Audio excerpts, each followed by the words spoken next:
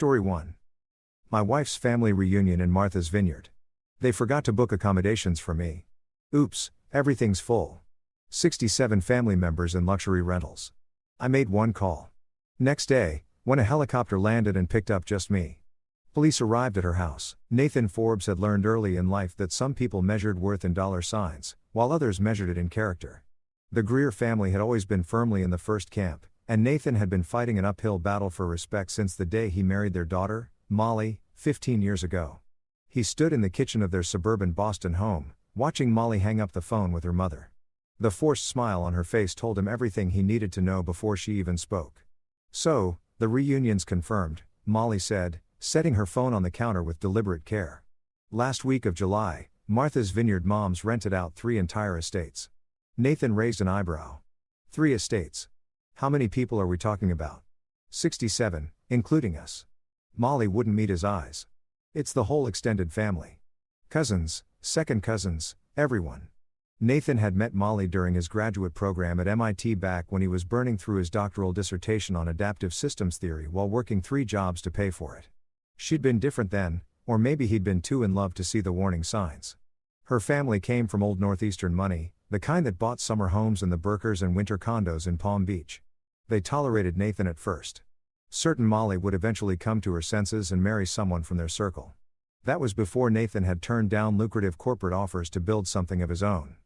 Before the lean years, before they had Taylor, 14-year-old Taylor walked into the kitchen, backpack slung over one shoulder, his face buried in a book about marine biology. The kid had Nathan's analytical mind and Molly's gentle nature, the best of both of them. He was quiet, thoughtful, the kind of teenager who preferred titles to parties. "Hey buddy," Nathan said. "Your mom's got news about the family trip." Taylor looked up and Nathan caught the flicker of anxiety in his son's eyes. The kid had learned to dread Greer family gatherings. There were always comments, subtle digs about Nathan's work, pointed questions about their modest lifestyle, comparisons to cousins whose parents bought them expensive cars and designer clothes. "It's going to be amazing," Molly said with forced enthusiasm. "Martha's Vineyard for a whole week. You'll love it, Taylor. Beach, sailing, maybe some whale watching." Taylor nodded. But Nathan saw his grip tighten on his book. That night, after Taylor had gone to bed, Nathan found Molly staring out the bedroom window. "Your mother gave you the speech, didn't she?" Nathan asked. Molly sighed. "She just thinks we should make more of an effort socially." Translation: "I should wear nicer clothes and pretend I care about yacht clubs." "Nathan, I'm not criticizing you, Mole." He came up behind her, resting his hands on her shoulders. "I know this is hard for you." What Nathan didn't say was that he'd noticed the pattern over the years. Every family gathering became an exercise in subtle humiliation. Molly's brother, Heath, had made a fortune in finance and never let Nathan forget it. Her sister, Kendra, had married a venture capitalist. Even her cousins seemed to operate on a different economic plane, one where summer homes and luxury cars were baseline expectations. Nathan's own parents had passed away when he was in college, a car accident that left him orphaned and alone. He'd fought his way through MIT on scholarships and determination, built his consulting firm from nothing. But the Greers measured success in inheritance and connections, not grit and innovation. 2 weeks before the trip, the first red flag appeared. Molly was on the phone with her mother, voice tight with barely controlled frustration. "What do you mean the accommodations are set? I thought you said we'd discuss." "Yes, but Mom. Nathan and I can cover our own." "I understand," but she pressed her fingers to her temple. "Fine. Okay, I'll let him know." She hung up and looked at Nathan with apologetic eyes. "They've already assigned all the rooms and we're in the guest cottage at the Ashworth estate. It's nice, Nathan. Really nice, but separate from everyone else. It's just logistics. The main houses are for the couples with multiple children, the larger families." Nathan had expected this. The Greers had been finding ways to other them for years, but he kept his voice neutral. "Whatever works, Mole." What Nathan didn't share was the email he'd received 2 days later from Heath Greer, Molly's older brother. It was addressed to the entire family group, a detailed itinerary for the reunion. Nathan scanned through pages of planned activities: golf at an exclusive club, dinner at restaurants that required reservations months in advance, a private yacht excursion, a catered beachside gala. At the bottom, in what looked like an afterthought, was a note: "Accommodations confirmed for all family members. See attached spreadsheet." Nathan opened the spreadsheet. 67 names, each with assigned lodging. He found his own name, Molly's, and then Taylor's name wasn't there. He read through it twice, certain he'd missed it. But no, every family member was listed except his son. Nathan walked to Molly's home office where she was reviewing lesson plans for the fall semester. She taught art history at a local college, a job her family considered a hobby despite her PhD. "Mole, did you see Heath's email?" She looked up, distracted. "The itinerary? Yeah, it's ambitious. I told Mom we might skip some of the activities. Look at the accommodations list." She pulled it up on her laptop and Nathan watched her face change as she scrolled through. "This can't be right. Taylor's not. This is a mistake. I'll call Mom right now." But Nathan had already seen enough mistakes over the years to recognize a pattern. "Wait, let me guess what she'll say." Molly's call to Gail Greer lasted 15 minutes. Nathan listened from the doorway, his jaw tightening with each excuse he heard Molly repeat. "She says the booking was done months ago. The rental properties have maximum occupancy limits. They tried to find additional space, but everything's booked.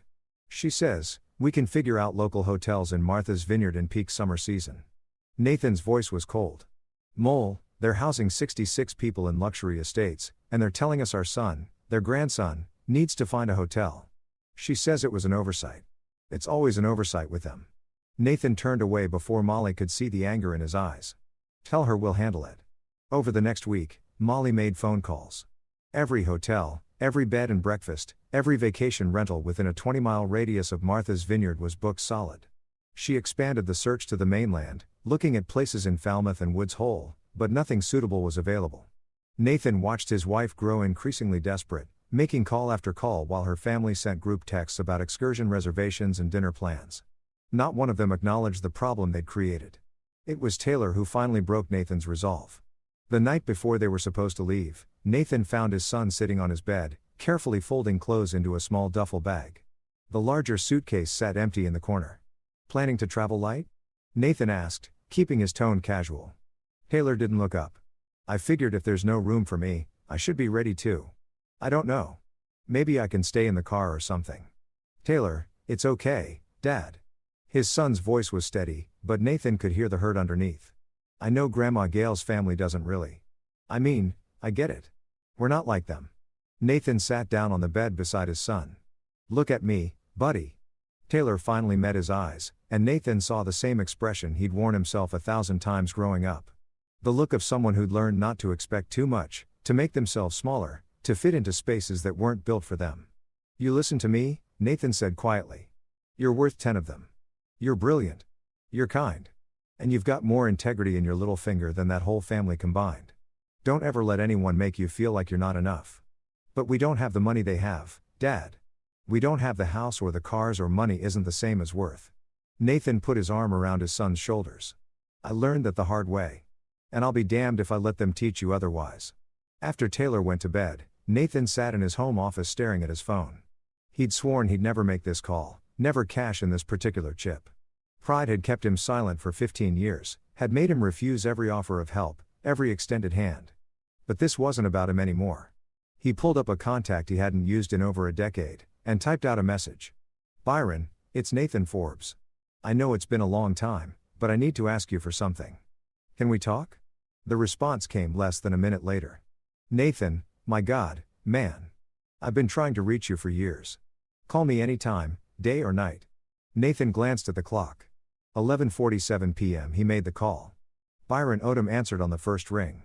"Nathan Forbes, the man who disappeared into the suburbs. I thought you'd forgotten about your old college roommate. I've been busy, Byron.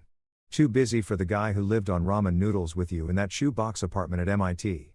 Byron's voice was warm without judgment. "I read about your consulting firm. Impressive work. You always were the smartest person in any room." Nathan had met Byron during their freshman year at MIT. They'd been assigned as roommates in the overcrowded dorms. Nathan on a full scholarship. Byron the heir to a shipping fortune worth billions. They should have had nothing in common. Instead, they'd become brothers. Byron had seen Nathan at his lowest, working 3 jobs while maintaining a perfect GPA, eating dollar store pasta for weeks at a time, studying while exhausted enough to fall asleep over his textbooks. And Byron had never once made Nathan feel less than equal. When Byron's family hosted charity galas, he'd invite Nathan. When Byron got a new car, he'd offer Nathan the keys to his old one without making it feel like charity. Nathan had always refused. Pride maybe, or fear that accepting help would prove what the Greers had always implied, that he needed their world more than they needed him. After graduation, Byron had taken over his family's empire, expanding it into technology and renewable energy. His name appeared in Forbes and Fortune. He moved in circles where CEOs and senators were casual acquaintances. Nathan had deliberately pulled away, building his life without those connections. Now he was breaking 15 years of silence to ask for help. "I need to ask you for something," Nathan said. "For my son," he explained the situation, the family reunion, the forgotten accommodation, Taylor's tears. He kept his voice level factual. But Byron had always been able to read between his words. "Those people did this deliberately," Byron said, his voice hard. "Yeah. And you've been dealing with this kind of treatment for how long?" 15 years. A long silence. Then Byron laughed, not with humor, but with the kind of dark amusement that came from recognizing an opportunity. "Nathan, do you know what I've been doing for the past decade while you've been ignoring my calls? Building your empire, among other things, but I've also been waiting for you to finally ask me for help with something, anything." Byron's tone shifted, became businesslike. "Here's what's going to happen. You and Taylor are going to Martha's Vineyard as planned. I want you to show up at that family gathering. Let them see Taylor's face when he realizes there's nowhere for him to stay. Let them twist the knife." "Byron, trust me, how dramatic do you want this?" Nathan thought about Taylor's expression as he packed that small duffel bag. Thought about 15 years of subtle humiliation, of watching his wife apologize for his existence, of seeing his son learn to make himself invisible. "Very," Nathan said, "perfect. I'll handle everything. Just play along and keep your phone on. Tomorrow's going to be interesting." They talked for another hour. Byron catching up on the years they'd missed. Nathan finally dropping the walls he'd built. By the time they hung up, Nathan felt something he hadn't experienced in years. Anticipation. The next morning, the Forbes family loaded their car for the drive to Cape Cod. Taylor was quiet, his duffel bag at his feet, his expression resigned. Molly chatted nervously about the beach, about the activities they could do on their own, trying to paint optimism over the disaster they were driving toward. They caught the ferry to Martha's Vineyard in the afternoon, the sun bright on the water. Taylor stood at the railing, watching the mainland recede, and Nathan stood beside him. "It's going to be okay, buddy," Nathan said. Taylor nodded but didn't answer. The Greer family had taken over a section of Edgerton, 3 massive estates along the waterfront, each property worth millions. When Nathan pulled up to the designated meeting point, the first thing he saw was the sheer scale of wealth on display. Luxury vehicles lined the circular driveway. Family members gathered on the expansive lawn, glasses of champagne in hand, children running between them. Gail Greer stood at the center of it all, holding court. She was a tall woman in her late 60s, elegant in white linen, her silver hair perfectly styled. Everything about her radiated old money and older attitudes. She spotted Nathan's car, a reliable but unimpressive sedan, and her smile tightened. Keith Greer, Molly's brother, stood beside his mother wearing khakis and a polo shirt that probably cost more than Nathan's monthly car payment. His wife, Bethany Hudson Greer, looked like she'd stepped out of a country club catalog. Molly got out first, immediately enveloped by her sister, Kendra Shaw, and a gaggle of cousins. Nathan helped Taylor with their bags, aware of the eyes on them, the subtle assessments. "Nathan, Molly, you made it." Gail swept forward, kissing Molly on both cheeks before turning to Nathan with a smile that didn't reach her eyes. "And Taylor, darling, you've grown." "Hi, Grandma Gail," Taylor said quietly. Come. Let me show you to your cottage. It's charming." "Really?" "Very private." Gail gestured toward a path that led away from the main estates. "The rest of the family is settled in the main houses. We've had such fun getting organized. The children are already asking about the beach." Nathan felt Taylor stiffen beside him. Molly was already walking with her mother, and Nathan caught the moment she asked, "Mom, what about Taylor's room?"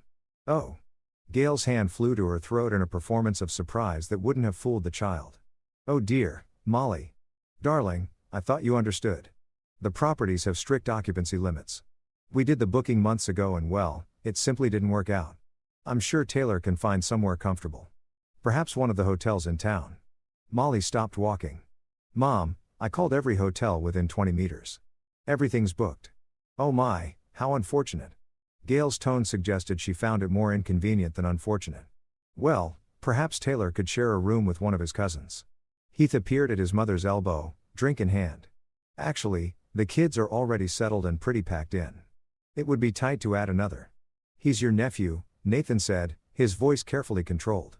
Heath shrugged. Look, Nathan, I get it. Bad planning all around, but we can't just kick people out of rooms. Maybe Taylor can camp. Some of the older cousins were talking about setting up tents on the beach. Could be fun. Nathan felt Taylor's hand grip his arm. When he looked down, his son's eyes were wet, his jaw clenched against tears. It's fine, Taylor whispered. Dad, it's fine. We can just go home. And there it was, the moment that crystallized everything. His 14-year-old son surrounded by 66 family members in luxury estates, being told he should be grateful for the option to sleep in a tent. Being taught that his place in this family was conditional, lesser, disposable. Nathan looked at Molly, who stood frozen between her family and her son, her face pale. He looked at Gail, whose expression showed performative concern, but no actual remorse. He looked at Heath, smirking behind his drink. Then Nathan pulled out his phone and made a show of checking the time. You know what? I think I'll make a call. See if I can't find us something better than a tent. Heath snorted. Good luck with that. Everything's booked, man. We've been planning this for a year. Nathan smiled and walked a few steps away, pressing Byron's number. His old friend answered immediately. Right on schedule, Byron said. Are they being as awful as you described? Worse. Perfect. Give me 45 minutes. Nathan returned to where Taylor stood, his son's shoulders hunched with humiliation. He put his arm around the boy and spoke loudly enough for the nearby family members to hear. Change of plans, buddy. I just called an old friend. Nathan, Molly started, but he held up a hand. We're going to see another option. One I should have considered from the start. Gail's expression shifted to confusion. Another option? Darling, I really don't think you'll find anything available. We'll see. Nathan checked his watch. Should be here soon. The next 40 minutes were excruciating. The Greer family continued their reunion around them. Children playing on the lawn, adults circulating with drinks and appetizers. Nathan and Taylor stood apart, waiting while Molly hovered between her family and them, clearly torn. Kendra Shah approached. Her husband Leandro Gaines beside her. Nathan. Molly says there's a problem with accommodations. I'm sure we can figure something out. Maybe Taylor could take a sofa. In which house? Nathan asked. Kendra glanced at her husband who shrugged. Our place is pretty full.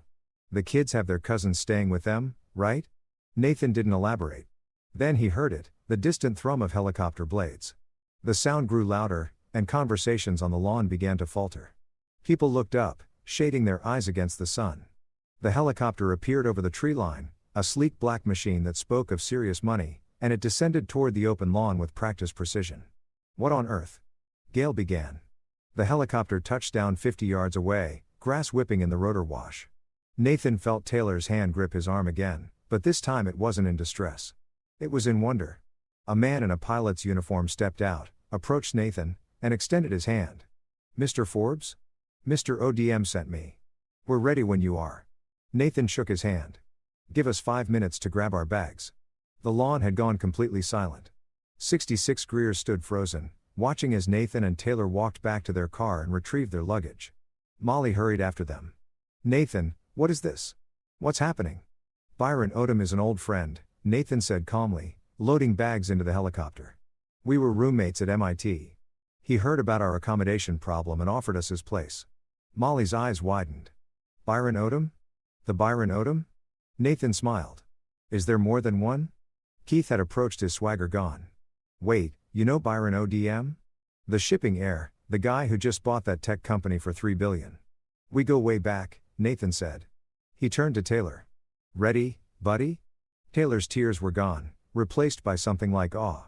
Really? We're really doing this? We're really doing this. Nathan helped his son into the helicopter, then turned back to the assembled Greers. Gil had gone pale. He looked like he'd been punched. The extended family was pulling out phones, trying to process what they were witnessing. Molly, you coming? Nathan asked his wife. She looked at her mother, then at Nathan, and something in her expression shifted. She'd spent 15 years making excuses for her family, trying to bridge two worlds. But standing there watching them offer her son a tent while they toasted champagne in their estates, something broke. Yes, she said firmly. I'm coming. She climbed into the helicopter beside Taylor. Nathan followed, settling into the seat and pulling on the offered headset. Through the window, he could see Gail's mouth moving. Could see her reaching for her phone. The pilot lifted off smoothly and Nathan watched the Greer family reunion shrink below them. He saw Heath running for his car, saw other family members pulling out phones, saw Gail gesturing frantically. "Where are we going?" Taylor asked through the headset, his eyes wide. "You'll see," Nathan replied, squeezing his son's hand. The flight took 20 minutes, carrying them north along the coast. Below, the Massachusetts shoreline stretched out in a patchwork of beaches and estates. Then the pilot banked toward a peninsula and Nathan saw it. A property that made the Greer family's rented estates look like beach cottages. The main house was a sprawling modern masterpiece. All glass and stone, positioned on a private point with 360 degrees of ocean views. There were guest houses, a tennis court, an infinity pool that seemed to merge with the Atlantic, and a private dock where a yacht was moored. The helicopter landed on a dedicated helipad near the main house. Byron Odom was waiting for them, looking exactly like the man Nathan remembered, but polished by 15 years of success. He wore casual linen like it was tailored, which it probably was, and his smile was genuine. "Nathan Forbes," Byron pulled Nathan into a hug. 15 years and you still won't accept help without a crisis forcing your hand." "I'm working on it," Nathan said. Byron turned to Taylor. "And you must be the young man who's been denied basic hospitality by people who should know better." "I'm Byron." Taylor shook his hand, still processing everything. "Thank you for this, sir." "Byron is fine, and don't thank me. Your dad saved my academic career at MIT more times than I can count." Byron looked at Molly. "Mrs. Forbes, I've heard a lot about you over the years." "All good things, I hope," Molly said weakly. "Only the truth. Come on, let me show you around." The estate was extraordinary. The main house alone had 12 bedrooms, each with en-suite bathrooms and ocean views. Byron led them through rooms filled with art and elegant furniture, explained the amenities: a private chef, staff on call, access to the yacht, jet skis, a stocked library, a home theater. "This place belonged to my grandfather," Byron explained. "He bought it in the 60s. I've updated it, but the bones are the same. I don't use it as much as I should. Too busy with work. You're welcome to stay as long as you'd like." Taylor couldn't stop staring at everything. This is incredible. I'm glad you like it." Byron winked at Nathan. "Your dad and I spent 4 years eating ramen and studying until 3 a.m. We always said if we ever made it, we'd remember what mattered. He kept his word. I'm still working on it." They settled into rooms in the main house. "Not the guest quarters," Byron insisted, "but the primary suites." Nathan's room had a balcony overlooking the ocean. Taylor's room had a telescope positioned to view the stars and the water. That evening, Byron's chef prepared dinner: fresh lobster, local vegetables, homemade bread. They ate on the terrace as the sun set over the water, and Nathan watched Taylor laugh at Byron's stories about their MIT days. "Your dad once spent 72 hours straight solving a theoretical problem that our professor said was impossible," Byron said. "Didn't sleep, barely ate. When he finally solved it, the professor accused him of cheating because no one could do that alone." "What did you do?" Taylor asked his father. "I showed my work," Nathan said. "All 70 pages of it." Byron raised his glass. "Your dad is the most brilliant person I've ever known, and I've known a lot of smart people." Molly was quiet through dinner, and Nathan could see her processing everything, not just the estate, but the revelation of his past, the connections he'd never mentioned. After Taylor went to explore the library, she cornered Nathan on the terrace. "Why didn't you ever tell me about Byron?" she asked. "About any of this?" "Because it wasn't mine to claim," Nathan said. "Byron's success is his. I built what I have on my own." "But you could have, Nathan. My family has been treating you like you're beneath them for 15 years. One mention of knowing Byron Odom would have shut them up." "Would it have?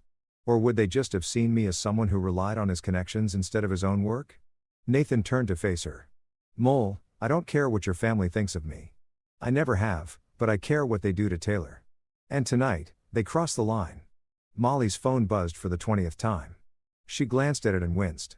"My mother has called 47 times. You should answer," Nathan said. "Put her on speaker." Molly hesitated, then took the call. Gail Greer's voice came through high and strained. "Molly? Molly? Where are you? We've been trying to reach you for hours." "We're at Byron's estate," Molly said. "Byron's? You mean Byron ODM's estate? The one that was just on the news?" Nathan leaned closer to the phone. "What was on the news, Gail?" There was a sharp intake of breath. "Nathan, we didn't realize you knew Mr. Odom. If we had known. If you had known I had powerful friends, you would have treated my son better." Nathan's voice was soft, dangerous. "That's your defense?" "No. No, of course not. It was a misunderstanding about the accommodations. These properties have strict rules. About occupancy limits. Yes, I heard that explanation. Interesting how those limits applied to everyone except the 66 other family members. Silence then. Nathan, this is ridiculous. You're being dramatic. We would have figured something out. You figured out champagne and catered appetizers. You figured out yacht excursions. You figured out how to make a 14-year-old boy feel like he didn't matter. Nathan's voice remained steady, controlled. But you know what? I figured something out, too. What's that supposed to mean? It means I'm done. Taylor and I are going to spend the week here enjoying Byron's hospitality. You and your family can enjoy your reunion. But what about our activities? The family dinners? The gala? Nathan almost laughed. You wanted us at the gala? The one you didn't book accommodations for Taylor to attend? Nathan, please. He hung up. Molly stared at him. That was brutal. It was necessary. Nathan looked at his wife. Really looked at her. Mole, I need you to understand something. I have never cared about impressing your family. Never. But I do care about protecting our son from learning that his worth is determined by other people's narrow, shallow measurements. I know you're right. I know you're right. Molly's voice broke. They're my family, Nathan. I keep thinking if I just try harder, if I can just make them see what? That we're good enough. That we deserve basic respect. Nathan took her hands. You can't make people value what they've decided is beneath them. And I'm tired of watching you try. The next morning, Nathan woke to find Byron on the terrace, coffee in hand, reading something on his tablet. He looked up when Nathan joined him. Your mother-in-law called my office 6 times yesterday. Byron said, my assistant is very confused. Sorry about that. Don't be. I'm enjoying this immensely. Byron handed Nathan coffee. I looked into the Greers last night. Old Boston money descended from shipping merchants, family trust worth about 40 million spread across various relatives. They sit on charity boards and country club committees. Very respectable and they're about to have a very bad day. Byron's smile was sharp. I made some calls. Turns out 3 of the estates they're renting. I know the owners. They're friends of friends. I had interesting conversations about deposit terms and cancellation clauses. Nathan raised an eyebrow. Byron, relax. I'm not kicking them out. I'm just making sure certain people know who they've been treating poorly. Byron leaned back. Also, the country club they're planning to visit. I'm on the board. So is my cousin. We're having lunch there tomorrow. I thought you and Taylor might join us. That's not necessary. Nathan, you spent 15 years refusing my help because you're proud and stubborn. Now you finally let me in. Don't make me waste this opportunity. Byron's expression softened. These people hurt your kid. Let me have a little fun with them. Taylor emerged then, still in pajamas, looking like he'd slept better than he had in weeks. Is that a yacht? He asked, staring at the dock. It is, Byron said. Want to take it out today? We could go whale watching. We're sailing. Or just cruise around and eat lobster rolls. Taylor looked at Nathan, who nodded. Whatever you want, buddy. Can we go whale watching? Really whale watching? Not like the tourist boats. Byron grinned. Already planned. We leave in an hour. They spent the day on the water, just the 4 of them and Byron's captain. The yacht was absurd. A 60-footer with multiple decks, a full galley, and more technology than Nathan's consulting firm. But Taylor didn't care about the luxury. He cared about the humpback whale they spotted breaching half a mile from the boat. About the pilot whale pod that swam alongside them. About the marine biologist Byron had hired to come along and answer Taylor's endless questions.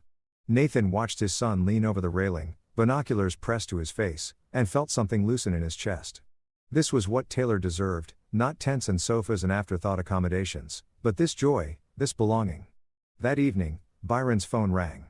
He glanced at the screen and laughed. It's Garrison Ashworth. He owns one of the estates your in-laws rented. Don't answer on my account, Nathan said. Byron answered anyway, putting it on speaker. Garrison, how's the island, Byron? I need to ask you something. Garrison Ashworth's voice was cultured. Careful. I have a family, the Greers, renting my property this week. They're claiming to be close friends of yours. Never heard of them. That's what I thought. They've been calling my property manager, asking for special accommodations, dropping your name. When I heard Nathan Forbes was staying at your estate, I wanted to verify. Nathan's my best friend from MIT. The Greers are his in-laws, and they've been treating him like garbage for 15 years. They forgot to book accommodations for his 14-year-old son at this family reunion. A long pause. They what? Forgot. Can you imagine? 67 family members in luxury rentals, and they forgot one child. That's unconscionable, isn't it? Byron's voice was pleasant, but Nathan heard the steel underneath. Nathan's too polite to make a fuss. Me? I'm making a fuss. They talked for a few more minutes. Byron catching up with his friend. Nathan listening in growing disbelief. When Byron hung up, he looked satisfied. Garrison's going to have a conversation with the Greers about their behavior. Very polite, very civil, but he's going to make it clear that their rental is contingent on them maintaining certain standards. Byron, you don't have to. Yes, I do. Byron's expression was serious now. Nathan, you were there for me when I had nothing to prove except my brain. You never cared about my family's money. You never asked me for anything, even when you were working 3 jobs and barely sleeping. You treated me like an equal when most people saw a checkbook. You were my friend. Exactly. And now I'm returning the favor. Byron stood. These people need to learn that who you know and what you've built matters more than what you inherited. It's a lesson I learned from you. The next day, Byron insisted they attend lunch at the Island Country Club. Nathan tried to refuse, but Molly, who'd been quiet since the phone call with her mother, convinced him. Let me do this, she said. Let me show them whose side I'm on. The country club was exactly what Nathan expected. White tablecloths, hushed conversations, walls lined with photos of past presidents and championship winners. Byron greeted the maitre by name and led them to a table on the terrace overlooking the golf course. They'd been seated for 10 minutes when Gail Greer arrived with Heath and Kendra along with several cousins and their spouses. They'd clearly heard Byron was dining at the club and had come to what? Apologize network. Nathan wasn't sure. Gail approached their table, her smile brittle. Byron Odom, what a pleasure to finally meet you. I'm Gail Greer, Molly's mother. Byron stood politely, but didn't extend his hand. Mrs. Greer, I understand there was a misunderstanding about accommodations. If we'd known Nathan had such distinguished connections. That's exactly the problem, Byron interrupted, his voice cutting. You should have treated Nathan and Taylor with respect because they're family, not because you thought they might know someone important. Gil's smile faltered. Heath tried to step forward. Mr. Odom, I think there's been some miscommunication. Has there? Byron's eyes were cold. Because from what I understand, you had accommodations for 66 family members, but somehow forgot a 14-year-old boy. That seems pretty clear to me. The properties had occupancy limits, Keith started. Please don't insult my intelligence. You had 3 estates with flexible room assignments. You simply chose not to make space for Taylor. Byron glanced at Taylor, who sat quietly beside Nathan, watching.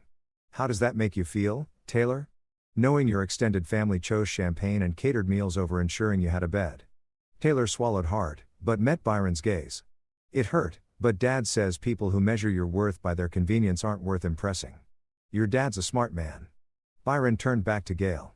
Mrs. Greer, I've made some calls since we met. Did you know Nathan turned down multiple 6-figure job offers after MIT to build his own consulting firm? He could have taken the easy path, used connections, played the corporate game. Instead, he built something from nothing. That takes character. We've always respected Nathan's work. Gail began. Have you? Because I've heard 15 years of stories that suggest otherwise. Subtle digs, pointed questions, comments about their modest lifestyle. Byron's voice stayed level, but Nathan could see the anger underneath. Nathan Forbes is worth 10 of the people in this club. And if you can't see that, you don't deserve him in your family. The entire terrace had gone quiet. Conversations had stopped. Heads had turned. Gil's greater than S face was white. Heath looked like he wanted to disappear. Kendra Shaw tried a different approach, addressing Molly. Sis, this is getting out of hand. We're family. We should be able to work this out. Molly looked at her sister for a long moment. You're right. We're family, which is why you should have made sure my son had somewhere to sleep before you worried about champagne selections. Molly, no. Molly's voice was firm, and Nathan saw his wife clearly for the first time in years. I've spent 15 years making excuses for you. For Mom, for all of you. I told myself you didn't mean it. That Nathan was too sensitive, that I just needed to try harder to make everyone get along. But you hurt my son. You made him feel worthless. And I'm done pretending that's acceptable. Gail reached for her daughter. Molly, darling, please. We're going to finish our lunch now. Molly said, you can go back to your reunion. The Greers left, their exit watched by the entire club. Nathan reached under the table and took Molly's hand. She squeezed back, her eyes wet, but her expression determined. Byron raised his wine glass. To family. The kind you choose, not the kind you're stuck with. They clinkied glasses and Nathan saw Taylor smile for the first time in days. A real smile, unguarded and bright. The next 2 days passed in a blur of activity. Byron seemed determined to show Taylor everything the island had to offer. They went deep-sea fishing, visited the marine biological laboratory, took the yacht out for sunset cruises. Nathan found himself relaxing in ways he hadn't in years, watching his son come alive with curiosity and excitement, but he also knew the reckoning wasn't over. Byron had been making calls, quiet conversations with friends and business associates. Nathan didn't ask for details, but he noticed the way Byron would smile after certain conversations, the way he'd tap his tablet with satisfaction. On the 4th day, Molly's phone rang with an unfamiliar number. She answered hesitantly and Nathan watched her face change as she listened. Yes, I understand. No, we haven't. Yes, of course. Thank you for letting me know. She hung up and looked at Nathan with wide eyes. That was the rental company managing one of the estates. They're asking Mom's family to vacate early due to contractual violations. What kind of violations? Nathan asked, though he suspected he knew. Something about misrepresenting their connections and making inappropriate demands of the property management. Molly looked at Byron, who was studiously examining his coffee. Did you? I made a few phone calls, Byron said mildly. Mentioned that the Greers had been using my name without permission. Suggested that their behavior toward Nathan and Taylor might reflect poorly on any property owner who continued to host them. The owners reached their own conclusions. Byron. That's Molly stopped, then surprised Nathan by laughing. That's exactly what they deserve. The full scope of Byron's intervention became clear over the next day. The country club where the Greers had planned their gala dinner called to say there had been scheduling conflicts. The yacht company canceled their booked excursion due to maintenance issues. The golf reservations vanished. The restaurant reservations disappeared. One by one, the carefully planned activities of the Greer family reunion fell apart. Gail called Molly in a panic. Everything's being cancelled. The gala, the yacht, the golf. I don't understand what's happening. It's called consequences, Mom, Molly said, her voice calm. You humiliated a 14-year-old boy because you thought his father wasn't important enough to matter. Turns out he matters to people who actually have influence. This is ridiculous. We've spent thousands of dollars and we've spent 15 years being treated like second-class members of this family. Molly looked at Nathan as she spoke. I should have stood up to you years ago. Should have protected Nathan from your comments and your condescension. But I was afraid of losing you, losing the family. You're not losing us. We're here, are you? Because from where I'm standing, you only care now that you realize Nathan has connections. You didn't care when he was just a smart, hard-working man who loved your daughter and grandson. Molly's voice broke. You taught me to value the wrong things, Mom. And I'm done with that lesson. She hung up. That evening, Nathan found Molly on the terrace watching the sunset. He sat beside her, not speaking, just being present. I'm sorry, Molly said finally, for all of it. For not defending you, for making excuses, for letting them treat us that way. You were caught in the middle, Nathan said. I never blamed you. You should have. She turned to him, tears on her face. You've been protecting me for 15 years, Nathan. Protecting me from seeing what my family really was. Never complaining, never making it my problem. And I let you, Mole. No, let me say this. She took his hands. You're the best man I know. You built a life, a career, a family, all on your own strength. You never needed my family's approval and you never pretended to. I'm the one who kept trying to force two worlds together that were never going to fit. What are you saying? I'm saying I choose you. I choose Taylor. I choose the life we've built. She smiled through her tears. And if my family can't respect that, if they can't see what I see when I look at you, then they're not my family anymore. Not in the ways that matter. Nathan pulled her close, feeling the weight of 15 years shift and settle into something new. I love you, Mole. I love you, too, and I'm going to spend the rest of our lives proving it.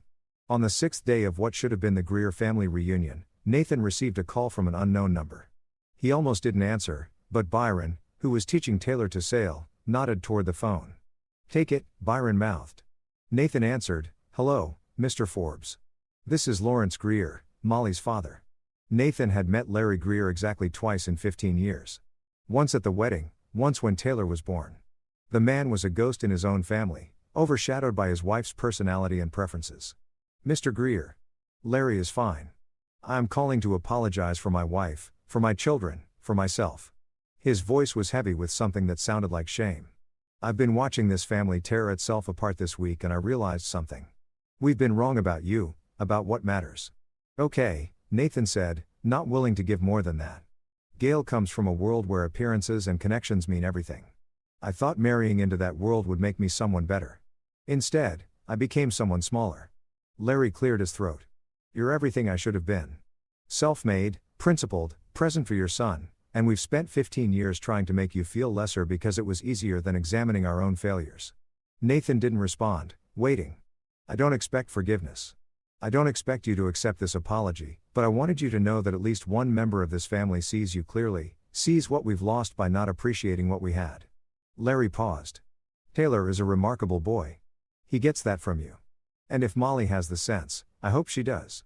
She'll hold on to you with everything she has. She does, Nathan said quietly. And I'm holding on to her, too. Good. That's good, Larry hesitated. For what it's worth, I'm having words with my wife and children. There will be changes. I can't promise there'll be enough, but there'll be something. After they hung up, Nathan stood on the terrace processing the conversation. Byron joined him, handing him a beer.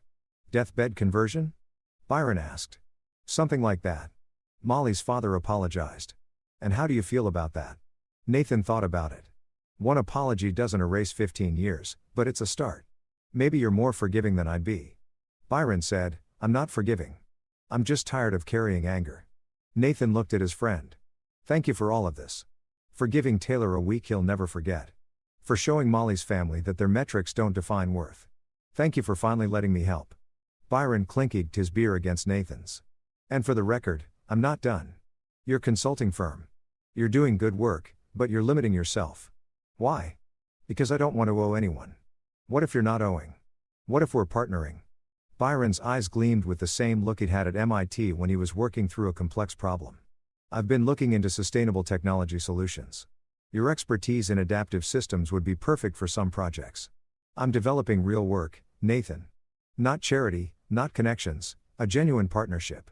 Nathan felt the old instinct to refuse to maintain independence. But he thought about Taylor on the yacht, about Molly finally standing up to her family, about 15 years of pride that had accomplished what exactly? Tell me more, he said. They talked late into the night, Byron laying out projects that would challenge Nathan's skills.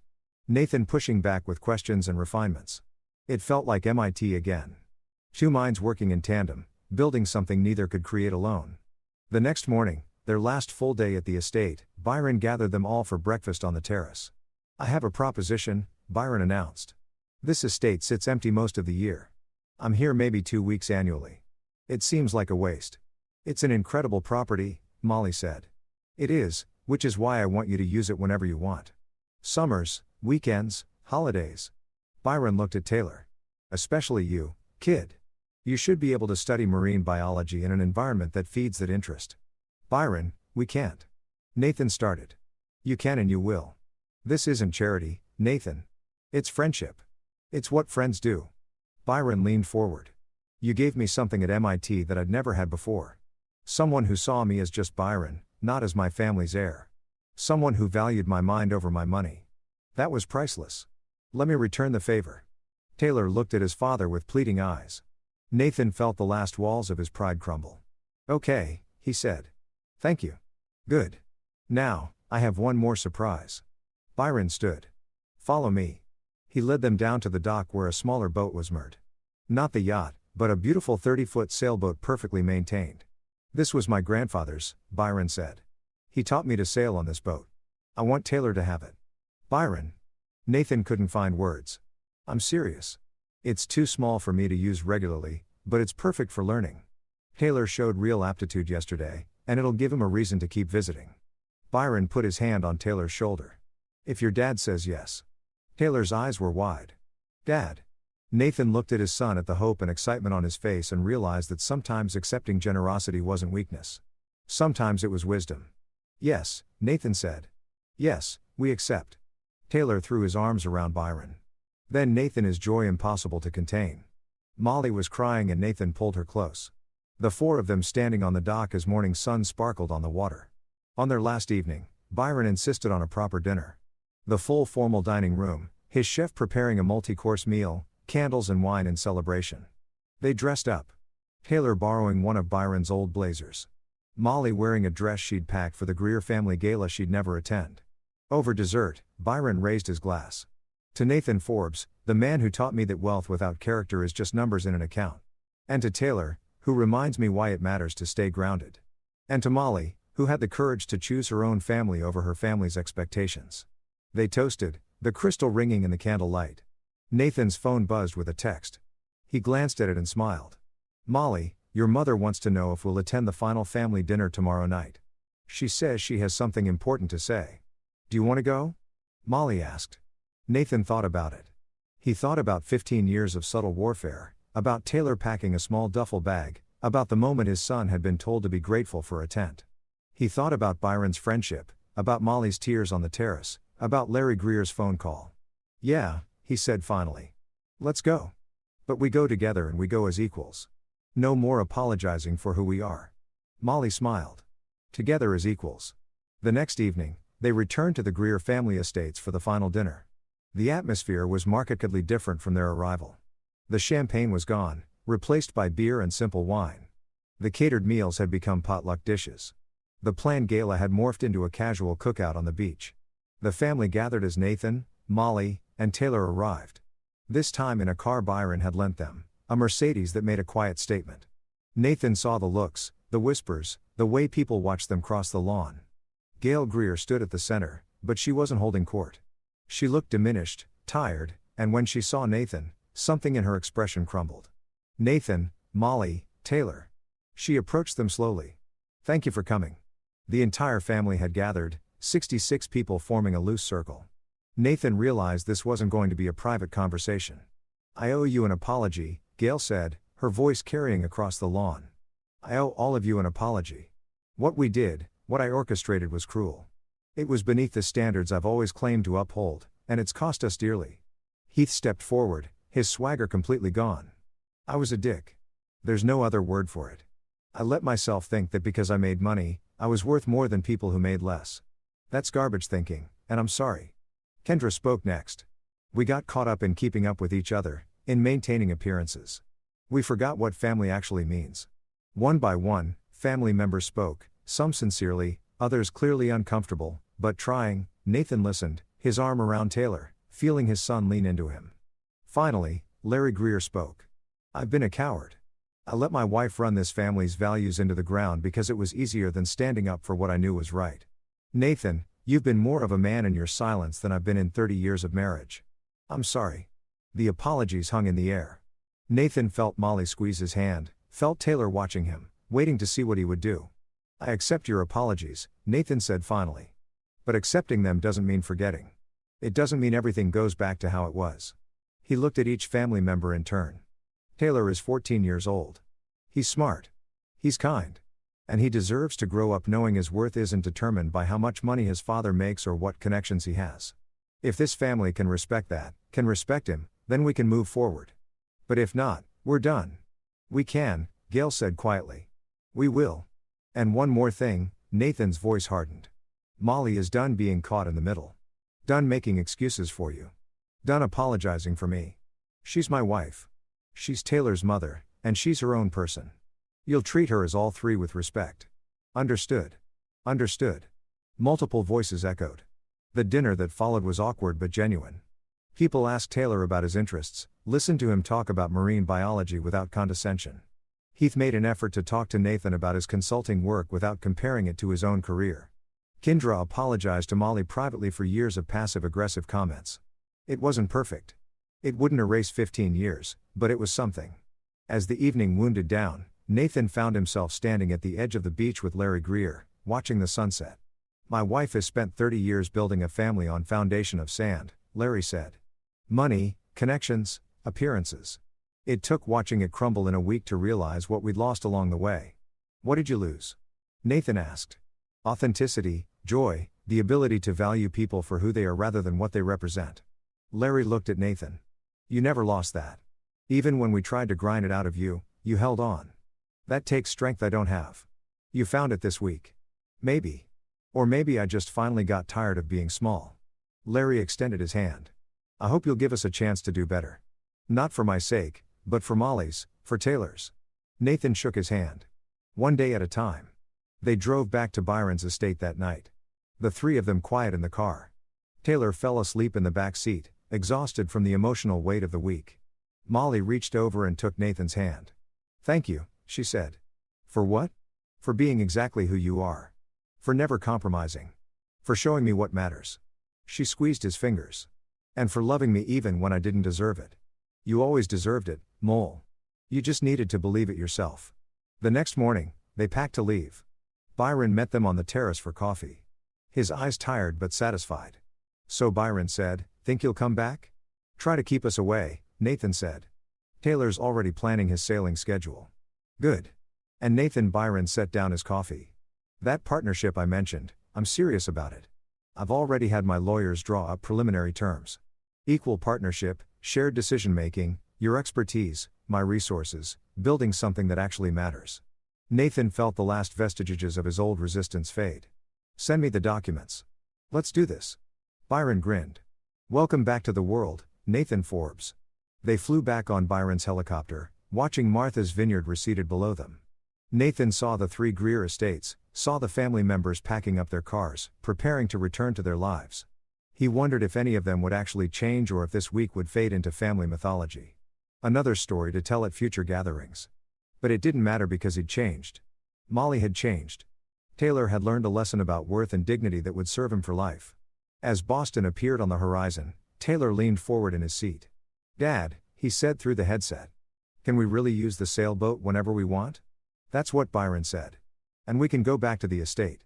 Anytime." Taylor was quiet for a moment. "Then I'm glad everything happened the way it did. I mean, I wish Grandma Gail hadn't been mean. But if she hadn't, I wouldn't have gotten to spend a week with Byron. Wouldn't have learned to sail. Wouldn't have seen you stand up to them."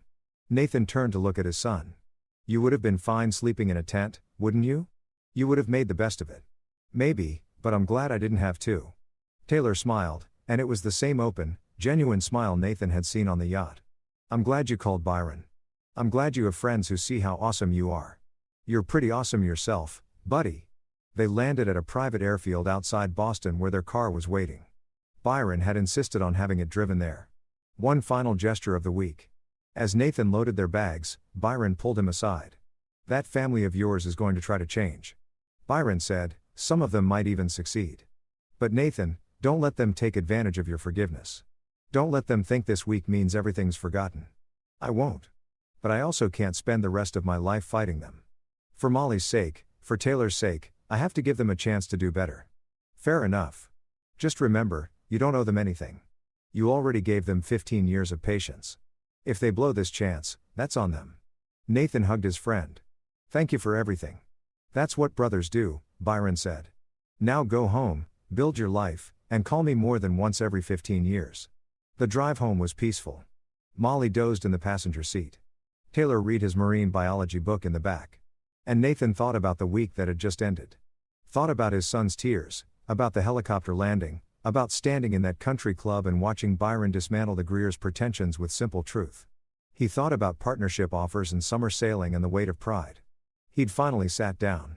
When they pulled into their driveway, their modest, comfortable, perfectly adequate house, Taylor jumped out and ran to the door, calling out that he wanted to video chat with Byron about sailing techniques. Molly stayed in the car with Nathan for a moment. "Are we going to be okay?" she asked. "With my family? With everything?" "We're going to be better than okay," Nathan said. "Because we're not defined by them anymore. We're not trying to fit into their world or prove anything to them. We're just us, and that's enough. That's more than enough." Molly leaned over and kissed him. "I love you, Nathan Forbes. Thank you for not giving up on me." "Never," he said. Inside, Nathan's phone buzzed with an email. The partnership documents from Byron's lawyers, comprehensive and generous, but also an email from Larry Greer with the subject line, "Moving Forward." Nathan opened it. "Nathan, I wanted to follow up on our conversation. I've had long talks with Gail and with our children. We're making changes, real ones, not just performative gestures for show. Heath is taking a sabbatical from work to reconsider his priorities. Kendra is in therapy dealing with her own issues around worth and validation. Gail as well, Gail is trying. I know you have no reason to believe this is real, but I wanted you to know that Taylor has an education fund waiting for him. Not from the family trust, from me personally. Money I've been setting aside for years because I knew Gail would never approve. It's his regardless of what happens between our families. Because he deserves it and because you shouldn't have to carry that burden alone. We lost 15 years being blind to what mattered.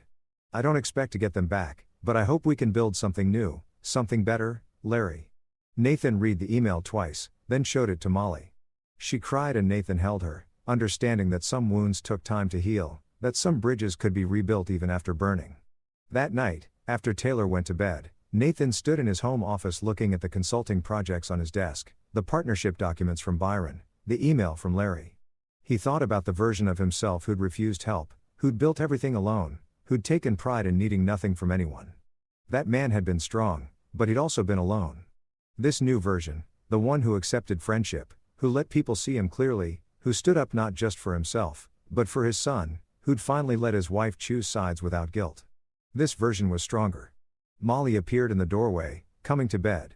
Yeah, just thinking about how sometimes winning doesn't look like what you expected. Sometimes it's not about crushing your enemies or proving everyone wrong. Sometimes it's just about standing firm in who you are until the world adjusts around you. Molly smiled. Very philosophical. Also very you. That's what Taylor said, that I'm awesome. He's right. You are. She held out her hand. Come on, awesome man.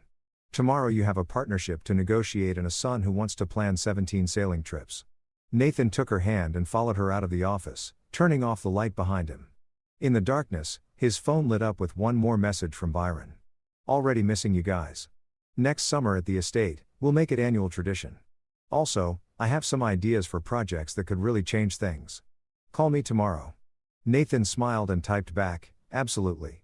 And Byron, thanks for teaching me that letting people help isn't weakness. It's wisdom. The response came immediately. You taught me that first, Nathan. I'm just finally returning the favor. Nathan put his phone away and went to bed beside his wife in his modest house with his brilliant son asleep down the hall in a future that suddenly seemed brighter than any helicopter ride or ocean view estate. Because in the end, the Greers had tried to measure him by their metrics and found him lacking. But Byron, Taylor, and Molly, the people who actually mattered, measured him by the only metric that counted: character, integrity, love. And by that measure, Nathan Forbes was wealthy beyond imagination. Story 2. While I was enjoying my first approved break in 6 years in Paris, my wife's father, the CEO, called. What do you think you're doing? You're fired. We don't need a lazy pig. I laughed and hung up before he could finish his sentence. Then raised my glass and toasted with the man sitting next to me, the CEO of our biggest competitor, who happened to be staying at the same resort. When I returned, things got hysterical when the terrace overlooked the Seine like a painting I'd only ever seen in screensavers. The kind of view that exists in other people's lives, not mine. 6 years. 6 years of 60-hour weeks of skipped lunches and swallowed pride, of watching my wife's family treat me like expensive help they regretted hiring. And here I was finally with a glass of Chateau Margaux in my hand and the Eiffel Tower glittering in the distance like a promise I'd forgotten how to believe in. The wine was exceptional. I'd ordered it specifically because it cost more than my first car. And for once, for the first time in half a decade, I didn't feel guilty about it. You look like a man who just remembered he's allowed to breathe. The gentleman next to me said he was older, maybe early 60s, with silver hair and the kind of calm that comes from never having to check a price tag. His suit probably cost more than my monthly salary. Used to cost more than my monthly salary. I laughed. It felt strange in my throat, like a language I'd forgotten. Something like that. First time in Paris. First time anywhere in 6 years. He raised an eyebrow. The kind of expression that said he'd heard a story before it even told it. Let me guess. You work in corporate. They told you the company needed you. That taking time off would be selfish. That the team was counting on you. Close. I swirled the wine, watching it catch the light. Family business. Same script, different cast. He nodded knowingly. The golden handcuffs with a wedding band. I should have been offended, but he was right. I'd married into the Hartwell empire, Hartwell Industries, manufacturing and distribution, 32 facilities across 11 states, revenue in the high 9 figures. My father-in-law, Richard Hartwell, was the kind of CEO who appeared in business magazines with headlines like "The Man Who Never Blinks," and how Richard Hartwell turned family values into profit. What they didn't write about was how he turned family into profit margins. How he dangled the CFO position in front of me like a treat for a performing dog, always just out of reach. How my wife Vanessa had slowly transformed from the woman I'd fallen for into a carbon copy of her father, all edges and expectations. No warmth left to spare. But I wasn't thinking about that. Not here. Not with this view. My phone buzzed. I glanced at it, saw Richard's name, and felt my stomach drop in that Pavlovian way it had learned over 6 years of conditioning. You going to answer that? The gentleman asked. I'm on vacation. Good man. It kept buzzing, then stopped, then started again. I picked it up on the 4th call. What do you think you're doing? Richard's voice came through so loud that the gentleman next to me could probably hear it. I held the phone slightly away from my ear. I'm in Paris, Richard, like I told you I would be. Like I put in the request for 3 months ago. Like you approved. I approved a weekend. Not how long has it been? 4 days. It's been 3 days of a 2-week vacation that was approved. I kept my voice level, but I could feel something shifting inside me. Like tectonic plates finally deciding they'd had enough. 2 weeks. Are you out of your mind? Do you have any idea what's happening here? The Bergman contract is falling apart. The quarterly reports are due. And you're sitting in some cafe drinking wine like you don't have responsibilities. The gentleman next to me caught my eye and mouthed. Family business. I nodded. He smiled and shook his head in sympathy. Richard. I left detailed notes. I trained Marcus on the Bergman account. Everything is handled. Marcus is an idiot. You're the CFO. I'm the senior financial analyst who does the work of a CFO for the salary of a senior financial analyst, and I'm on an approved vacation. There was a pause. In that pause, I could hear everything.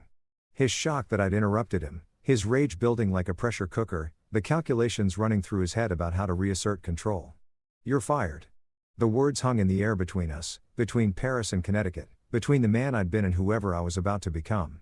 I'm sorry. What? You heard me. You're fired. We don't need a lazy pig who abandons ship. The moment things get difficult, you're done. Don't bother coming back to the office. We'll have security pack your things.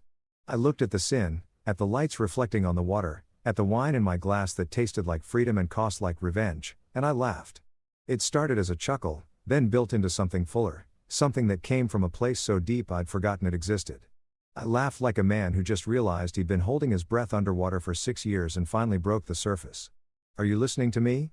Richard's voice had gone shrill. Oh, I'm listening. I'm just enjoying the moment. See, Richard, here's the thing. There's no thing. I hung up, just pressed the red button, and watched his name disappear from my screen. Then I turned to the gentleman next to me, raised my glass, and said, I just got fired by my father-in-law. He studied me for a moment, then lifted his own glass with a smile. That suggested he understood more than I'd said. Then this calls for a toast. To new beginnings. To new beginnings, I echoed. We clinkied glasses and the crystal rang like a small perfect bell. I'm James, by the way, he said. James Morrison. The name registered immediately.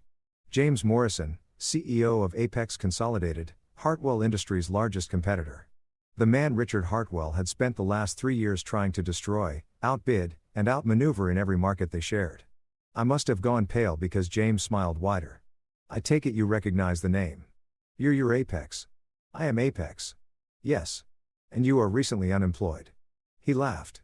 A genuine sound that made his eyes crinkle. I heard the whole terrace heard. Actually, your father-in-law has impressive lung capacity. He practices yelling. It's like cardio for him. Tell me something. James leaned back in his chair completely relaxed. In your professional opinion, and I'm asking as one finance person to another, not as competitors, what's H. Hartwell's biggest vulnerability right now? I should have said nothing. Loyalty, even burned loyalty, should have kept my mouth shut. But loyalty is a two-way street, and Richard had just set fire to his end. They're overextended on the Bergman contract, I heard myself say. Promised delivery schedules they can't meet without massive overtime costs. The margins are going to be razor thin. And if there's any delay, which there will be because the equipment they need is backordered, they'll breach contract and face penalties that'll wipe out the entire profit. James nodded slowly. And theoretically, if someone were to secure that backordered equipment first, Hartwell would be scrambling, probably have to subcontract, which would kill their margins completely. They'd either take a massive loss or breach contract. Either way, their Q4 numbers would be catastrophic. Interesting. James took a sip of his wine. Very interesting. My phone buzzed again. Vanessa, this time I let it go to voicemail. It buzzed again immediately. Text message. Call me now. Your wife? James asked. My soon-to-be ex-wife, I'm guessing. Ah, She's upset about the firing.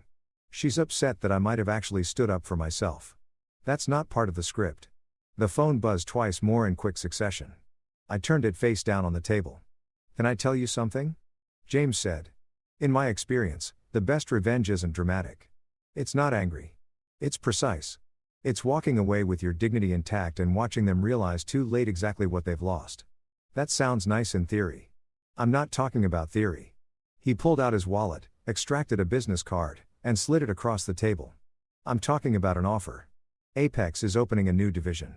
We need a CFO who understands the manufacturing and distribution sector. Someone who knows the landscape, knows the players, knows where the opportunities are, someone who isn't afraid to take a vacation when they've earned it. I stared at the card. James Morrison, CEO, Apex Consolidated, a phone number, an email address.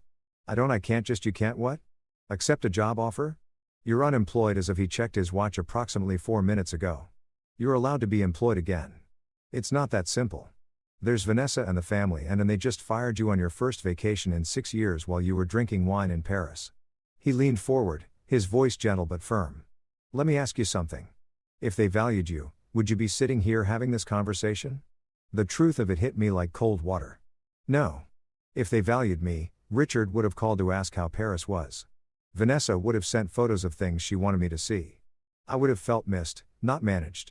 Instead, I felt liberated. Think about it, James said standing. No pressure, but the offer stands. We can discuss details when you're back in the States. For now, enjoy your vacation. You've earned it. He shook my hand firm. Brief, professional, and walked away, leaving me alone with the sen, the wine, and a business card that felt like a loaded gun. My phone buzzed again. Another text from Vanessa. Dad says, you lied at him. What is wrong with you? I picked up the phone and typed, I'm on vacation. We'll talk when I get back. Her response was immediate. There's nothing to talk about. You're coming home now. I looked at the river, at the lights, at the half-full glass of wine that had cost as much as my first car and tasted like the beginning of something I didn't have a name for yet. Then I typed no, just that, one word, 2 letters, the smallest rebellion possible. I pressed send and watched the message disappear into the digital void. Then I ordered another glass of wine, the same bottle, the same vintage, the same beautiful excess, and I sat there on that terrace overlooking the Seine. And I let myself imagine what it would feel like to work somewhere I was actually wanted. The phone exploded with messages. Vanessa, Richard, Vanessa's mother, Susan, with a message about family loyalty and disappointing everyone. My brother-in-law Thomas with a surprisingly kind note asking if I was okay. I turned the phone off completely. The waiter brought my wine. The night air was perfect. Somewhere in the distance, a street musician was playing La Vie en Rose on an accordion, which should have been cliched, but somehow wasn't. And for the first time in 6 years, I felt like myself. Not the person they'd needed me to be. Not the role I'd been playing, just me drinking expensive wine, watching the lights on the water, holding a business card that might be a life raft or might be a grenade. Either way, I was done drowning. The irony wasn't lost on me. I'd come to Paris to take a break from my life. And instead, my life had broken completely. But as I sat there, watching the city glow against the night sky, I realized something. Sometimes breaking is the only way to rebuild into something stronger. And I was ready to be strong again. The flight back to Connecticut felt longer than the flight to Paris had, even though they were the same duration. Funny how time works that way, how anticipation makes hours disappear and dread makes minutes stretch like taffy. I'd stayed the full 2 weeks every single day of my approved vacation. Despite the constant barrage of messages, voicemails, and increasingly unhinged emails from Richard, despite Vanessa's threats, then pleading, then cold silence, despite the part of me that whispered I was being childish, that I should just come home and smooth things over like I always did. But I didn't. I visited the Louvre. I ate at cafes where no one knew my name or cared about quarterly projections. I walked along the Seine every evening, sometimes alone, sometimes with James Morrison, who turned out to be staying at the same hotel for a European business tour.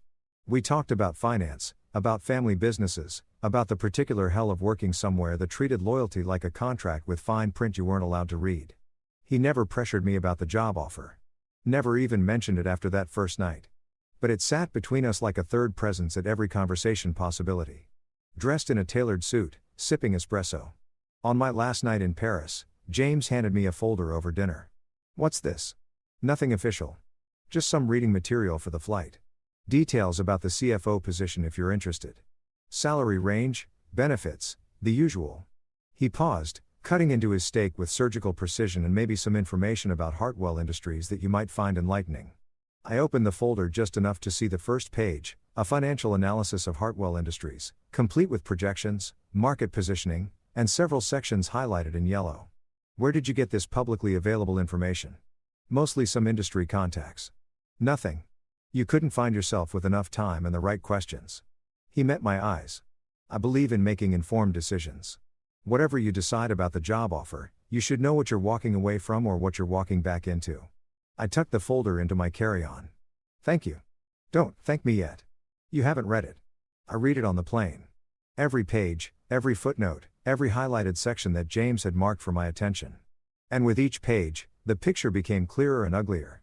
Hartwell Industries wasn't just struggling, it was hemorrhaging. The Bergman contract I'd mentioned was one of 7 major accounts that were underwater on margins.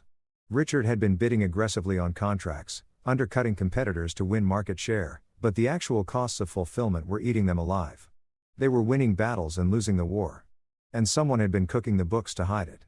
Not cooking exactly, more like seasoning, creative accounting, optimistic projections presented as certainties, deferred maintenance costs, delayed equipment purchases that would come due eventually with interest. I recognized my own work in some of the reports, but twisted numbers I'd presented with caveats were being shown to the board without context. Conservative estimates I'd calculated were being reported as guaranteed outcomes. My careful hedging had been stripped away, leaving only the optimistic skeleton. And then I found the section about the life insurance policies.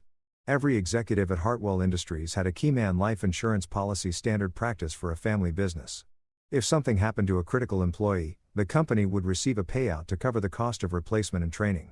What wasn't standard was the size of my policy, $15 million, or the fact that it had been increased from $2 million just 8 months ago, right after I'd successfully renegotiated the supplier contracts that had saved the company $4 million in annual costs, or the fact that Richard was the sole beneficiary on behalf of the company, and that there was a clause I'd never seen before about suicide exclusions being waived after the first 2 years. My policy was now in year 6. I read that page 3 times. My coffee going cold in my hands, turbulence rocking the plane while my stomach rocked for entirely different reasons. Maybe it was nothing. Maybe it was standard. Maybe I was being paranoid. But I thought about the increasingly dangerous efficiency consultations Richard had sent me on factory floors where I had to inspect equipment, warehouses where forklifts zipped past within inches, site visits to facilities with questionable safety records. I thought about the time he'd insisted I personally oversee a late-night inventory at the chemical storage facility alone, despite that being wildly outside my job description. I thought about how tired I'd been lately. How the coffee at the office had started tasting bitter. How I'd had that weird dizzy spell last month that sent me to the ER, where they'd found nothing wrong but suggested I was probably just overworked and should take a vacation. A vacation Richard had initially approved, then seemed surprised I was actually taking. The plane hit another patch of turbulence and I gripped the armrest. Maybe I was being paranoid. Or maybe 6 years of gaslighting had trained me not to trust my own instincts. I pulled out my phone, still in airplane mode, and looked at the last message Vanessa had sent before I stopped checking. "You're going to regret this. We gave you everything. Everything. A job where I did executive work for analyst pay. A marriage that felt like a performance review. A family that treated me like an asset on a balance sheet. Valuable until I wasn't and then disposable." The flight attendant came by with the breakfast service. I wasn't hungry, but I took the croissant anyway. Picked at it while I watched the sun rise over the Atlantic. Somewhere down there, Connecticut was waiting. Vanessa was waiting, Richard was waiting, and I was flying toward them at 500 miles per hour with a folder full of information that made my 6 years at Hartwell Industries look less like a career and more like a crime scene. The landing was smooth. Logan Airport, then a connecting shuttle to Hartford. I'd left my car at the long-term parking, and it started on the first try, which felt like a small miracle. The drive to our house, Vanessa's house, really bought with Hartwell money before we'd even married, took 40 minutes. 40 minutes of suburban sprawl and familiar exits of radio stations I'd programmed and coffee shops I'd stopped at 1,000 times. It should have felt like coming home. Instead, it felt like being a stranger in my own life. The house was a colonial revival in West Hartford. 4 bedrooms and 3 baths, professionally landscaped with a driveway that could fit 4 cars and usually held Vanessa's Mercedes and my significantly more modest Honda. Today, there were 3 cars in the driveway. Vanessa's Mercedes, Richard's Escalade, and Susan's Lexus. A welcoming committee. I sat in my car for a moment, looking at the house I'd paid the mortgage on for 6 years, despite Vanessa's name being the only one on the deed. Looking at the windows I'd replaced, the garden I'd painted. Then I grabbed my suitcase, the folder from James, and my laptop bag, and I walked up to my own front door like a man approaching a firing squad. I didn't need to knock. The door opened before I reached it. Vanessa stood there, and for a moment I saw the woman I'd married. Dark hair, sharp cheekbones, the kind of beauty that looked expensive because it was. She was wearing a cream cashmere sweater and tailored slacks. The uniform of a woman who'd never had to worry about price tags. But her eyes were cold.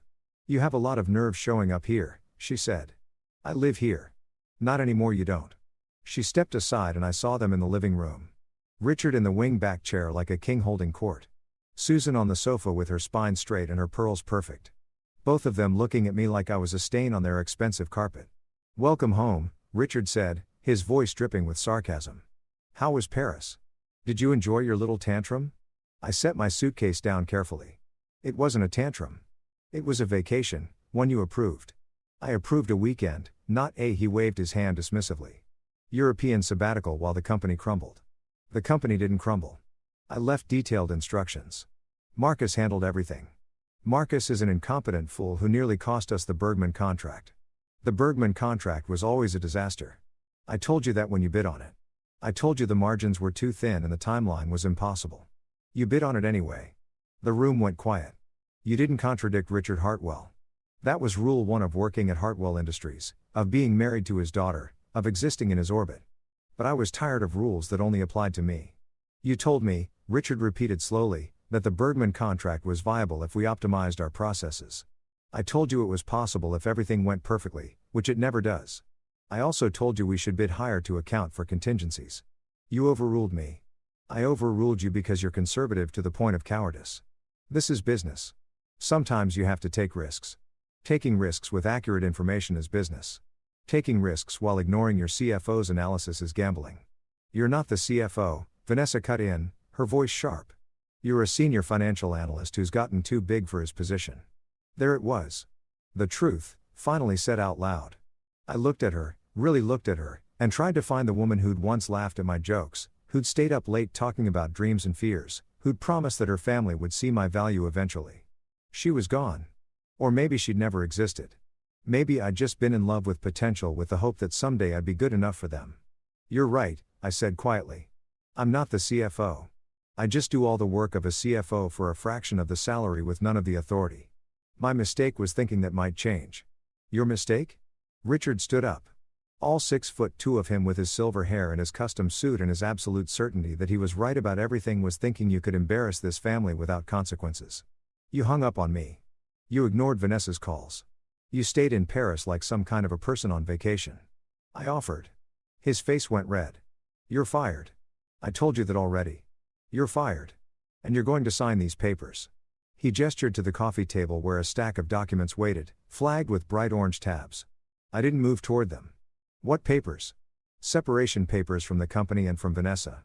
We're making this clean. How efficient. Don't be snide. You're not in a position to be snide-eyed. You're going to sign. You're going to take your severance, which is generous considering, and you're going to leave this family alone. I walked over to the coffee table, looked down at the papers, non-disclosure agreement, non-compete clause, settlement and release. Divorce papers already filled out with Vanessa petitioning on grounds of abandonment and mental cruelty. Mental cruelty. That was almost funny. And if I don't sign, then you get nothing. Vanessa said, no severance, no recommendation. We'll make sure no one in this industry ever hires you. You'll be done. I thought about the folder in my laptop bag, about James Morrison's offer, about the life insurance policy with my name on it and 15 million reasons for me to have an accident. I need to think about it. There's nothing to think about, Richard snapped. Sign the papers today. Now, no. The word hung in the air like smoke. Susan finally spoke, her voice measured and cold. Don't be foolish. You came from nothing.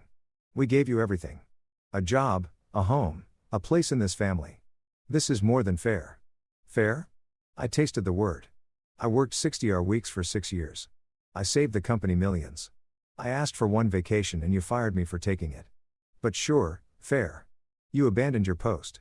Richard said, I took an approved vacation after I told you not to after you initially approved it.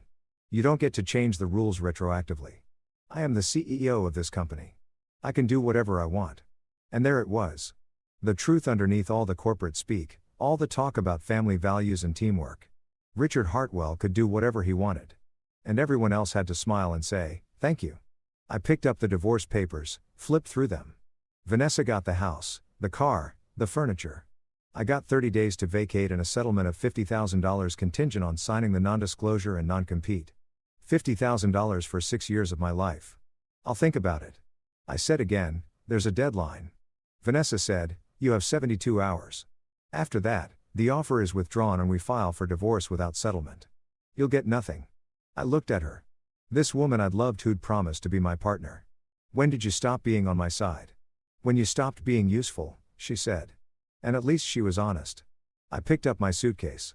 I'll be back for my things. You have 72 hours, Richard reminded me. I walked out of that house, out of that life. And I didn't look back. In my car, I sat with the engine running, looking at the folder from James Morrison. Then I pulled out my phone and dialed the number on his business card. He answered on the second ring. I was wondering when I'd hear from you. I need to know something, I said. That job offer, is it real? Not a pity hire, not a favor. Real. It's real. I need a CFO who understands this industry. You're the best person I know for the job. So, yes, it's real. When can I start? I could hear the smile in his voice. How soon can you get to New York? I can be there tomorrow. Then, let's say tomorrow. 10 a.m. My office. We'll discuss terms, go over the division structure, and if we're both happy, you can sign on immediately. What about the non-compete Hartwell will make me sign? Non-competes are tricky in Connecticut, especially when the firing was retaliatory and the employee was on approved leave. But we'll have our lawyers look at it. I'm not worried. I looked at the house one more time. At the life I'd built that had never really been mine. I'll see you tomorrow, I said. Welcome to Apex, James said, and hung up. I drove to a hotel in Marriott near the highway. Clean and anonymous. I ordered room service, spread the Hartwell documents across the bed, and started reading. By midnight, I had a list of 15 regulatory issues, 8 accounting irregularities, and 1 life insurance policy that made my blood run cold. By 2 meters, I had a plan. And by dawn, I was ready to burn it all down. Not with anger, not with drama, with evidence, with precision, with the kind of quiet revenge that Richard Hartwell would never see coming. The Apex Consolidated building in Manhattan was everything Hartwell Industries headquarters. Wasn't sleek glass and steel rising 40 stories above Midtown with a lobby that looked like modern art, had made it with architecture, and produced something beautiful. No wood paneling, no oil paintings of stern-faced founders, just clean lines, natural light, and a reception desk where the security guard smiled at me like I was a person, not an interruption. You must be Mr. Chen, she said, checking her tablet. Mr. Morrison is expecting you. 4th floor, suite 4000. The elevators are to your right. I'd worn my best suit, a charcoal gray I'd bought on sale 3 years ago, that still fit well enough to pass for expensive. My shirt was pressed. My shoes were shined. I looked like someone who belonged in a building like this, even if I didn't quite feel like it yet. The elevator was glass on one side, offering a view of Manhattan. As I rose through the building, I watched the city spread out below me. All those lives happening simultaneously. All those people who had no idea that my entire existence had just reshuffled itself like a deck of cards. The 40th floor was quiet in the way. Expensive places are thick carpet that swallowed sound, art on the walls that probably cost more than my car, and an assistant at a desk who looked up and smiled as I approached. Mr. Chen, good morning. James is finishing a call, but he'll be right with you. Can I get you anything? Coffee, water, tea? Coffee would be great. Black. Thank you. She returned with coffee in a real mug, not a paper cup, not a styrofoam disaster, and gestured to a seating area with a view that made my hotel room seem like a closet. Please make yourself comfortable. He shouldn't be more than a few minutes. I sat, sipped the coffee, which was excellent, and tried to calm the part of my brain that kept whispering, this was all a mistake, that I should go back to Connecticut and sign Richard's papers, and accept my place in the universe as someone who didn't get nice things. But then I thought about Vanessa's face when she'd called me useless. About Richard's smug certainty that I had no options. About that life insurance policy and all the convenient accidents that hadn't happened yet but might have eventually if I'd stayed long enough. No. I was done being small to make them feel big. David James emerged from his office, hand extended, smile genuine. He was wearing a navy suit with an open collar, no tie, which somehow made him look more authoritative, not less. Right on time. Come in. Come in.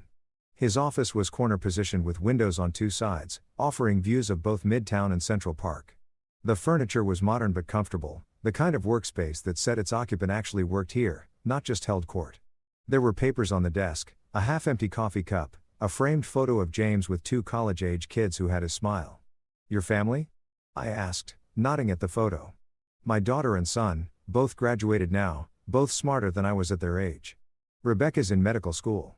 Andrew's doing something with artificial intelligence that I only pretend to understand. He gestured to a conference table by the window. Please sit. Let's talk. I sat and he pushed a leather portfolio across the table to me. That's the formal offer. Take your time reading it. I'll give you the highlights, but the details matter, so don't just skim. I opened the portfolio. The first page was a letter on Apex letterhead. Offer of employment, Chief Financial Officer, Apex Manufacturing Division. The salary made me blink. $285,000 base with performance bonuses that could add another $100,000. That was more than double what Hartwell had paid me and almost exactly what a CFO should make in this industry. The base salary is competitive for the market, James said, watching my reaction. The bonus structure is tied to division performance metrics, EBITDA growth, cost savings, successful contract negotiations. You hit your targets, you make your bonus. Simple as that. I kept reading health insurance full coverage, no deductible, 401k matching at 6%. 4 weeks paid vacation starting immediately, not acred over time. 4 weeks, I heard myself say, and we actually expect you to take it. Burned out executives make bad decisions. I'd rather you take breaks and stay sharp. He leaned back in his chair. I saw what Hartwell did to you. That's not how we operate here. Stock options, professional development, budget, relocation assistance if I needed it. The division you'd be overseeing is our newest, James continued. We're expanding into precision manufacturing medical devices, aerospace components, high-tolerance work. It's a different market than bulk distribution, but the financial principles are the same. You'd have a team of 4 initially with budget to hire more as we scale. 4 people reporting to me initially. I expect that number to grow. We're starting with about $60 million in projected revenue for the first year, scaling to $200 million by year 3 if we execute properly. Your job is to make sure we're profitable at every stage of that growth, not just chasing top-line numbers.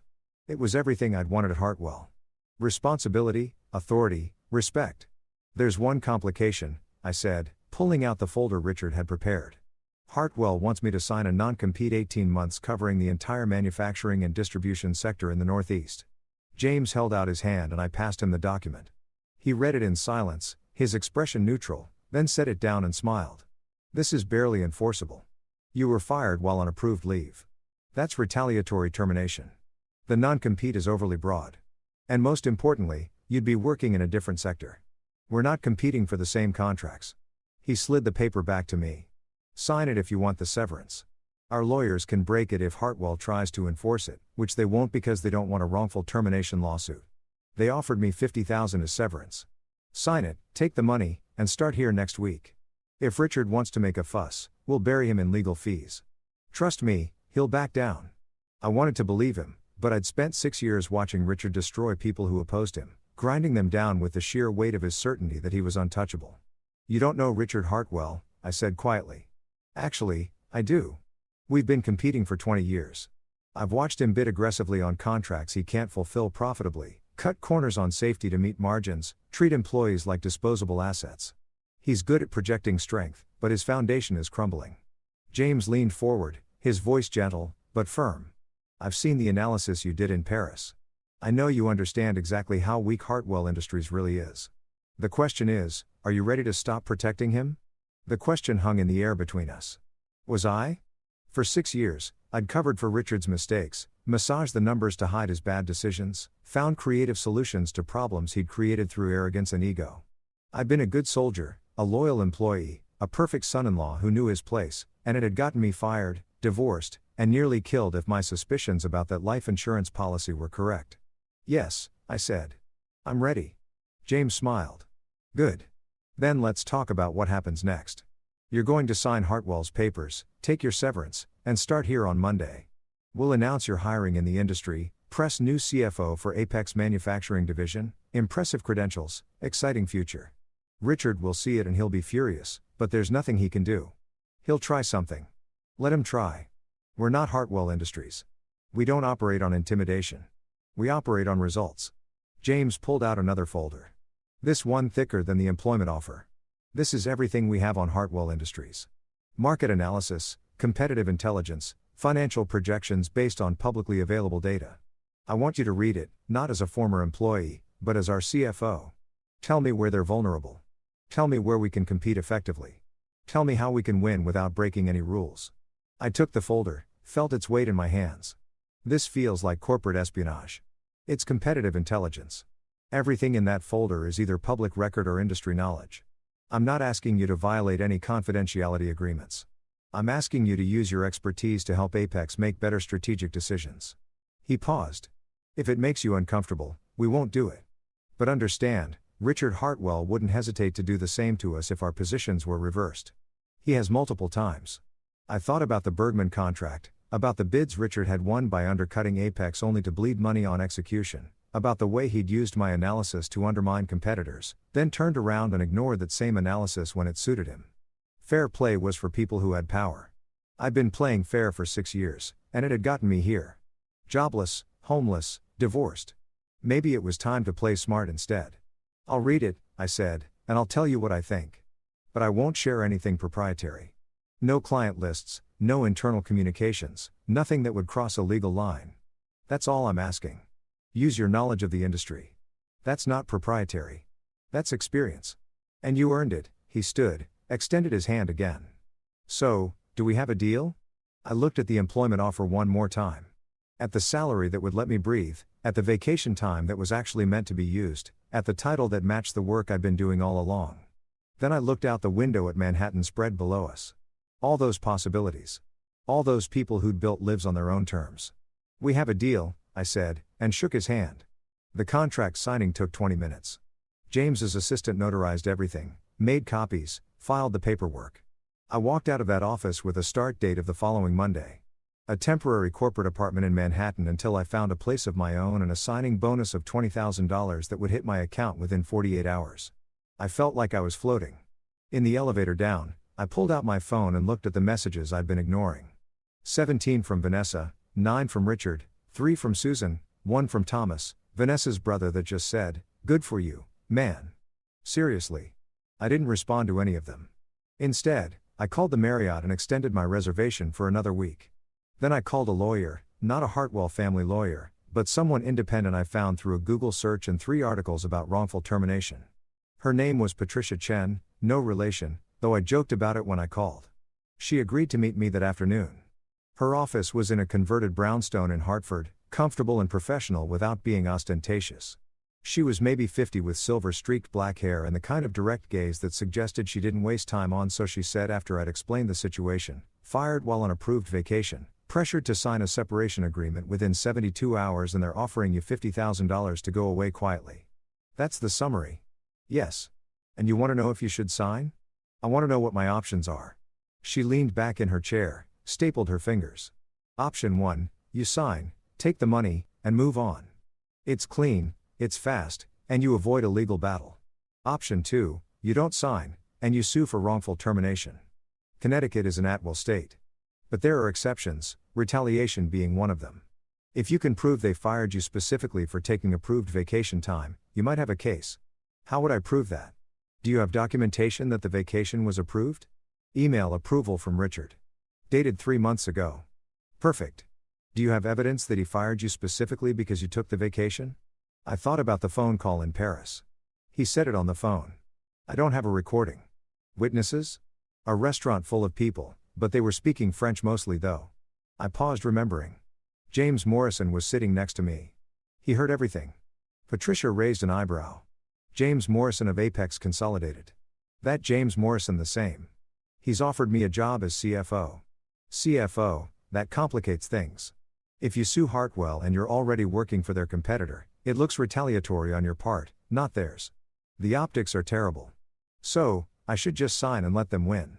I didn't say that. I said the optics are terrible for a lawsuit. But here's what I'd recommend. Sign the agreement, take the severance, and keep detailed records of everything. Every email, every text message, every communication. Because if Hartwell tries to enforce that non-compete against you, we'll have grounds to argue it's retaliatory and therefore unenforceable. We won't have to prove wrongful termination. We just have to show that the non-compete is being used to punish you for taking legal employment elsewhere. It made sense. Don't fight the battle they wanted me to fight. Wait for them to overreach, then strike. And the divorce, that's trickier. Connecticut is an equitable distribution state, meaning marital assets get divided fairly, not necessarily equally. How long were you married? 6 years. And you worked at Hartwell during that entire time? Yes. Did you contribute to the household income? I paid the mortgage, all the utilities, groceries, most expenses, but the house is in her name only. It was bought before we married with Hartwell money. Her name is the only one on the deed. Patricia made a note. That works in your favor. Actually, if the house is her separate property, you have no claim to it, but she also can't claim you owe her anything for it. What about retirement accounts, savings, investments? I have a 401k from Hartwell with maybe $80,000 in it. She has significantly more family money. Then the divorce should be straightforward. You take your 401k, she takes her assets, you split any joint accounts, and you're done. Don't fight for things that aren't worth the legal fees. She's claiming mental cruelty, Patricia snorted. They always do. It's boilerplate language for no-fault divorce. Don't take it personally. What matters is the asset division and whether there's alimony. Alimony in a 6-year marriage where both parties worked. Unlikely. But if she asks for it, we'll counter with the fact that you were the primary breadwinner for household expenses while she had access to family wealth. It'll go nowhere. I left Patricia's office with a plan. Sign the Hartwell papers, take the severance, start at Apex, and let Richard make the first wrong move because he would. Men like Richard Hartwell always did. They couldn't help themselves. That evening, I sat in my hotel room and read through the Apex folder on Hartwell Industries. Page by page, section by section, I saw my former employer through new eyes. They were overextended in 7 markets. They'd deferred maintenance on critical equipment. They'd underbid on contracts to steal market share, but the actual margins were killing them. Their workforce was demoralized. I could see it in the turnover numbers, in the Glassdoor reviews, in the safety incident reports that were trending upward, and that life insurance policy. $15 million increased right after I'd saved them $4 million. I pulled out my laptop and started making notes. Not about proprietary information I wouldn't violate my confidentiality obligations, but about patterns, about decision processes, about the kind of strategic thinking that led companies to chase short-term wins at the expense of long-term stability. By midnight, I had a 20-page analysis of where Apex could compete effectively without directly challenging Hartwell's existing contracts. New markets, different sectors, better margins. I sent it to James with a simple note. Preliminary thoughts. More to come. His response came back within minutes. This is excellent. You're going to do great here. Get some sleep. Monday's going to be busy. I closed my laptop and lay back on the hotel bed, staring at the ceiling. 72 hours ago, I'd been in Paris drinking wine and pretending my life wasn't falling apart. Now I had a new job, a new future, and a plan. Richard Hartwell had fired me thinking I had nowhere to go. He was about to learn exactly how wrong he was. The Hartwell Industries headquarters looked smaller than I remembered. Maybe it had always been small, and I just convinced myself it was impressive because I needed to believe I was working somewhere that mattered. The building was a converted mill from the 1922s. All red brick and arched windows that Richard liked to call historic and authentic, which was corporate speak for outdated and expensive to maintain. I parked in the visitor section. They'd already deactivated my employee badge. Apparently, the security guard at the front desk, Marcus, who I chatted with every morning for 6 years, looked uncomfortable when he saw me. Mr. Chen, I'm sorry. I have to, I know. Visitor badge. I'm here to see Richard Hartwell. He's expecting me. Marcus made the call, his voice low, then slid a temporary badge across the desk. 3rd floor. But you know that already. Thanks, Marcus. How's your daughter doing? She was applying to colleges, right? His face softened. Got into UConn. Full ride. She's over the moon. That's wonderful. Tell her congratulations from me. I will. And Mr. Chen, for what it's worth. I'm sorry about how things went down. I clipped the visitor badge to my jacket. Not your fault. Take care of yourself.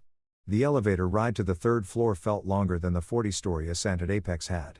Familiar territory is always harder to leave than new ground is to claim. I saw the water stain on the ceiling that facilities had been meaning to fix for 2 years. The motivational poster about teamwork that someone had hung ironically and that Richard had never noticed was ironic. The smell of burned coffee from the break room where the pot was always left on too long. This had been my life, my daily reality, and I'd thought it was normal. The executive suite was at the end of the hall behind double doors that were supposed to look impressive but mostly just looked heavy. Richard's assistant, Jennifer, who'd always been kind to me, glanced up from her desk with an expression I couldn't quite read. "David, they're waiting for you in the conference room. They Mr. Hartwell, Mrs. Hartwell, and Vanessa." "And the lawyers?" Of course, there were lawyers. "Thanks for the warning, Jennifer." She lowered her voice. "I put together your termination paperwork. They didn't give me much to work with for the severance calculation. I'm sorry. You did what you could. I appreciate it." The conference room was the largest one in the building with a long mahogany table that could seat 20 minutes, but today held only 5. Richard at the head, Susan to his right, Vanessa to his left, and 2 men in expensive suits who radiated attorney-like cologne. Richard didn't stand when I entered. "You're late." I checked my watch. "I'm 2 minutes early, actually." I said 10 o'clock. "Your assistant said 10:30. He waved his hand dismissively, as if the contradiction was my fault somehow. "Sit down. Let's get this over with." I sat across from Vanessa, who wouldn't meet my eyes. She was wearing navy, a power color meant to make her look authoritative, but she just looked tired. There were circles under her eyes that makeup couldn't quite hide, and her hands were clasped too tightly on the table. One of the lawyers, the older one, with silver hair and a Rolex that probably cost more than my car, slid a stack of documents across the table. "Mr. Chen, I'm Robert Fitzgerald, representing Hartwell Industries. This is my colleague, Daniel Park. We've prepared the separation documents we discussed. I'll walk you through each section." "I've already read them," I said. My attorney reviewed them as well. Richard's eyebrow went up. "You hired an attorney? You hired 2? "I hired 1. Seemed reasonable." "This doesn't need to be adversarial," Susan said, her voice syrupy with false warmth. "We're all family here." "We're really not," I said quietly. "But go ahead, Mr. Fitzgerald. Let's hear the terms." Fitzgerald cleared his throat, clearly uncomfortable with my tone. "The separation agreement consists of 4 components: termination of employment, severance package, non-disclosure agreement, and non-compete clause. Let's start with termination." He flipped to the first flag page. "Hartwell Industries is terminating your employment effective immediately, citing voluntary abandonment of position and breach of operational standards." I took an approved vacation. "That's not abandonment. The approval was conditional upon operational needs, which changed during your absence." "That's not what the approval email says. It's unconditional approval for 2 weeks, dated 3 months ago." Fitzgerald's jaw tightened. "Regardless, the termination stands. The severance package is $50,000 contingent upon signing the NDA and non-compete. The NDA prohibits you from disclosing any confidential information about Hartwell Industries, its operations, clients, or financial status. The non-compete prevents you from working in the manufacturing or distribution sector in the Northeast for 18 months. 18 months is a long time to be unemployed." I said. "You should have thought of that before abandoning your responsibilities," Richard snapped. "I took a vacation that you approved. I approved a weekend. The email says 2 weeks. Vanessa finally spoke, her voice brittle. "Can we just get through this, please?" I looked at her. This woman I'd shared a bed with for 6 years, who'd promised to be my partner in everything. "Are you okay?" "Don't," she said sharply. "Don't pretend you care." "I'm not pretending. You look exhausted." "I'm exhausted because you've turned our lives upside down with your selfishness. Do you have any idea what this has done to me? To my reputation. Everyone's talking about how my husband abandoned me to drink wine in Paris. I didn't abandon you. I took a vacation. You ignored my calls. You stayed away for 2 weeks while I had to explain to everyone why you weren't here. You could have told them I was on vacation. That would have been accurate." Her eyes flashed. "You embarrassed this family." "I took a vacation," I repeated, keeping my voice level. "That's not embarrassing. That's normal." "Nothing about this is normal," Susan interjected. "Normal husbands don't disappear to Europe. Normal employees don't ignore their bosses' calls. Normal bosses don't call employees on vacation and fire them for taking approved time off." Richard slammed his hand on the table. "Enough. Are you going to sign these papers or not?"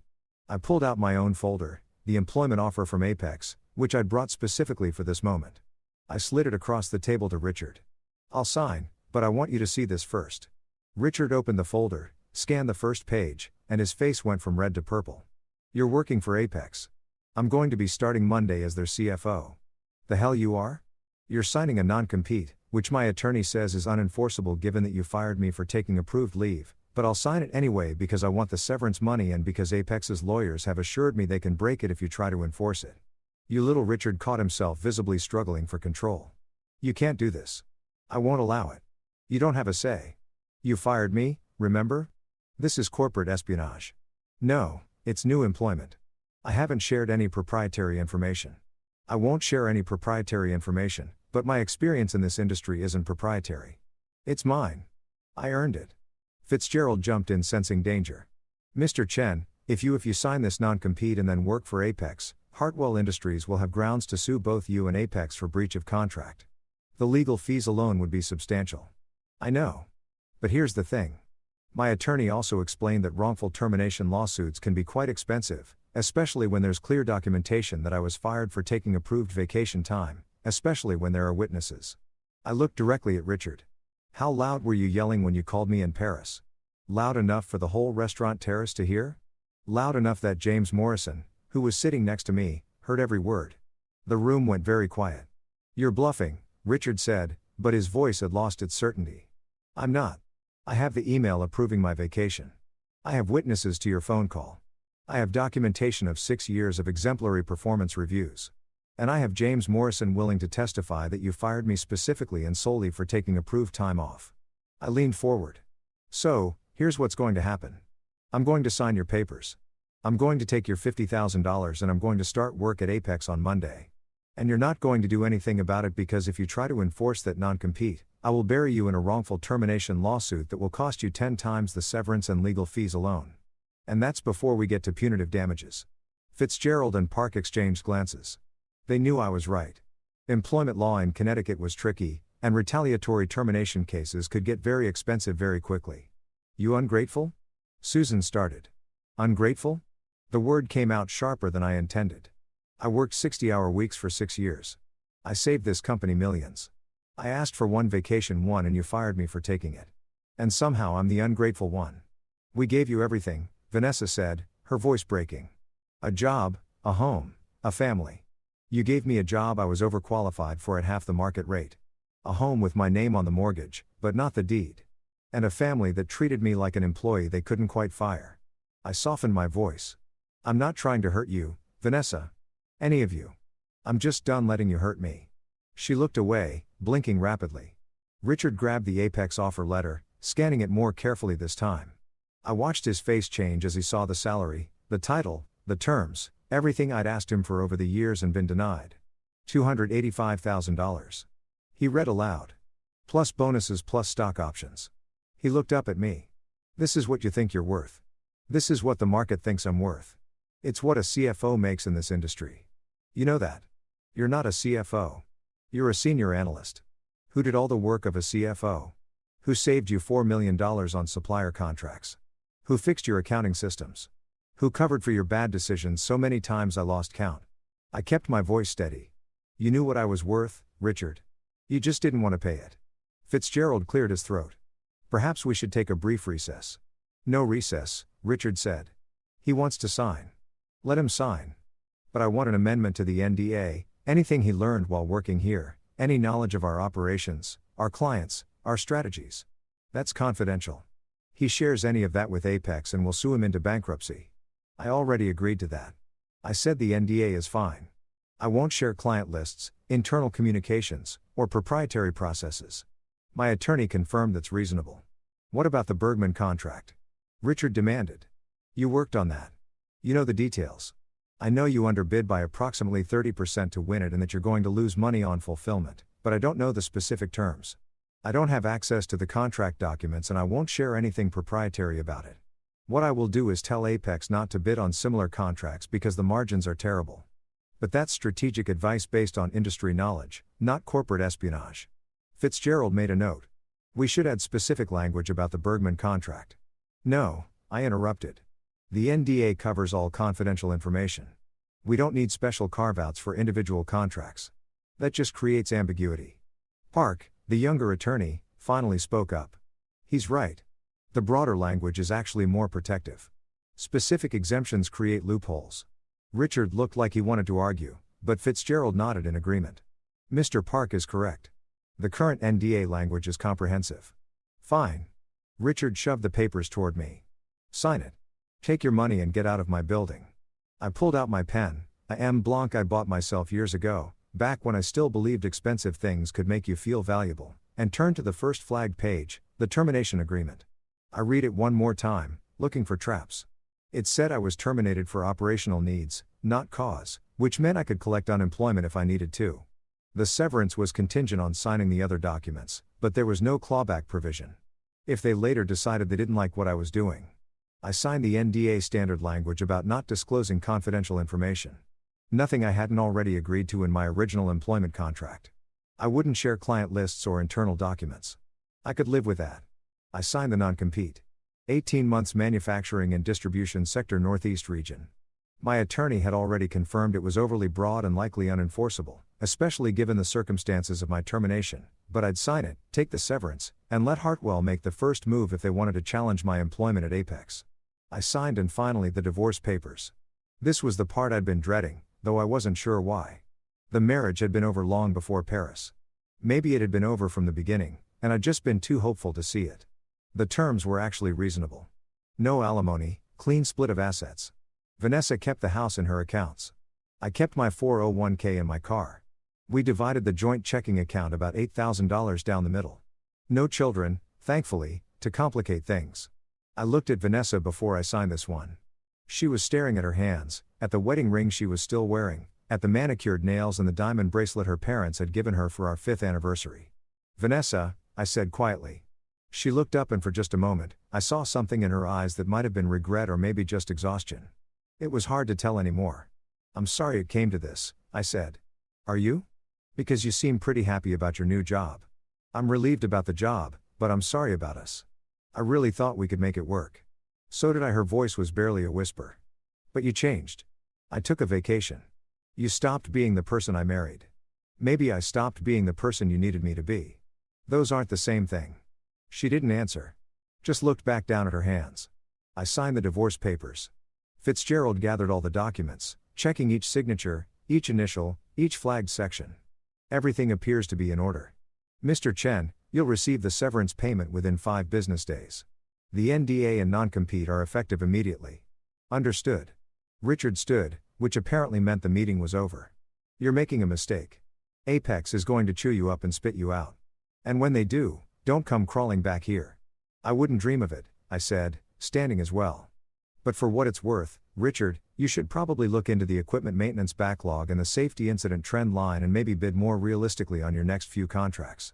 Just some friendly advice from someone who used to care about this company's success. His face went red again. Get out. I'm going. I looked at Vanessa one more time. Take care of yourself. She didn't respond. I walked out of that conference room, past Jennifer's desk where she gave me a small sad smile, past the motivational posters and the water-stained ceiling and the burned coffee smell and out into the parking lot where my car was waiting. My phone buzzed as I unlocked the door. A text from James Morrison. How did it go? I typed back. Signed everything. I'm officially unemployed for the next 4 days. Perfect. Enjoy the break. See you Monday. I sat in my car for a moment, looking at the building where I'd spent 6 years of my life, where I'd worked late nights and skipped lunches and sacrificed weekends, where I believed that loyalty and hard work would eventually be rewarded. Then I started the engine and drove away. I didn't look back. Monday morning arrived with the kind of crisp autumn sunshine that makes New York City look like it's trying to sell you something. I stood outside the Apex building at 9:30 a.m., coffee in hand, wearing a new suit I'd bought over the weekend, navy blue, perfectly tailored. The kind of suit that said CFO instead of senior analyst pretending to be important. The difference was subtle but significant, like the difference between being invited to a party and crashing one. My phone buzzed. A text from my bank. Deposit $50,000 Hartwell Industries severance payment. I stared at the number for a moment, feeling something complicated twist in my chest. $50,000 for 6 years of my life. It should have felt like an insult. Instead, it felt like freedom seed money for whatever came next. A cushion that meant I didn't have to be afraid anymore. I'd already moved most of my things out of the house in West Hartford. Vanessa had been gone when I came by with a U-Haul, which was probably for the best. There wasn't much to take. Some clothes, my books, my laptop, a few pieces of furniture that had been mine before the marriage. Everything else belonged to that life, and I didn't want it anymore. The corporate apartment Apex had set me up with was in Hell's Kitchen, a one-bedroom with actual closet space and windows that didn't face a brick wall. It was temporary, 6 months, while I found a permanent place, but it felt like a palace compared to the hotel I'd been staying in. David, I turned to see James Morrison approaching, also with coffee. Also looking ready to start the week. He was wearing a gray suit today, still no tie, still radiating that effortless authority that came from actually earning respect instead of demanding it. "First day nerves?" he asked, falling into step beside me. "Is it that obvious? You're early? You're wearing a new suit and you've been standing outside for 5 minutes like you're afraid the building might not let you in." He smiled. "It's normal. Come on, let's get you settled." The 40th floor looked different on a Monday morning, alive with people, voices, the hum of a workplace that actually functioned. We passed cubicles and offices where employees were settling in, coffee cups appearing on desks, computers booting up, the ritual dance of a workday beginning. People looked up as we passed. Some nodded at James. A few smiled at me with curious interest. The new CFO probably discussed in break rooms and whispered about in hallways. I wondered what they'd been told. Probably not the full story, probably just experienced hire from the manufacturing sector or something equally vague. My office was 3 doors down from James' corner position, windows overlooking Midtown, furniture that was actually nice instead of corporate standard. There was a desk with a computer already set up, a conference table, bookshelves waiting to be filled, and a small couch by the window. "Your team is meeting in the conference room at 10 o'clock, James said, leaning against the doorframe. "I'll introduce you, give you some time to get to know each other, and then we'll have lunch to go over the division strategy. Sound good?" "Sounds perfect." "Good. Oh, and David." He paused. "Welcome to Apex. I'm glad you're here." After he left, I stood in my office for a moment, just taking it in. My name was already on the door, a temporary placard that would be replaced with something permanent once I proved I could do the job. But seeing it there, David Chen, Chief Financial Officer, made something settle in my chest that had been unsettled for 6 years. I wasn't pretending anymore. I wasn't waiting for someone to recognize my value. I was already recognized, already valued. The title on the door proved it.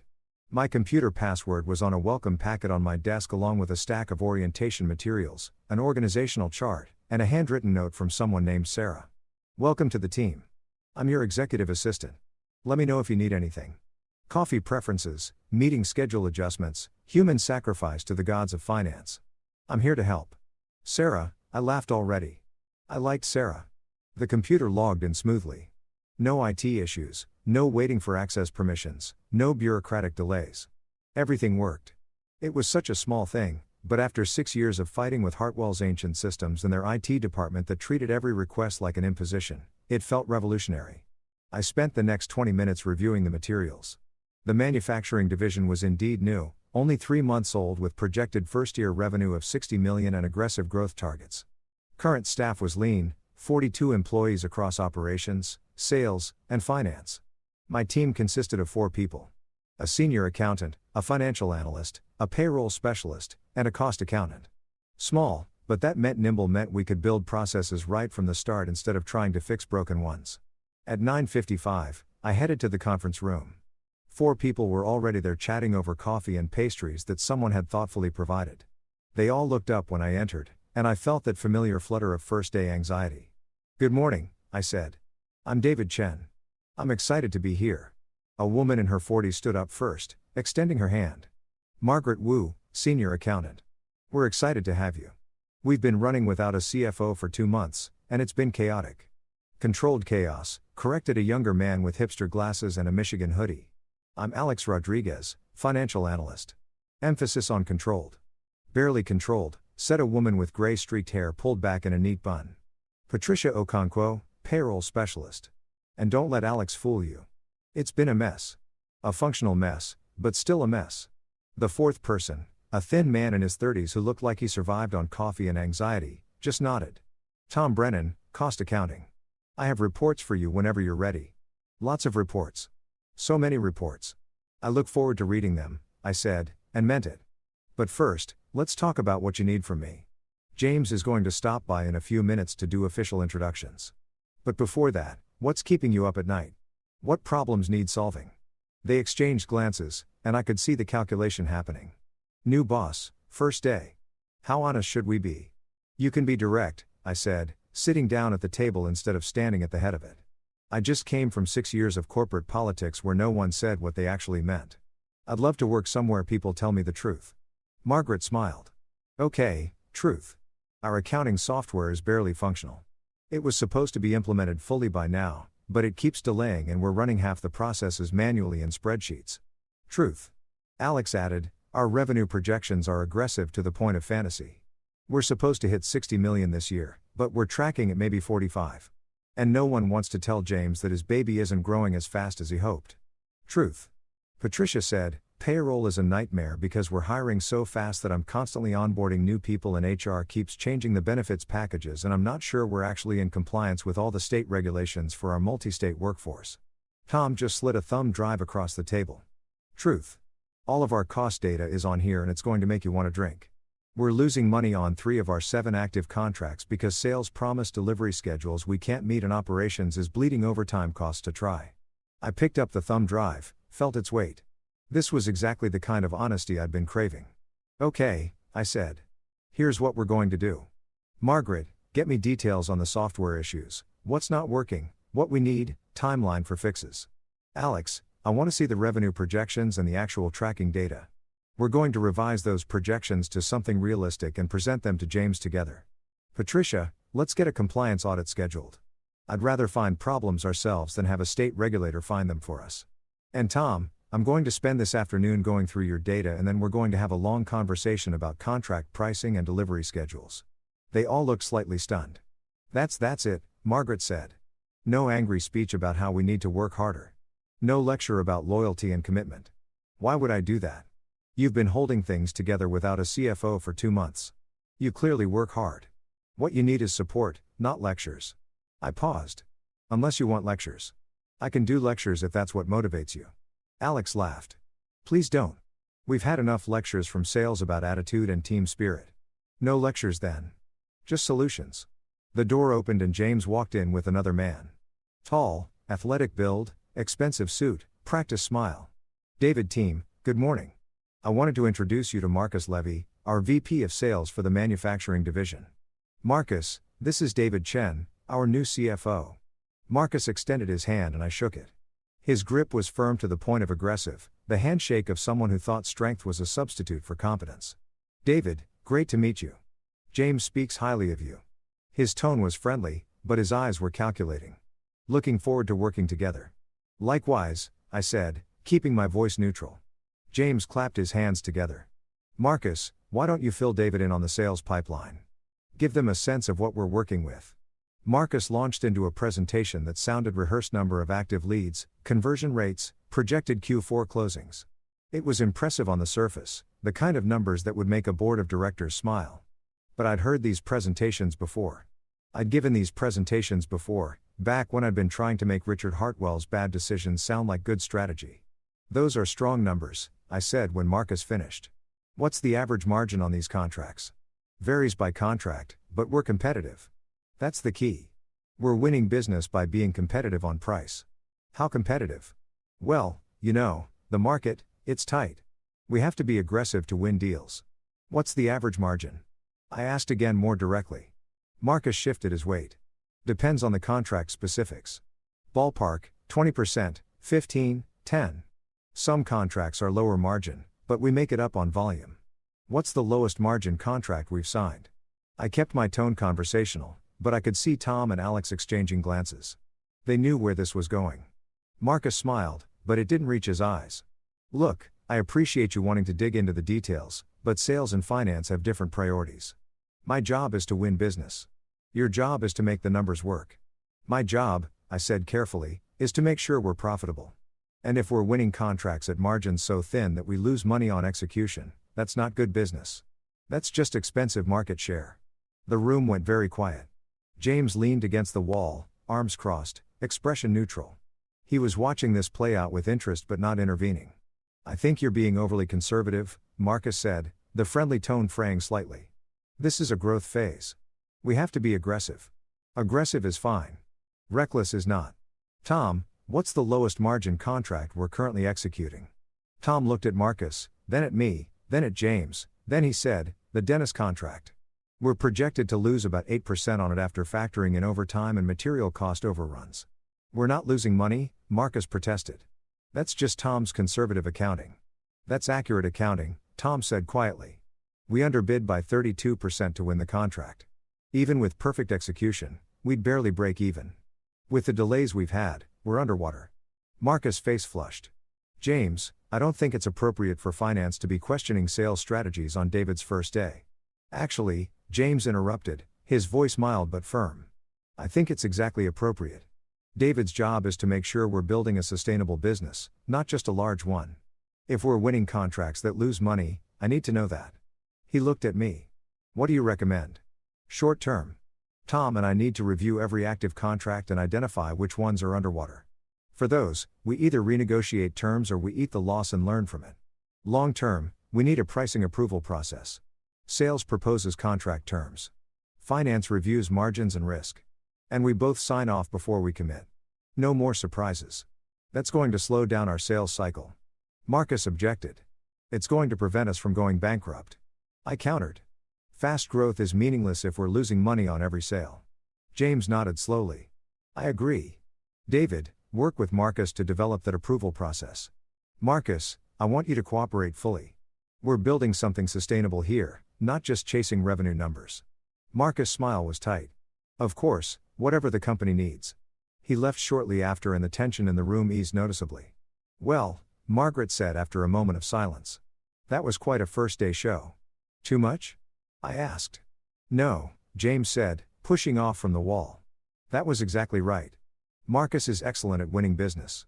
But he needs someone to keep him honest about pricing. That's your job, he looked at the team. David has my full support on this. Finance isn't an obstacle to growth. It's a partner in sustainable growth. Anyone have a problem with that? Heads shook. Alex was grinning. Good, David. I'll let you get acquainted with your team. We'll do lunch at 1 to discuss division strategy. Margaret, Tom, Alex, Patricia. Give him everything he needs. Transparency is our policy. After James left, the four of them looked at me with something between respect and amusement. You just went toe-to-toe with Marcus Levy on your first day, Alex said. He's going to hate you. Will that be a problem? Probably. But it was worth it. He's been running roughshod over operations and finance since the division started, and no one's had the authority to push back. Margaret stood up, gathering her materials. I like you, David. You're direct. We could use more direct around here. The rest of the morning was a blur of introductions, system login, document reviews, and coffee. So much coffee. Sarah, my assistant, turned out to be a cheerful woman in her 20s, who was frighteningly efficient and had already organized my calendar, scheduled follow-up meetings with each team member, and somehow procured my preferred coffee order without me telling her what it was. How did you know I drink black coffee? I asked when she delivered the third cup of the morning. I asked Margaret what she thought you'd drink based on the vibe you gave off. She said, black coffee, no sugar, like a man who's done with everyone's nonsense. Was she right? Disturbingly accurate. She's good at reading people. It's why she's lasted through 3 CFO searches before you. 3. The division is new, but we've had some false starts on leadership. You're number 4. But I have a good feeling about you. She smiled. You stood up to Marcus. The others didn't. At 1 o'clock, James collected me for lunch. We went to a small Italian place 2 blocks from the office, tucked into a side street that looked like it had been there since before the neighborhood got expensive. Owner's a friend, James explained as we were seated at a quiet corner table. Food's excellent, and it's private enough that we can talk business without worrying about who's listening. We ordered pasta for me, risotto for James, and then he pulled out a tablet and opened a presentation. This is where we are, he said, showing me charts and graphs. And this is where I want us to be in 3 years. The gap between current state and goal was significant, ambitious, but not impossible if we executed well. Here's what I need from you, James continued. I need financial discipline. I need accurate forecasting. I need someone who can tell me when we're about to make an expensive mistake, especially if it's a mistake I want to make. He paused. I saw what happened at Hartwell. Richard surrounded himself with these men, and now his company is bleeding. I won't make that mistake. What if I tell you things you don't want to hear? Then I'll listen and we'll discuss it and we'll make a decision together. But I need the truth first. Always the truth. The food arrived. And we ate in companionable silence for a few minutes before James spoke again. How are you doing? Really? That's a lot of change in 2 weeks. Divorce, new job, new city. I'm okay. Better than okay, actually. For the first time in years, I feel like I'm where I'm supposed to be. Good. But if that changes, if you need support, my door is open. We take care of our people here. I believed him. That was the strange part. After 6 years of corporate doublespeak, I actually believed that James Morrison meant what he said. We spent the rest of lunch discussing division strategy, growth targets, and the kind of company culture James wanted to build. It was everything I'd hoped for and nothing I'd experienced at Hartwell. When we got back to the office, there was a flower arrangement on my desk. White lees and blue irises, elegant and expensive. The card read, "Congratulations on your new position. We're watching RH." I stared at it for a long moment, feeling my good mood evaporate. Sarah appeared in the doorway. "Those just arrived. Pretty, right? Who's RH?" "Someone from my past," I said, pulling the card off and tucking it into my desk drawer. "Sarah, can you have these sent to the hospital? Donate them to the children's ward or something." "Sure, but are you okay? You look like someone just walked over your grave." "I'm fine. Just old ghosts." After she left with the flowers, I sat at my desk and pulled up Tom's thumb drive. Time to see exactly how bad the contract situation was. But in the back of my mind, Richard's message echoed. "We're watching." Let them watch, I thought. Let them see what happens when you actually value your employees. Let them watch while I built something better than they ever could. 3 weeks into my tenure at Apex, I'd settled into a rhythm that felt almost suspiciously comfortable. My team was responsive and competent. James trusted my judgment. The work was challenging, but not soul-crushing. I had weekends, again, actual weekends, where I didn't check email or feel guilty for existing outside the office. It felt too good to last. I should have known that Richard Hartwell wasn't the type to send flowers and then disappear quietly into the night. Men like him didn't accept defeat. They regrouped. They strategized. And they struck back when you least expected it. The first sign of trouble came on a Thursday morning. I was reviewing cost projections for the new aerospace contract. A legitimate opportunity that would actually make money, unlike the Denison disaster Marcus had saddled us with, when Sarah appeared in my doorway, looking uncharacteristically serious. "David, there's someone here to see you. He says it's urgent." "Do we have an appointment?" "No. He just showed up. Says his name is Douglas Brennan and he's a fraud investigator with the SEC." My stomach dropped. The SEC Securities and Exchange Commission. Should I call legal? Yes. And tell Mr. Brennan I'll be with him in a few minutes. After Sarah left, I sat very still, my mind racing through possibilities. The SEC didn't show up at your office for friendly chats. They showed up when they thought something illegal was happening. But what? Apex was a private company. We didn't have publicly traded securities. Unless someone had filed a complaint.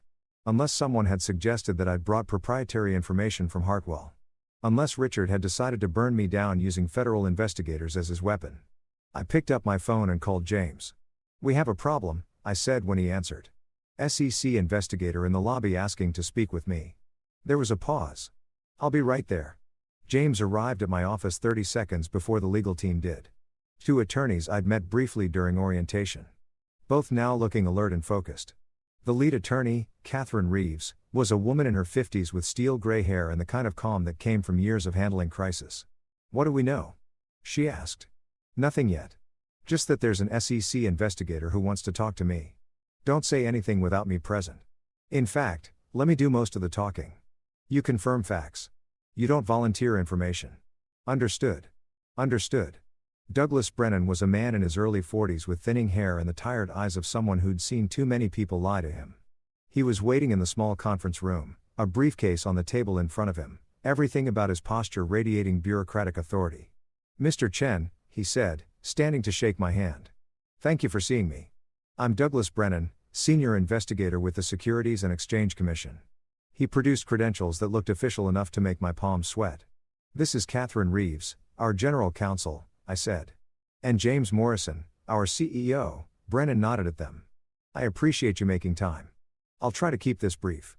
Mr. Chen, I'm here regarding a complaint filed against you alleging securities fraud and theft of proprietary information." The words hung in the air like a guillotine blade. "Who filed the complaint?" Catherine asked. "Hartwell Industries. Specifically, Richard Hartwell, CEO." Brennan pulled documents from his briefcase. The complaint alleges that Mr. Chen, while employed as senior financial analyst at Hartwell Industries, accessed confidential financial information with intent to use it for personal gain. Further, that upon his termination, he immediately joined a competitor and is currently using that information to harm H. Hartwell's business interests. That's absurd, I said. Catherine put a hand on my arm. Mr. Brennan, my client signed a comprehensive separation agreement with Hartwell Industries that included a non-disclosure agreement. He has not violated that agreement. Furthermore, Hartwell is not a publicly traded company. So, I'm unclear on the SEC's jurisdiction here. Hartwell Industries has publicly traded bonds, Brennan said. And if Mr. Chen had access to material information that could affect the value of those bonds, information about the company's true financial status, for instance, and he used that information for personal benefit that falls under our jurisdiction. James leaned forward. What exactly is Hartwell alleging David did? Brennan consulted his notes. According to the complaint, Mr. Chen accessed confidential financial projections and shared them with Apex Consolidated prior to his employment here. Specifically, they allege he provided information about Hartwell's contract portfolio that allowed Apex to strategically underbid on several opportunities, causing financial harm to Hartwell. That's a lie, I said flatly. David, Catherine warned. No, I'm not sitting here while Richard Hartwell accuses me of crimes I didn't commit. I never shared proprietary information with Apex. Not before I was employed here and not after. Everything I've done has been by the book. Brennan pulled out more papers. Then perhaps you can explain these emails. He slid printouts across the table. I recognized the format immediately.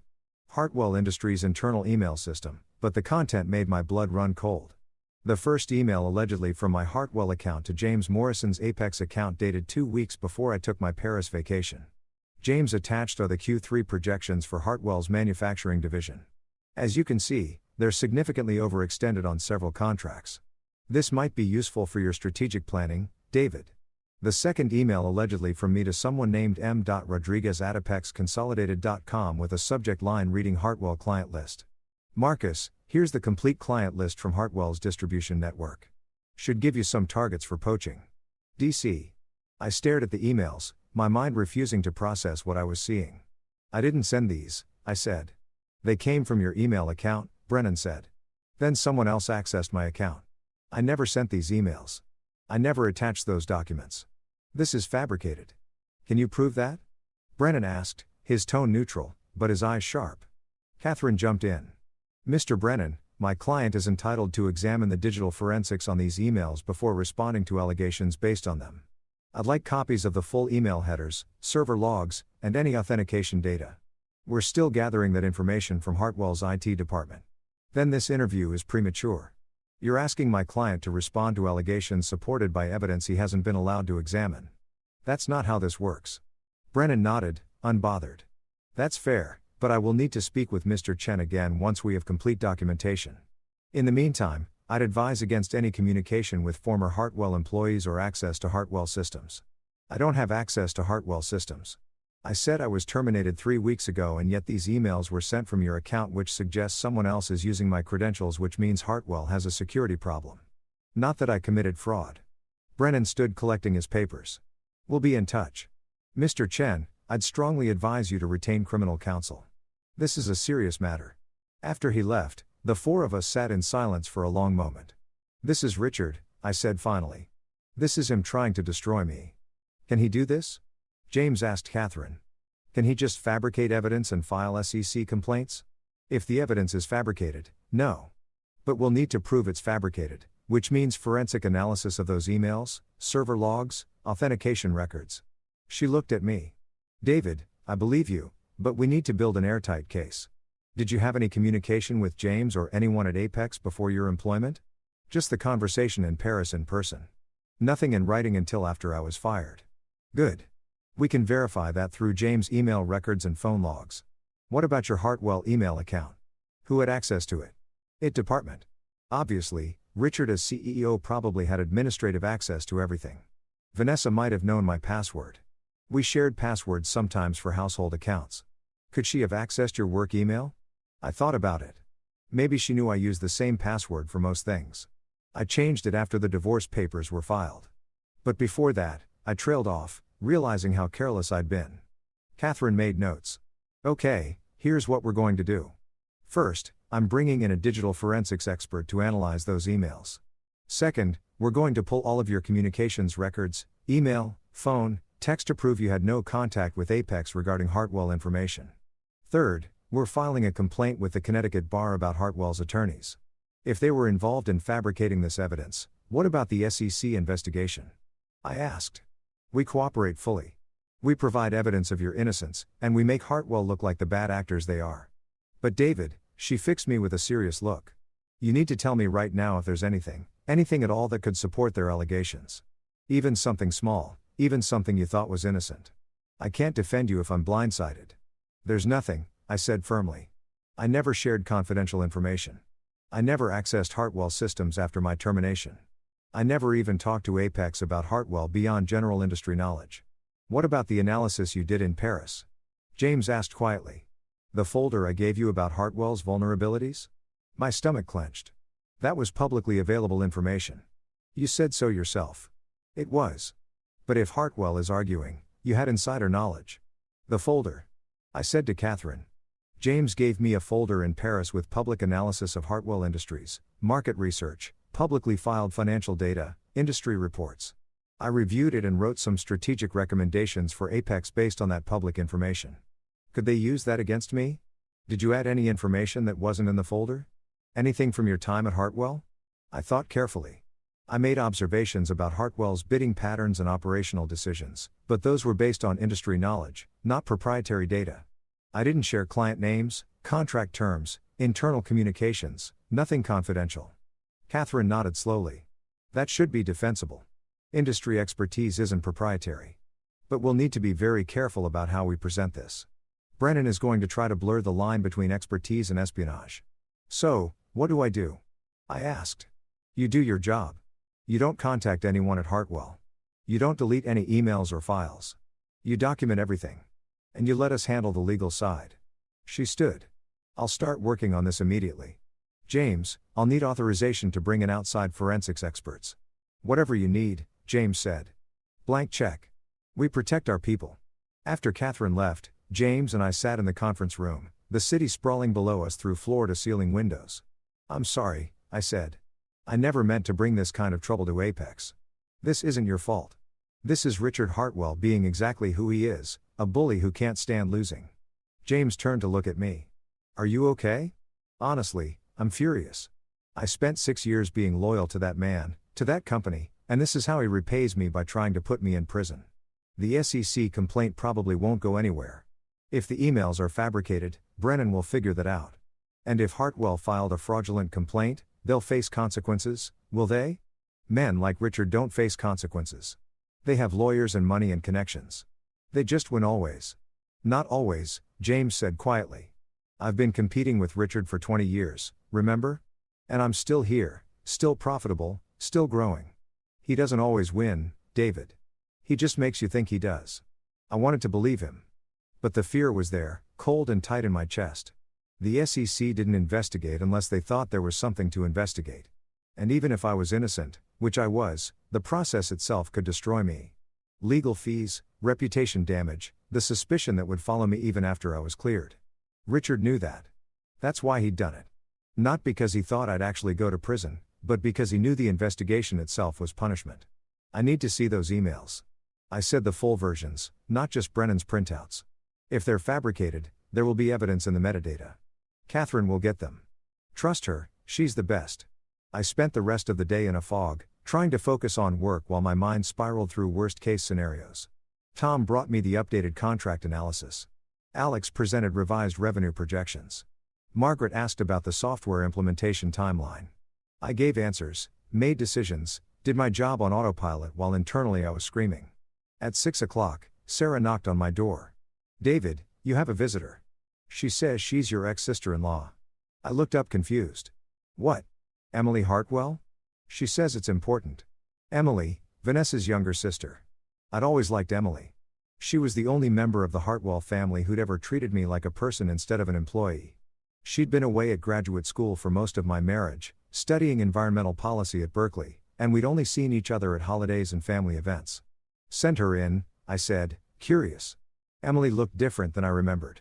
Her hair was shorter, her clothes more professional, but she still had that same direct gaze that had always made her seem older than her 26 years. "David," she said, closing the door behind her. "I'm sorry to show up unannounced. But I need to talk to you about my father. If this is about the SEC complaint, it's not. I mean, it is, but not the way you think."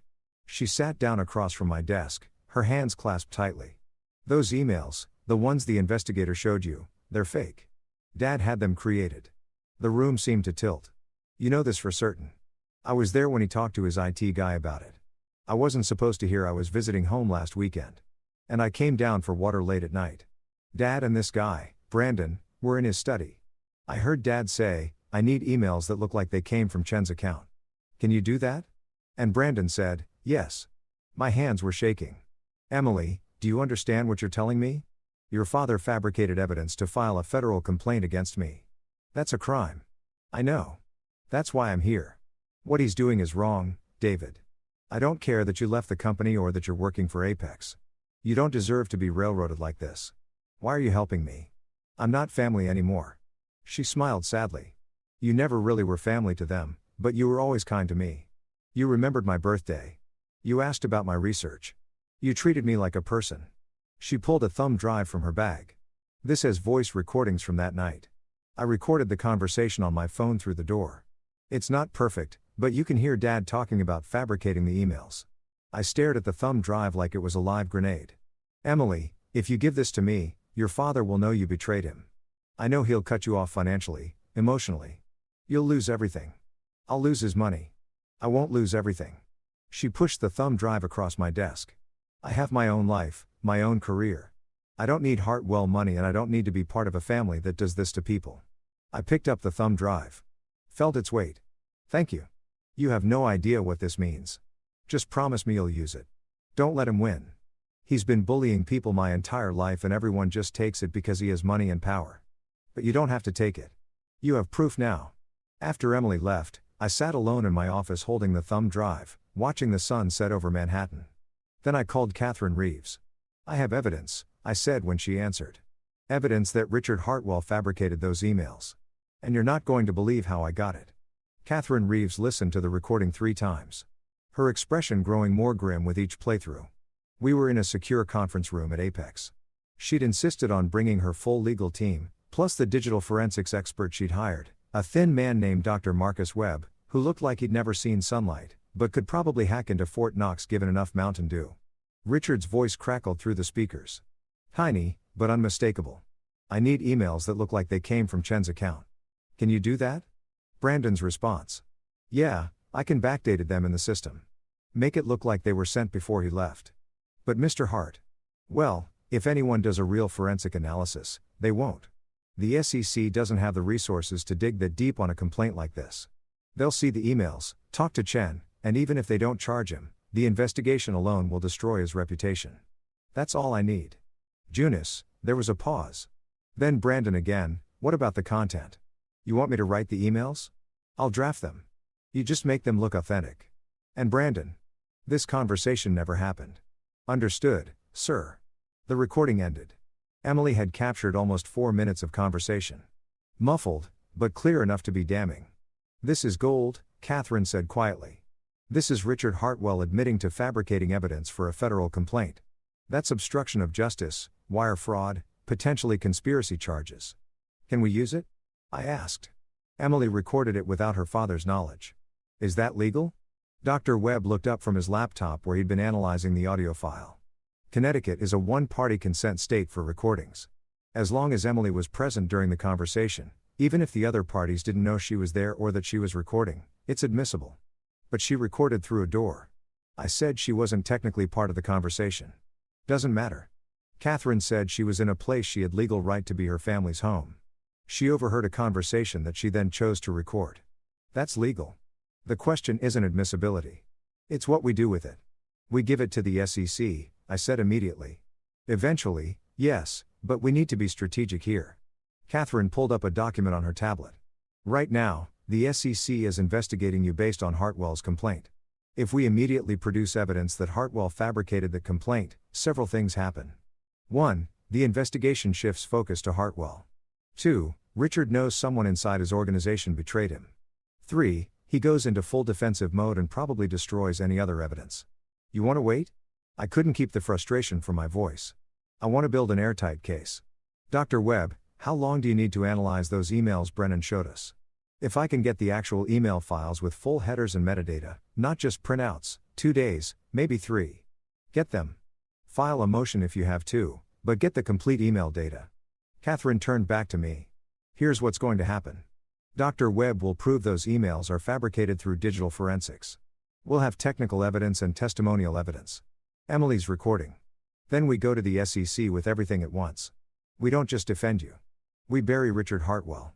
James, who'd been sitting quietly in the corner, spoke up. What's Emily's exposure in this? If Richard finds out she's the source.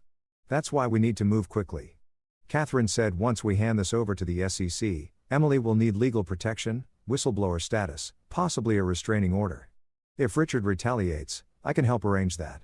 I'll cover her legal fees. I said whatever she needs. She risked everything to help me. Generous, but let's see what happens first. She may not need much. Whistleblowers in federal cases often get considerable protection. Catherine closed her tablet. For now, David, you continue business as usual. Don't contact Emily. Don't contact anyone at Hartwell. Don't do anything that could be construed as retaliation or witness tampering. Let us handle this through proper channels. How long? I asked. 1 week, maybe 2. Dr. Webb does his analysis. We package everything together and we present it to Brennan with a formal complaint against Hartwell Industries for filing a fraudulent SEC claim. It felt like an eternity, but I nodded. Okay, 1 week. The next 7 days were the longest of my life. I went through the motions at work, reviewed budgets, attended meetings, worked with Tom on fixing the contract pricing issues that Marcus had created. But the whole time, my mind was on that thumb drive, on Emily's recording, on Richard's voice admitting he was trying to destroy me. At night, alone in my Hell's Kitchen apartment, I'd pull up the recording and listen to it again. Not because I needed to. I had every word memorized, but because it was proof. Proof that I wasn't crazy. Proof that Richard Hartwell was exactly as terrible as I'd thought. Proof that leaving had been the right decision, even if it had led me here to this moment of legal limbo. On the 3rd day, Dr. Webb called with preliminary findings. The emails are definitely fabricated, he said, his voice crackling through my phone. I got the full email files from the SEC.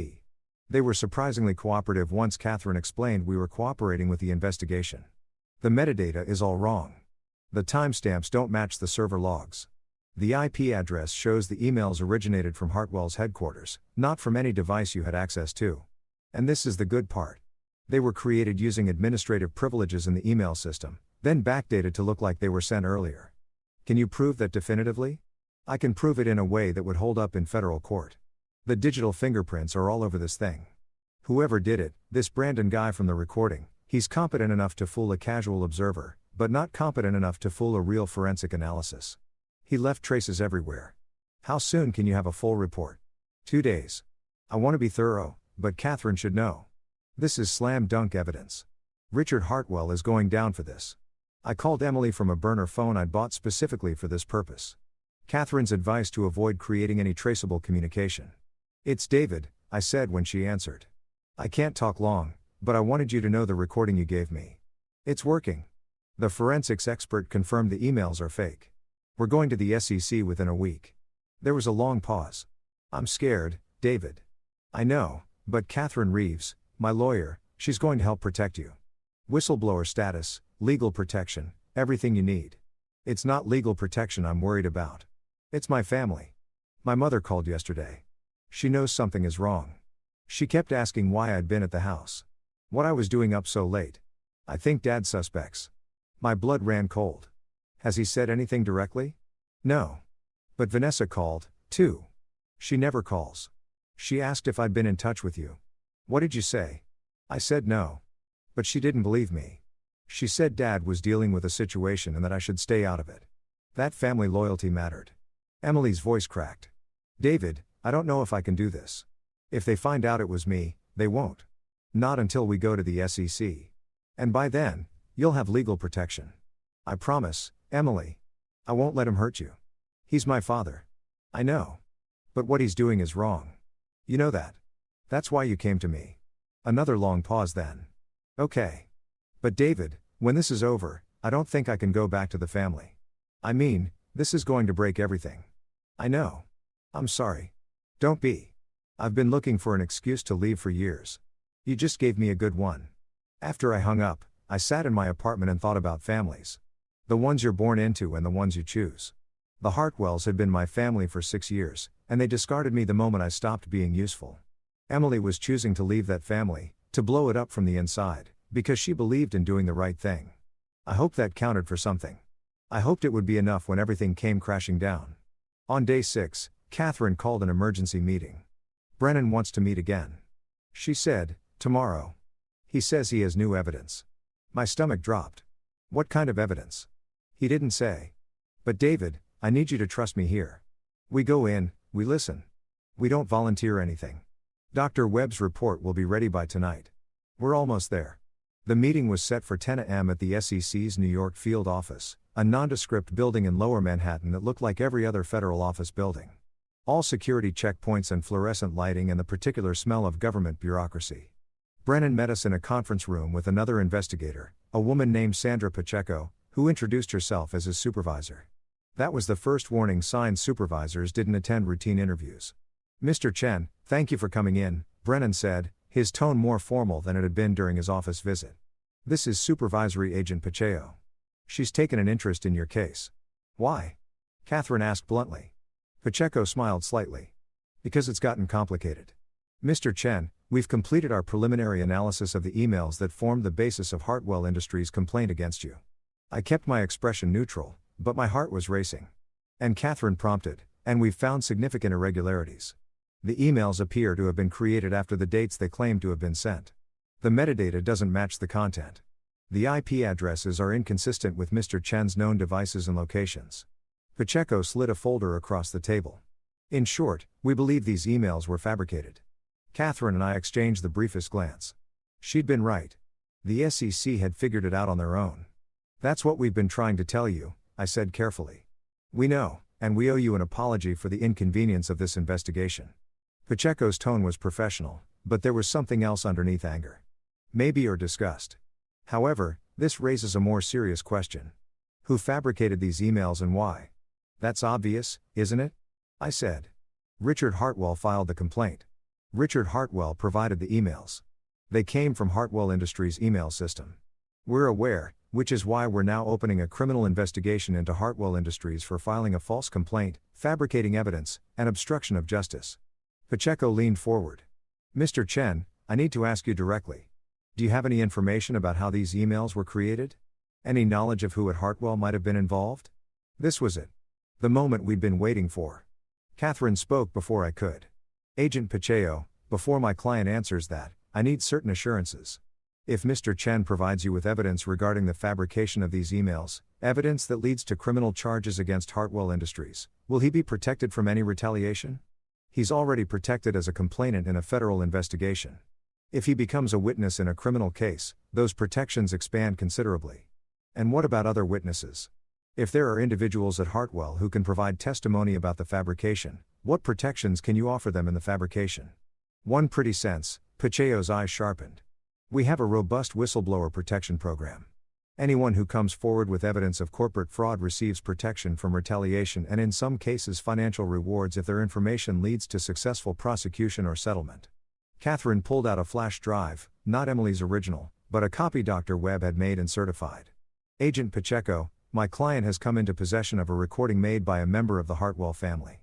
In this recording, Richard Hartwell explicitly discusses fabricating emails to frame my client. We also have a comprehensive forensic analysis of the emails in question prepared by Dr. Marcus Webb, a certified digital forensics expert. We're prepared to provide both pieces of evidence along with testimony from my client and the individual who made the recording in exchange for full immunity for Mr. Chen and whistleblower protection for the source. Brennan and Pacheco looked at each other. Something passed between them. Surprise, interest, maybe excitement. This had just become a much bigger case. Let me hear the recording, Pacheco said. Catherine plugged in the flash drive and pulled up the audio file. Richard's voice filled the conference room, talking casually about fabricating federal evidence like he was ordering lunch.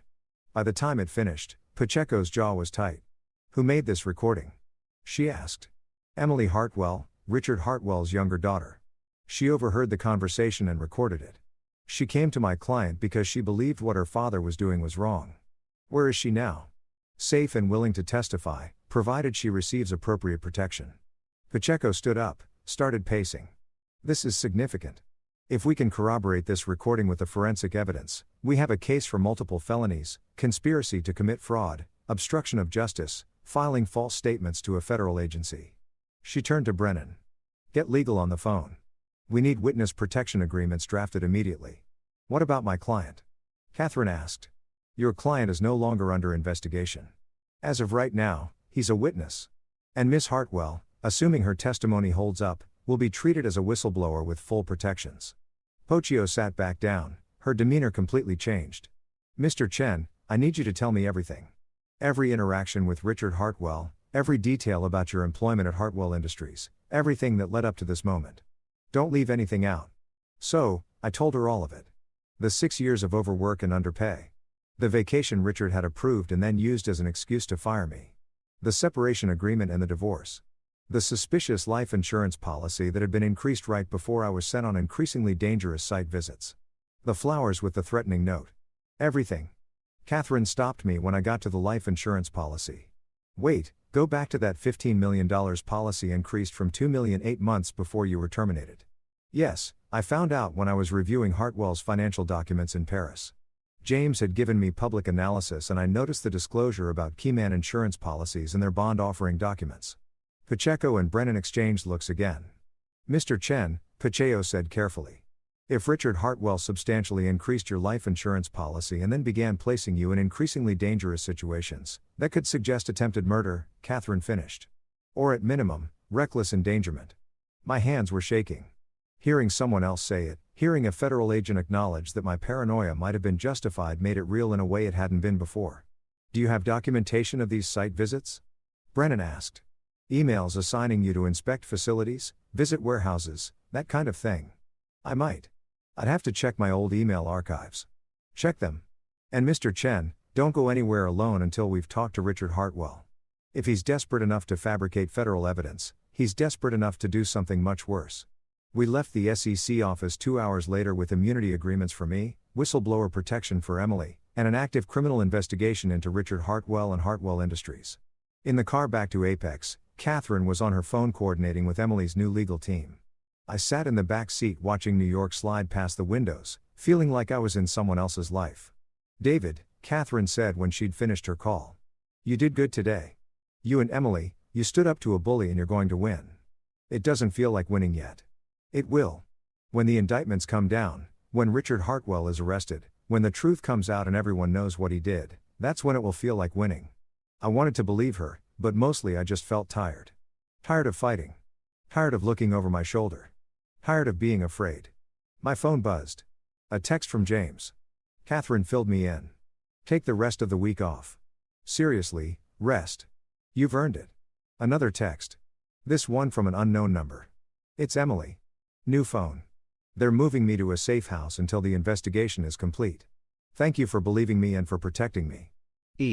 I replied, thank you for being brave enough to do the right thing. Stay safe.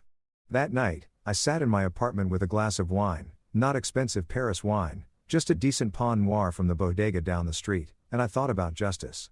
For 6 years, I believed that working hard and being loyal would be enough. That Richard Hartwell would eventually see my value and reward it. That the system was fair, that good things happen to good people, that patience was a virtue. I'd been wrong about all of it. The system wasn't fair. Good things didn't happen to good people. Good things happened to people who fought for them. And patience wasn't a virtue. It was just another word for accepting less than you deserved. Richard Hartwell was about to learn that lesson the hard way and I was going to watch him fall. The news broke on a Tuesday morning. 3 weeks after my meeting with the SEC, I was in my office reviewing quarterly projections with Alex when Sarah burst through the door without knocking, a first for her, which told me immediately that something major had happened. Turn on CNBC, she said, already grabbing the remote for the television mounted on my wall. Right now. The screen flickered to life, showing a news anchor with the kind of serious expression reserved for market crashes and CEO arrests. Behind her, a chyron scrolled across the bottom. Breaking. Manufacturing CEO arrested on federal fraud charges. Richard Hartwell, CEO of Hartwell Industries, was taken into custody this morning by FBI agents at the company's Connecticut headquarters. Federal prosecutors have charged Hartwell with conspiracy to commit fraud, obstruction of justice, and filing false statements to the Securities and Exchange Commission. According to the indictment, Hartwell allegedly fabricated emails to frame a former employee in an attempt to damage that employee's career and harm a competitor. Alex let out a low whistle. Holy, the footage cut to shaky cell phone video of Richard being walked out of the Hartwell Industries building in handcuffs. FBI agents on either side of him. His face was red, his mouth moving, probably yelling, though there was no audio. Behind him, I could see employees watching from the windows, their expressions shocked. Joining us now is legal analyst Jennifer Kwan. Jennifer, how serious are these charges? Very serious, Tom. We're talking about multiple federal felonies here. Conspiracy to commit fraud carries up to 5 years in prison. Obstruction of justice, another 5 years. Filing false statements to a federal agency. Another 5. If convicted on all counts, Richard Hartwell could be looking at 15 to 20 years in federal prison. My phone started ringing. James, then Catherine, then a number I didn't recognize. Then another. Sarah muted the TV. I'm guessing you knew this was coming. I knew it was possible. I didn't know it would be today. The phones are going crazy. Every business reporter in New York wants a statement. What should I tell them? Tell them no comment for now. Root everything to Catherine Reeves. After Sarah left, I sat down heavily in my chair. Alex was still staring at the television where they were now showing old footage of Richard at industry conferences, smiling and confident. The very picture of success. That's your father-in-law, Alex said. Your ex-father-in-law, I mean. Yes. And he tried to frame you for securities fraud. Yes. Jesus. David, why didn't you tell us? Because it was being handled and because I didn't want to be defined by it. I looked at him. I'm the CFO of Apex Manufacturing Division. That's what matters. Not Richard Hartwell's crimes. Still, Alex shook his head. This is going to be everywhere. Every trade publication, every business news site, Hartwell Industries is going to be in free fall. He was right. By noon, the story had exploded across every platform. Bloomberg, Reuters, The Wall Street Journal, all running variations of the same headline. Manufacturing CEO arrested in fraud scheme targeting former employee. Some outlets had already connected the dots. I saw my name in several articles. Sources indicate the former employee in question is David Chen, who left Hartwell Industries in September and is now CFO of Apex Consolidated's manufacturing division. My phone kept ringing. I ignored most of it, but I took Catherine's call. Have you seen the news? She asked. Hard to miss it. The U Attorney's Office will be making a formal statement this afternoon. They'll lay out the charges in detail. You should know they're also charging Brandon Keller, Hartwell's IT director, as a co-conspirator. He's already cooperating in exchange for a reduced sentence. What about Emily? Safe? The whistleblower protection is holding. Her name hasn't been mentioned in any public filings, and it won't be unless she chooses to go public. Right now, she's the SEC's star witness, and they're keeping her identity sealed. Has Richard said anything? His lawyer issued a statement calling the charges baseless political persecution and insisting he'll be vindicated. Standard stuff. But David, the evidence is overwhelming.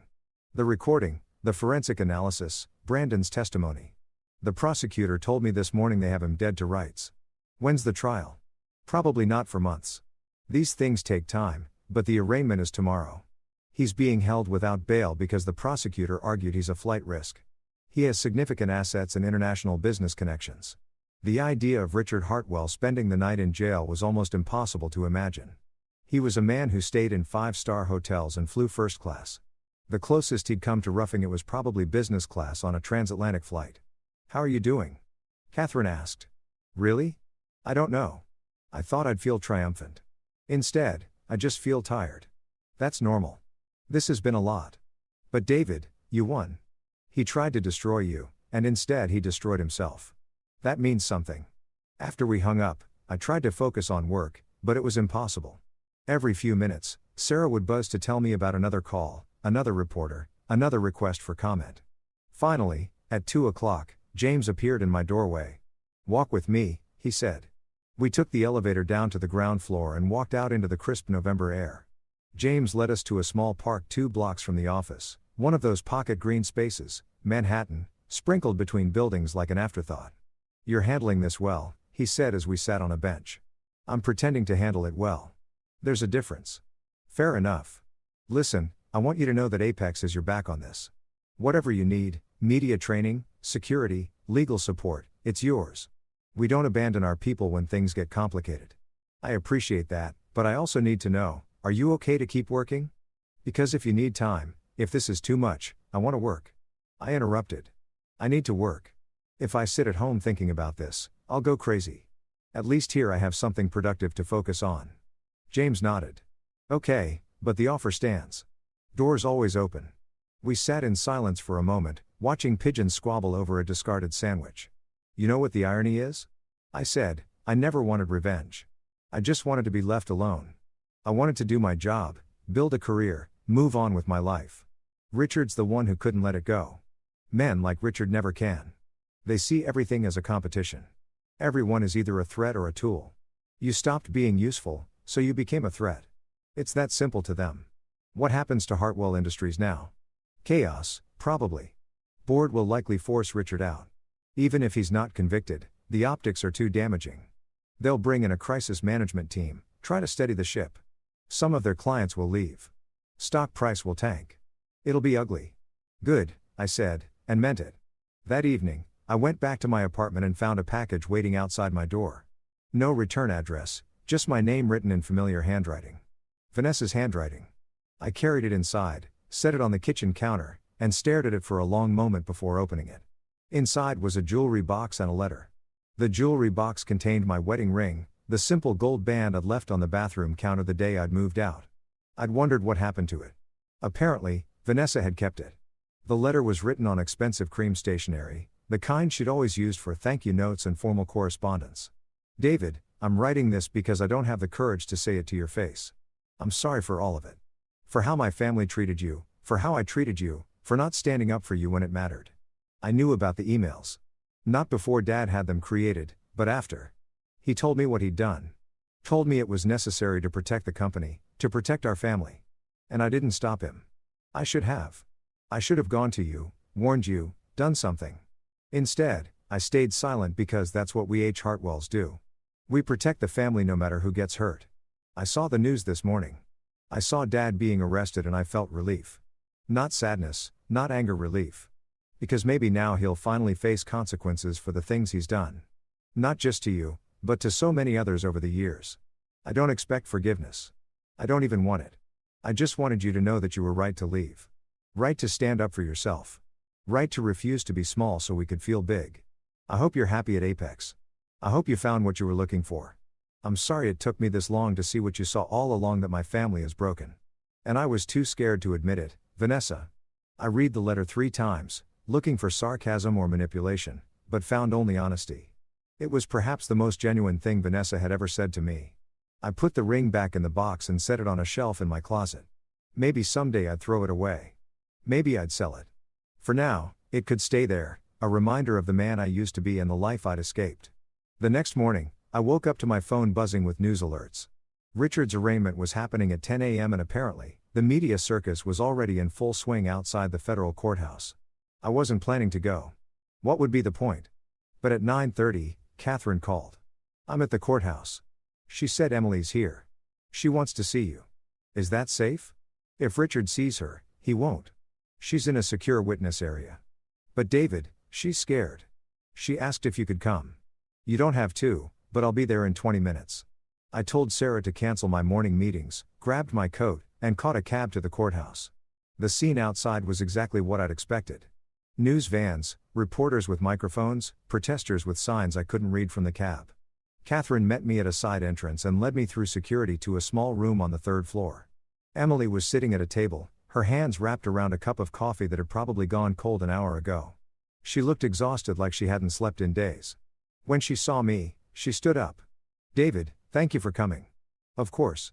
How are you holding up? I'm terrified. The prosecutor keeps telling me I did the right thing, that I'm protected, that everything will be okay, but my mother won't speak to me. Vanessa sent me a text calling me a traitor. Thomas, he's the only one who's been decent. He said he understood why I did it, but that I couldn't come to any family events anymore because it would upset Dad. I wanted to say something comforting, but what could I say? She'd burned her family to the ground to do the right thing. There were consequences to that, And platitudes wouldn't make them hurt less. "I'm sorry," I said instead. "I know this is hard, but you saved my life, Emily. If you hadn't come forward, Richard would have destroyed me. Maybe literally. So, whatever happens, whatever you lose, you did the right thing." Did I? Because right now, it feels like I just blew up my entire life for nothing. Not for nothing. For justice, for truth, for the principle that powerful people shouldn't get away with destroying others just because they can. I sat down across from her. "Your father tried to frame me for federal crimes. He increased my life insurance policy and sent me into dangerous situations. He fabricated evidence and filed false complaints. That's not family loyalty. That's criminal behavior. And you stopped him." Emily's eyes filled with tears. "He's still my father." "I know. And that makes what you did even braver." Catherine knocked on the door frame. "They're bringing Richard in. Arraignment starts in 5 minutes. Emily, you don't have to watch if you don't want to." "I do," Emily said, wiping her eyes. "I need to see it. I need to know this is real." We went to the gallery, Catherine, Emily, and me.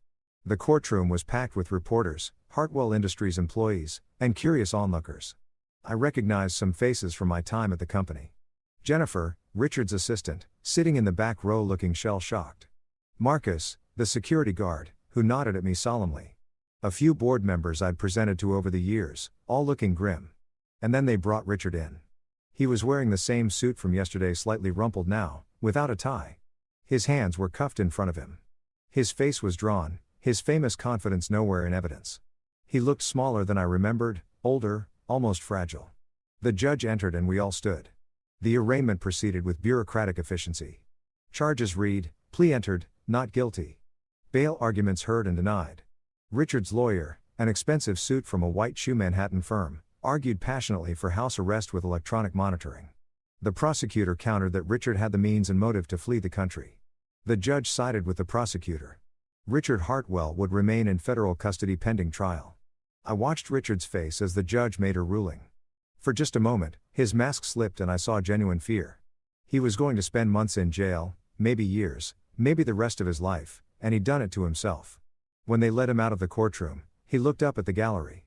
His eyes swept across the crowd and landed on Emily. Recognition flashed across his face, then shock, then rage. He knew. Somehow he knew it had been her. Emily grabbed my hand, her grip tight enough to hurt, but she didn't look away. She stared at her father, and her father stared back. And in that moment, something broke between them that could never be repaired. Then he was gone. Back through the door that led to the holding cells. We left the courtroom in silence. Outside, the reporters were shouting questions, but Catherine steered us away through a back corridor and out to a waiting car. "It's done," Catherine said once we were safely inside. "He's in custody. The trial will take months, but the evidence is solid. He's going to prison, David. It's over." But it didn't feel over. It felt like the beginning of something else, something I didn't have a name for yet. Emily leaned her head against the window.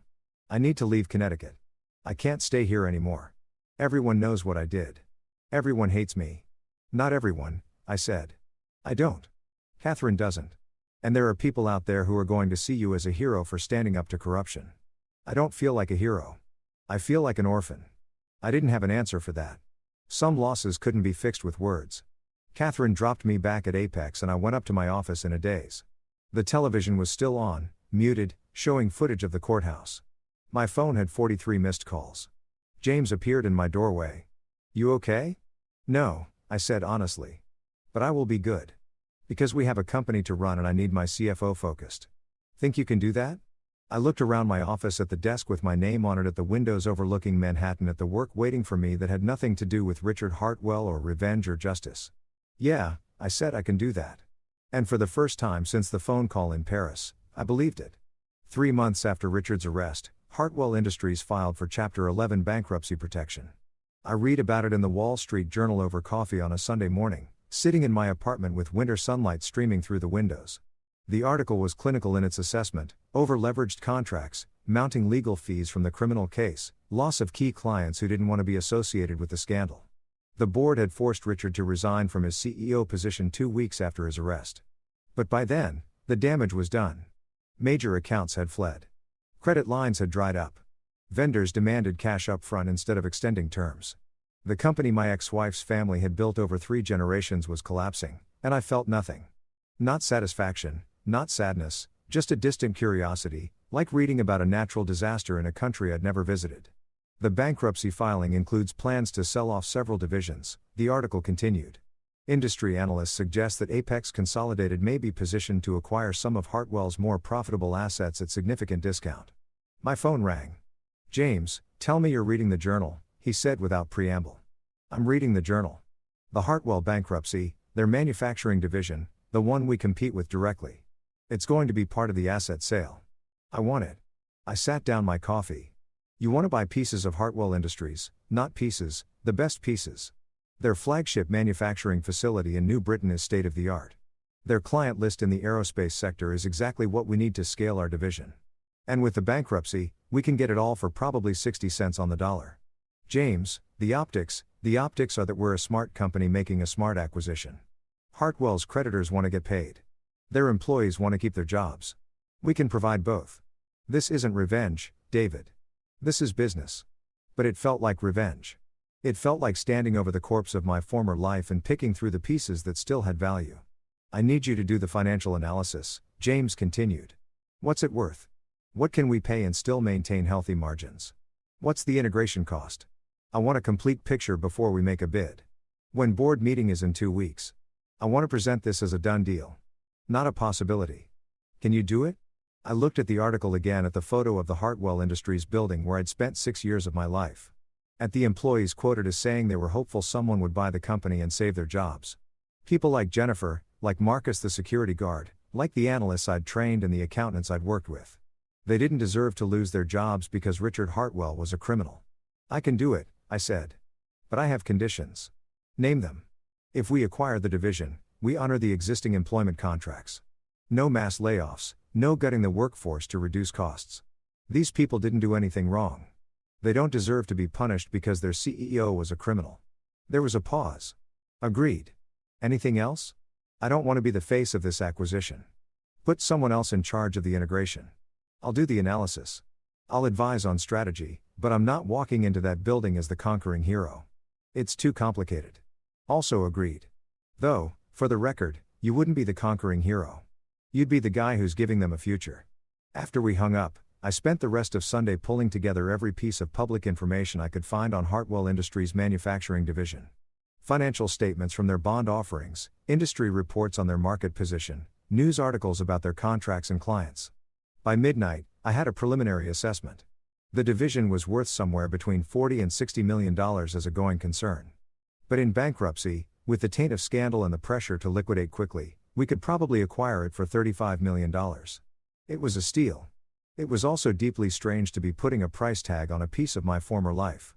Monday morning, I assembled my team, Margaret, Alex, Tom, and Patricia, and laid out the project. "We're conducting acquisition due diligence on Hartwell Industries' manufacturing division," I said. "I need complete financial analysis, profitability by product line, customer concentration risk, contract portfolio review, integration cost estimates. We have 2 weeks." Tom's eyes went wide. "Hartwell, your former employer, Hartwell, the same. Are we? Is this?" Alex struggled for words. "Is this weird for you?" "Extremely, but it's also good business. So, let's focus on the business part and try to ignore the weird part." We dove in. The bankruptcy court had made Hartwell's financial records public as part of the filing, which meant we had access to data I'd never been allowed to see when I actually worked there. Detailed profit and loss statements by division, complete customer lists, contract terms and schedules, equipment inventories, employee compensation data. It was like performing an autopsy on something that was still technically alive but dying. "Jesus," Margaret said on day 3, looking at a spreadsheet of contract margins. They were losing money on almost everything. How did they stay in business this long? "Creative accounting," I said, and Richard's willingness to lie to the board about actual performance. They kept winning new contracts to generate cash flow, but each contract lost money, so they needed more contracts to cover the losses. "Classic death spiral, except for the aerospace division," Tom noted. "That's actually profitable. Good margins, solid contracts, excellent equipment. If we stripped away everything else and just bought this piece, that's exactly what we're going to do." I said James wants the aerospace division, not the whole mess. We let someone else buy the money-losing pieces. The work was intense but straightforward. Unlike the chaos at Hartwell, where I'd been constantly fighting for resources and authority. At Apex, I had everything I needed: a competent team, adequate time, access to information. It was a reminder of how much easier work was when people actually wanted you to succeed. On day 7, Catherine Reeves called with an update on Richard's case. Trial date is set. She said June 15th. The prosecutor is pushing for a speedy trial and Richard's legal team couldn't get it delayed any longer. Also, there's been a development with Emily. My stomach tightened. What kind of development? She's going public. There's going to be a 60 Minutes interview airing next Sunday. She's going to talk about why she came forward, what she witnessed, what it cost her. The producer reached out to me for comment. They want to interview you, too. Absolutely not. That's what I told them. But David, you should know this is going to bring everything back into the spotlight. Emily's brave for doing this, but it means more media attention, more questions, more scrutiny. Is she safe? If she goes public, she has security. The FBI is taking threats seriously, especially given Richard's resources and connections, but she feels like she needs to do this. She wants people to understand why she made the choice she made. I thought about Emily in that courthouse, watching her father being led away in handcuffs, about the text from Vanessa calling her a traitor, about how she'd said she felt like an orphan. She's trying to take back the narrative. I said, exactly. Instead of being the daughter who betrayed her family, she's the whistleblower who stood up to corruption. It's smart, actually. Difficult, but smart. Sunday night, I watched the 60 Minutes interview alone in my apartment. Emily looked different, older somehow. Though it had only been a few months, she sat in a nondescript room, hands folded in her lap, and told her story with a quiet dignity that made my chest ache. People ask me how I could betray my own father, she said to the interviewer.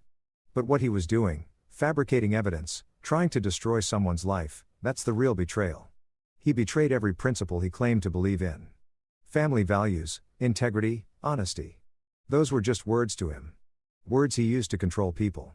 You knew that coming forward would cost you your relationship with your family, the interviewer prompted. I did, and it has. My mother won't speak to me.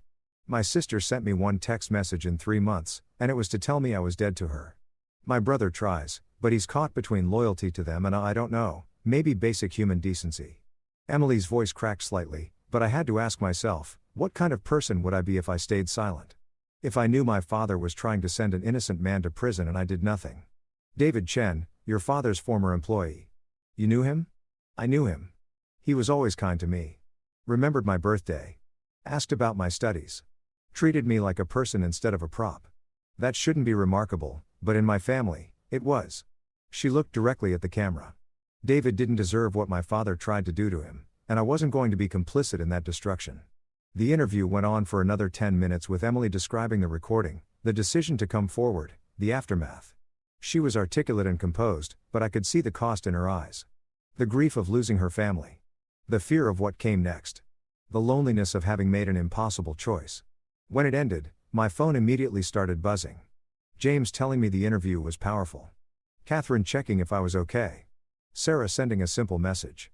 Your ex-sister-in-law is brave as hell. And then, surprisingly, a text from Vanessa. I watched the interview. Emily's right. I'm sorry I called her a traitor. I'm sorry for a lot of things. I hope you're well. I stared at that message for a long time before responding. I hope you're well, too. Take care of yourself. It wasn't forgiveness. It wasn't reconciliation, but it was something in acknowledgement that we'd both been trapped in the same toxic system, and we'd both found different ways to escape.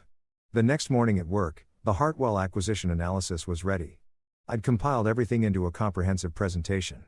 Current state assessment, valuation analysis, integration plan, risk factors, financial projections. The aerospace division was worth acquiring at the right price. Everything else was a dumpster fire we should avoid. James reviewed it in his office, nodding as he flipped through the slides. This is excellent work, he said. Exactly what I needed. Board meeting is Thursday. I'll present this and if they approve, we'll submit a bid by end of week. What if Hartwell's board rejects our bid? There's bad blood there. They're in bankruptcy. They don't get to reject good faith offers based on personal feelings. The bankruptcy trustee will evaluate all bids based on value and likelihood of closing. We'll be competitive on both fronts. What about Richard? Even from jail, he might try to interfere. Richard doesn't get a vote anymore. He resigned as CEO and the board stripped his voting rights as part of the settlement with creditors. He's a defendant in a criminal case, nothing more. James closed the presentation. This is going to happen, David. And when it does, you're going to have saved dozens of jobs and built our division into a real powerhouse. That's something to be proud of. I wanted to feel proud. Instead, I felt like a scavenger picking over bones. Thursday's board meeting lasted 3 hours. James called me afterward with the news. Unanimous approval to bid $38 million for the aerospace division with employment guarantees for existing staff and a 90-day integration timeline. We're doing this, he said, and I could hear the excitement in his voice. We submit the bid tomorrow morning. If all goes well, we'll own it by end of March. That night, I couldn't sleep. I kept thinking about walking into that new Britain facility as part of Apex, about seeing Jennifer and Marcus and all the people who used to be my colleagues, about the strange circularity of it all, fired from Hartwell, hired by Apex, now facilitating Apex's acquisition of Hartwell. If someone had told me 6 months ago sitting on that Paris terrace that this is where I'd end up, I would have laughed or cried. I wasn't sure which. Around 2:00 a.m. I gave up on sleep and went for a walk. New York in winter in the middle of the night was a different city, quieter, harsher, more honest somehow. I walked through Hell's Kitchen down to Times Square, still bright and busy even at this hour. Then over to the Hudson River waterfront. I stood there looking at the water, thinking about all the versions of myself I'd been over the past year. The loyal employee who worked 60-hour weeks. The husband trying to be good enough. The man on vacation who laughed at his father-in-law and hung up the phone. The witness in a federal investigation. The CFO building something new. Which one was real? Maybe all of them. Maybe none of them. My phone buzzed. A text from Emily. Saw the news about the acquisition bid. I'm glad Apex is doing this. Those employees deserve better than what my family gave them. Thank you for taking care of them. I typed back. How are you doing? Really? Her response came a few minutes later. Some days better than others. The interview helped. Saying it all out loud. Owning my choice. It made it real in a way it wasn't before. I'm moving to Seattle. Fresh start. My advisor at Berkeley found me a research position with an environmental policy think tank. I start next month. That's wonderful. I'm happy for you. Are you happy? That's not a rhetorical question. After everything, are you actually happy? I looked out at the Hudson, at the lights reflecting on the water, at the city behind me that was starting to feel like home. Getting there, I typed. Some days better than others, but getting there. Good. You deserve it. We both do. The bid went in Friday morning. By Friday afternoon, we had confirmation that it was being seriously considered.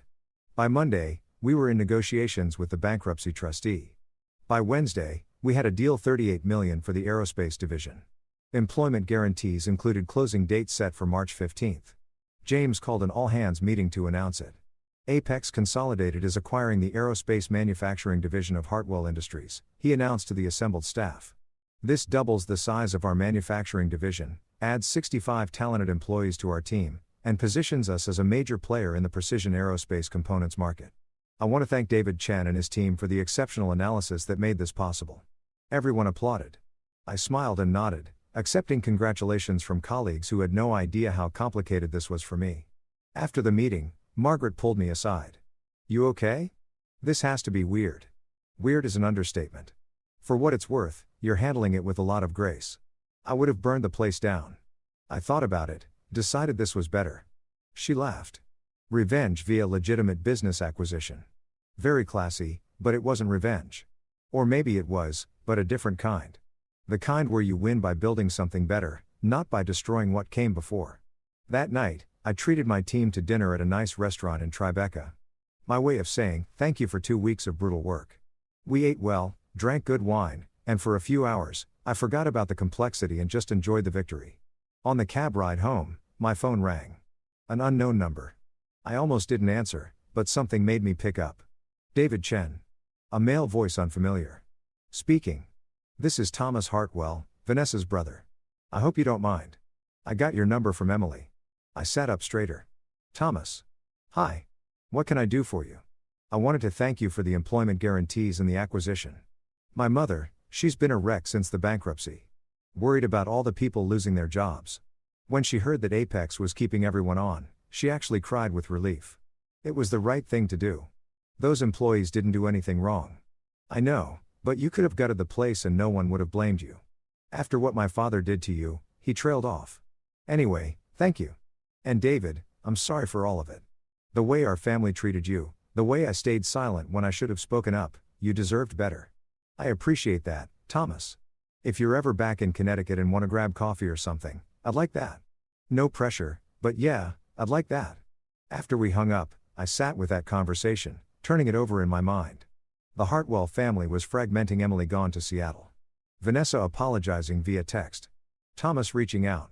And at the center of it all, Richard sitting in a jail cell waiting for trial.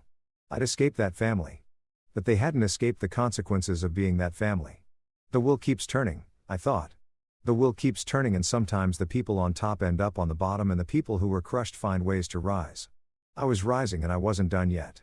The trial lasted 3 weeks. I didn't attend. Catherine said I didn't need to. My deposition was entered as evidence and Emily's testimony was compelling enough without me sitting in the gallery as a reminder of Richard's crimes. So, I followed it through news reports and Catherine's daily updates, watching from a distance as the man who tried to destroy me was systematically taken apart by federal prosecutors. The verdict came on a Friday in late June. Guilty on all counts. I was in a meeting with aerospace suppliers when Sarah interrupted, holding up her phone with a news alert. The room went quiet as everyone checked their devices simultaneously. Sentencing in 60 days, Catherine texted. 15 to 20 years likely. It's over, David. You won. But it didn't feel like winning. It felt like closing a book I'd been forced to read. Relief that it was finished. Not joy at how it ended. That evening, James took me to the rooftop bar where we'd celebrated the Hartwell acquisition closing 3 months earlier. The aerospace division was already exceeding projections. The employees we'd kept had become some of our best performers. Marcus, the security guard, now ran safety protocols for our entire manufacturing division. To justice, James said, raising his glass. To new beginnings, I countered. We drank as the sun set over Manhattan, painting the sky in shades of gold and crimson. My phone buzzed. A text from Emily. Saw the verdict. How are you feeling? Free. I typed back and I meant it. That night, I stood in my apartment, no longer temporary, officially mine now, and looked at the life I'd built. Photos on the wall from a hiking trip with my team. Books I'd actually had time to read. A kitchen where I cooked dinner instead of eating takeout at my desk. A calendar with vacation do not disturb blocked out for 2 weeks in August. On my desk sat 2 objects. The Mont Blanc pen I'd used to sign away my old life and the business card James had given me in Paris, now framed. I picked up the card, remembering that moment, the wine, the view, the laughter that had started everything. 6 months ago, Richard Hartwell had called me in Paris and fired me. Thinking he was ending my story. Instead, he'd freed me to write a better one. My phone rang one last time. Unknown number, I answered. Mr. Chen, this is Douglas Brennan, Sec. I wanted to personally thank you for your cooperation in the Hartwell case. Your testimony was instrumental. I'm glad I could help. There's one more thing. The whistleblower reward program, you and Miss Hartwell are entitled to a percentage of the penalties assessed. It should be substantial. After he hung up, I laughed. Really laughed. The way I had on that Paris terrace. Richard had tried to destroy me with $15 million in life insurance. Instead, I'd helped destroy him and gotten paid for it. I raised my glass of wine to the empty apartment. To karma, I said, and to never settling for less than I deserve. The city glittered below, full of possibility, and I was finally ready to claim it. Story 3. My wife said she and my daughter were spending Christmas with her ex-husband. She needs a real father figure. If you don't like it, divorce me. I didn't argue. I took the Japan transfer I'd refused for years. 1 week later, she came home and called me in a panic. The snow was falling the night, she told me. Big slow flakes that caught the light from our kitchen window and turned the world outside into something soft and silent, deceptive. I remember thinking how beautiful it looked, how peaceful. While my wife sat across from me at the table we'd picked out together 7 years ago and told me our daughter would be spending Christmas with another man. Mark and I have been talking, Sarah said, her voice steady in that way that meant she'd rehearsed this about Emma, about what she needs. I sat down my coffee. It had gone cold anyway. Okay. She needs stability. She needs a father figure who's actually present. If you've ever felt the moment before impact, that split second when you see the car running the red light, when you hear the ice crack beneath your feet, when you realize the ground is closer than it should be, you know that time doesn't actually slow down. Your brain just suddenly has room for 1,000 thoughts at once. I thought about the school play I'd missed last month because of the Henderson acquisition. I thought about Emma's soccer games, how I'd made it to maybe half of them this season. I thought about the Japan offer sitting in my email inbox, The one I'd turned down 3 times because I couldn't imagine being that far from my family. Present, I repeated. Sarah's fingers wrapped around her wine glass. Her nails were painted a deep red, fresh from the salon. I'd given her my credit card that morning when she asked. I always gave her my credit card when she asked. Mark's been spending time with Emma, taking her to the park, helping with homework, showing up for her recital, the things a father does. Mark. I let the name sit there between us. Her ex-husband, the man she divorced 8 years ago for growing apart. The man who'd paid child support but rarely used his visitation rights until I realized with a cold clarity about 6 months ago. He's changed, Sarah said. And there was something in her voice, something warm. He's really stepped up. Emma adores him. Emma was 10 years old. She'd been 2 when Sarah and I got together, 3 when we married. I'd been the one to teach her to ride a bike. I'd been the one holding her hand on the first day of kindergarten. I'd been the one she called Dad for 7 years until recently. So, what exactly are you telling me? I asked, though I already knew. I could feel it in the air, heavy as the snow piling up outside. Sarah took a long sip of wine. Emma's spending Christmas with Mark. I'm going too. She needs both of us there. And honestly, David, you work through every holiday anyway. I don't work through every. Last Christmas, you took 3 conference calls on Christmas morning. The Tokyo markets don't close for American holidays. Exactly. She leaned forward and I saw something in her eyes I hadn't seen in months. Certainty, decision. The look she got when she'd made up her mind and nothing I said would change it. That's exactly the problem. Emma needs a father who puts her first. Mark is offering to do that. The rational part of my brain, the part that had made me one of the youngest senior analysts at Mercer & Klein, was already running calculations. Sarah's increased spending over the past 6 months, the new highlights in her hair, the gym membership she'd suddenly taken an interest in, the way she'd started dressing nicer for coffee with friends, the subtle shift in how she looked at me, or rather how she'd stopped looking at me at all. The other part of my brain, the part that still remembered our wedding day, the part that still loved her despite everything, was trying to find the words that would fix this. Sarah, I said carefully. We can talk about this if you feel like I'm not present enough. I can make changes. I'm not asking for permission, David. Her voice cut through the kitchen like a blade. I'm telling you how it's going to be. Emma and I are spending Christmas at Mark's cabin in Aspen. 2 weeks. We leave on the 23rd, 2 weeks, Christmas, and New Year's. The holidays I'd specifically kept clear this year, the time I'd fought to protect from work obligations because last year had been so fragmented. And if I say no, I asked quietly. Sarah's laugh was short and cold. Emma's my daughter.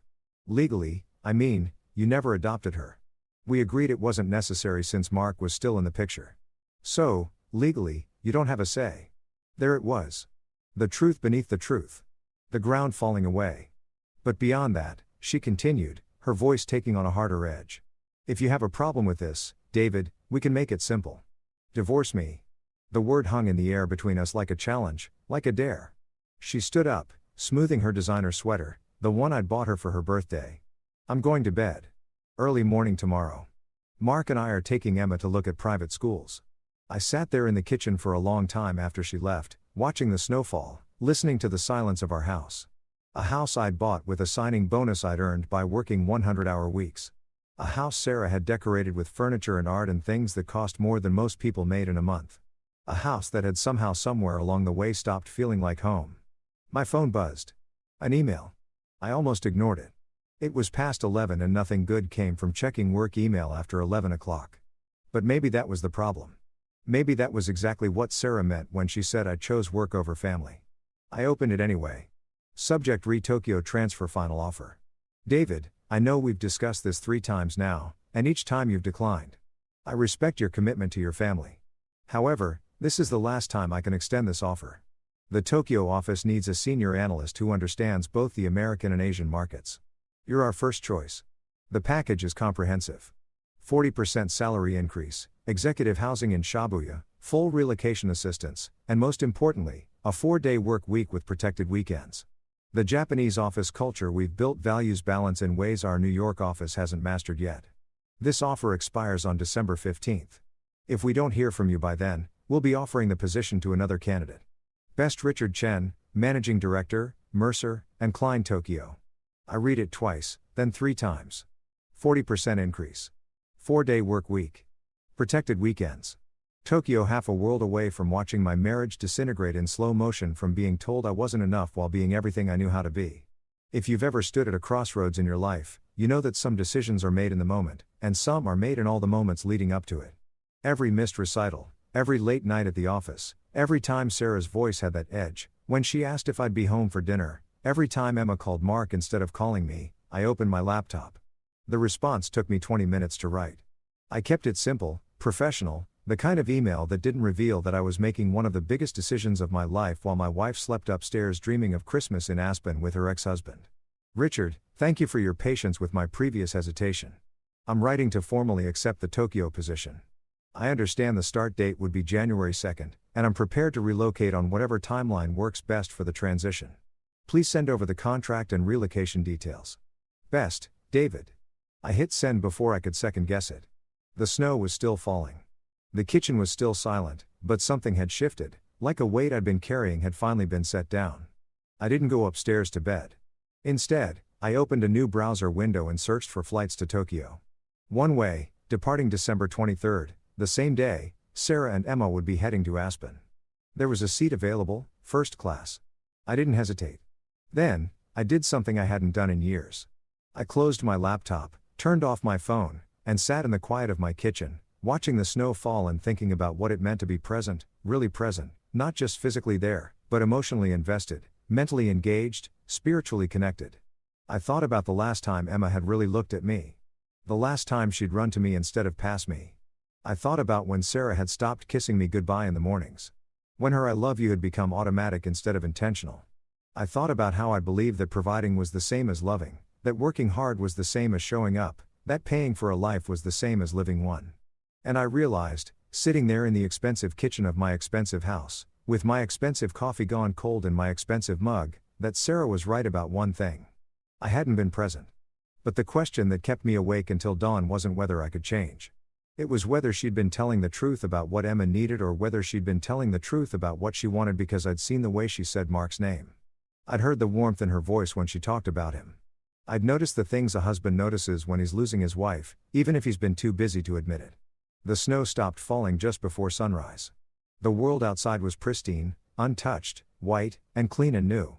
I made fresh coffee and watched the sun come up over our neighborhood, over the houses full of families who maybe had their own secrets, their own silences, their own versions of coming apart.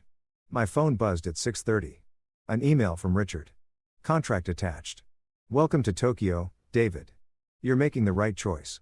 I wondered if that was true. I wondered if there was a right choice in any of this or just different kinds of endings. Upstairs, I heard Sarah's alarm go off. Heard her moving around, getting ready for her day, getting ready to take our daughter or my daughter, even if not legally, to look at private schools with her ex-husband. I saved the Tokyo contract to my desktop without opening it. There would be time for that later. For now, I had exactly 7 days to figure out how to disappear for my own life, 7 days to pack up 8 years of marriage, 7 years of fatherhood, and everything I thought I knew about who I was supposed to be. 7 days before Sarah would come home to an empty house and a note on the kitchen table. Before she would finally understand that some ultimatums don't go the way you expect. 7 days before she would call me in a panic, her voice breaking in ways I'd never heard before. Saying words I'd never imagined she would say. But I didn't know that yet. All I knew was the snow had stopped falling. The sun was coming up and I had a flight to book. The thing about dismantling a life is that it's remarkably easy when no one's paying attention. I started on Monday morning, the day after Sarah's ultimatum. She left early coffee with Mark to discuss Emma's school options, she said. Like that was perfectly normal, like my input wasn't needed. Emma had already left for school. The house was mine. I stood in my home office, coffee in hand, and looked at 8 years of accumulated existence. Degrees on the wall from Columbia and Wharton, photos from corporate events, the Crystal Award I'd gotten for closing the Henderson deal. All of it carefully curated, professionally framed, meaningfully meaningless. My phone rang. Richard Chen, David, got your acceptance. Fantastic news. His voice had that early morning energy of someone calling from 13 hours ahead. I'm sending over the relocation team's contact info. They'll handle everything.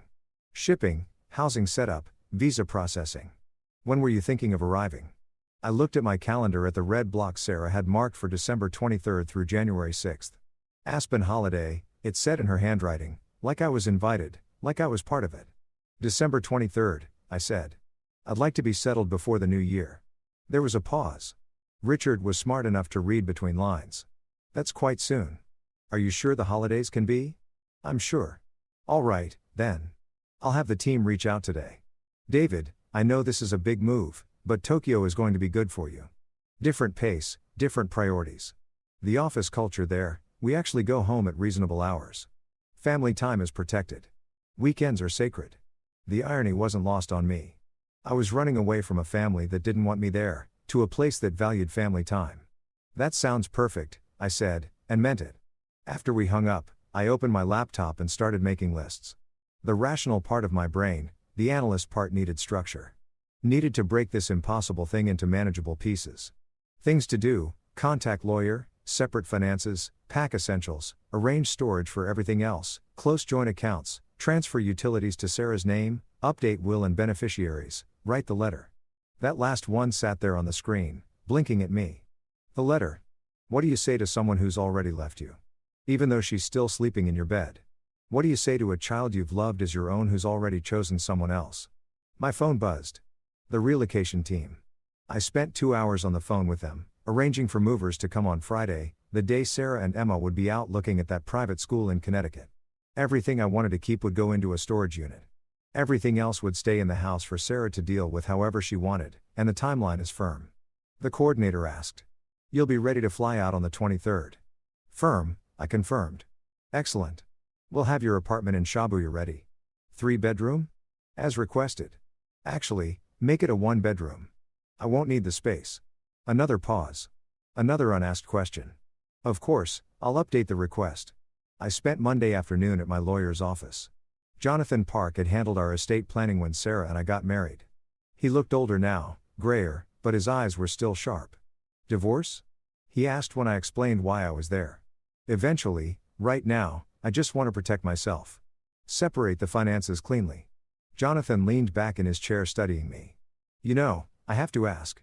Is there someone else? Because if Sarah's going to claim, there's no one else, I said. There's barely been me and her for the last year, if I'm being honest. He nodded slowly. And the child, Emma, not legally mine. Sarah made that very clear. But you've been her father figure for 7 years. You could make a case for visitation.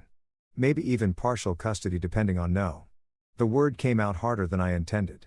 Sarah's right. Emma needs stability. A custody battle would destroy that. I'm not going to put her through that. Jonathan's expression softened. That's admirable, David.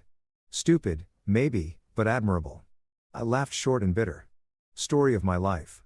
We spent the next hour setting up a legal framework. Separate bank account in my name only. Transferred from our joint savings. My contributions over the years. Tracked and documented. Updated beneficiaries on all my accounts. Removing Sarah. A new will. A power of attorney that didn't include my wife. The house? Jonathan asked. It's in both our names. I'll sign over my half. Consider it settlement in advance. David, that house is worth close to $2 million. You're just going to give her your half. I thought about Emma's room painted purple because it was her favorite color. I thought about the backyard where I'd taught her to ride a bike. The kitchen where we'd made pancakes on Saturday mornings before I started working Saturdays, too. Yes, I said. I'm just going to give her my half. Jonathan made notes, his pen scratching across legal pads. What about alimony? You've been the primary earner. She could let her try. I've kept records of every deposit into our joint account, every bill I've paid, every expense I've covered. If she wants to go that route, we can talk about how much of my income went to funding her lifestyle while she rekindled things with her ex. That got his attention. You have proof of an affair. I have proof of patterns, unexplained absences, increased spending on appearance, a sudden interest in activities that align with Mark's interests, text messages on the phone bill. Nothing explicit, but frequent. Very frequent. Jonathan was quiet for a moment. You know, if you wanted to fight this, I don't want to fight. I want to leave cleanly. I want her to wake up one day and realize what she threw away. And I want to be too far away for her to reach me when she does. He studied me with something like respect. Tokyo, you said. Tokyo. Well then. He gathered his papers. Let's make sure you leave with everything you're entitled to. I left his office with a folder full of documents and a strange sense of clarity. The kind of clarity that comes from accepting the inevitable. From stop fighting against the current and just letting it carry you wherever it's going to go. Tuesday, I worked from home. Sarah barely noticed. She was busy with her own preparations, packing for Aspen, texting constantly with someone who made her smile in ways I couldn't remember her smiling at me. Emma came home from school and found me in my office. "Dad," she said, and my heart broke a little because she still called me that. Still didn't know this was all ending. "Can you help me with my math homework?" I looked at the spreadsheet on my screen, a financial analysis that could wait, that would always wait because there would always be another one. I looked at my daughter standing in the doorway with her backpack and her earnest expression in her mother's eyes. "Of course," I said, and closed my laptop. We sat at the kitchen table, working through word problems about trains leaving stations and fractions of pizzas. She was smart, quick with numbers, and I felt a surge of pride that I had no right to feel because I wasn't really her father, was I? I was just the man who'd been there, the man who'd been convenient, the man who was about to disappear. "Emma," I said carefully when we finished the last problem. "You know I love you, right?" She looked up at me with those serious 10-year-old eyes. "I know, and you know that sometimes adults have to make difficult choices, but that doesn't mean the love goes away." Something flickered across her face. Uncertainty, maybe even fear. "Are you and Mom getting divorced?" The question hit me like a physical blow. Kids always know. They always sense when the ground is shifting beneath them. "I don't know," I said honestly. "Maybe. But whatever happens, I want you to know that these years with you have been the best years of my life." She was quiet for a long moment. "Then Mom says Mark is my real dad." "Mark is your biological father." "That's true, but you're my dad, too, aren't you?" I pulled her into a hug. This child who I'd loved and raised and failed in ways I was only beginning to understand. "I'll always be your dad, sweetheart, no matter what." She hugged me back tight and fierce. And I wondered if she knew somehow that this was goodbye. If some part of her understood that when she came back from Aspen, I'd be gone. Sarah found us like that when she came home carrying shopping bags from Nordstrom. Her expression went cold. "Emma, go do your homework in your room." Emma pulled away from me reluctantly, gathering her books. She looked back once before heading upstairs, and I tried to memorize that look, that moment, because I didn't know when I'd see it again. "Don't," Sarah said when Emma was gone. "Don't what?" "Don't confuse her. Don't make this harder than it needs to be." I stood up slowly, carefully, keeping my voice level. I was helping her with math homework. "Is that not allowed now? You know what I mean? Don't try to guilt her about Aspen. Don't make her feel bad about wanting to spend time with Mark. I would never do that, wouldn't you?" Sarah set her bags on the counter. "Thousands of dollars worth of new ski clothes charged to our joint credit card. You're so good at the quiet martyr act, David, the long-suffering provider.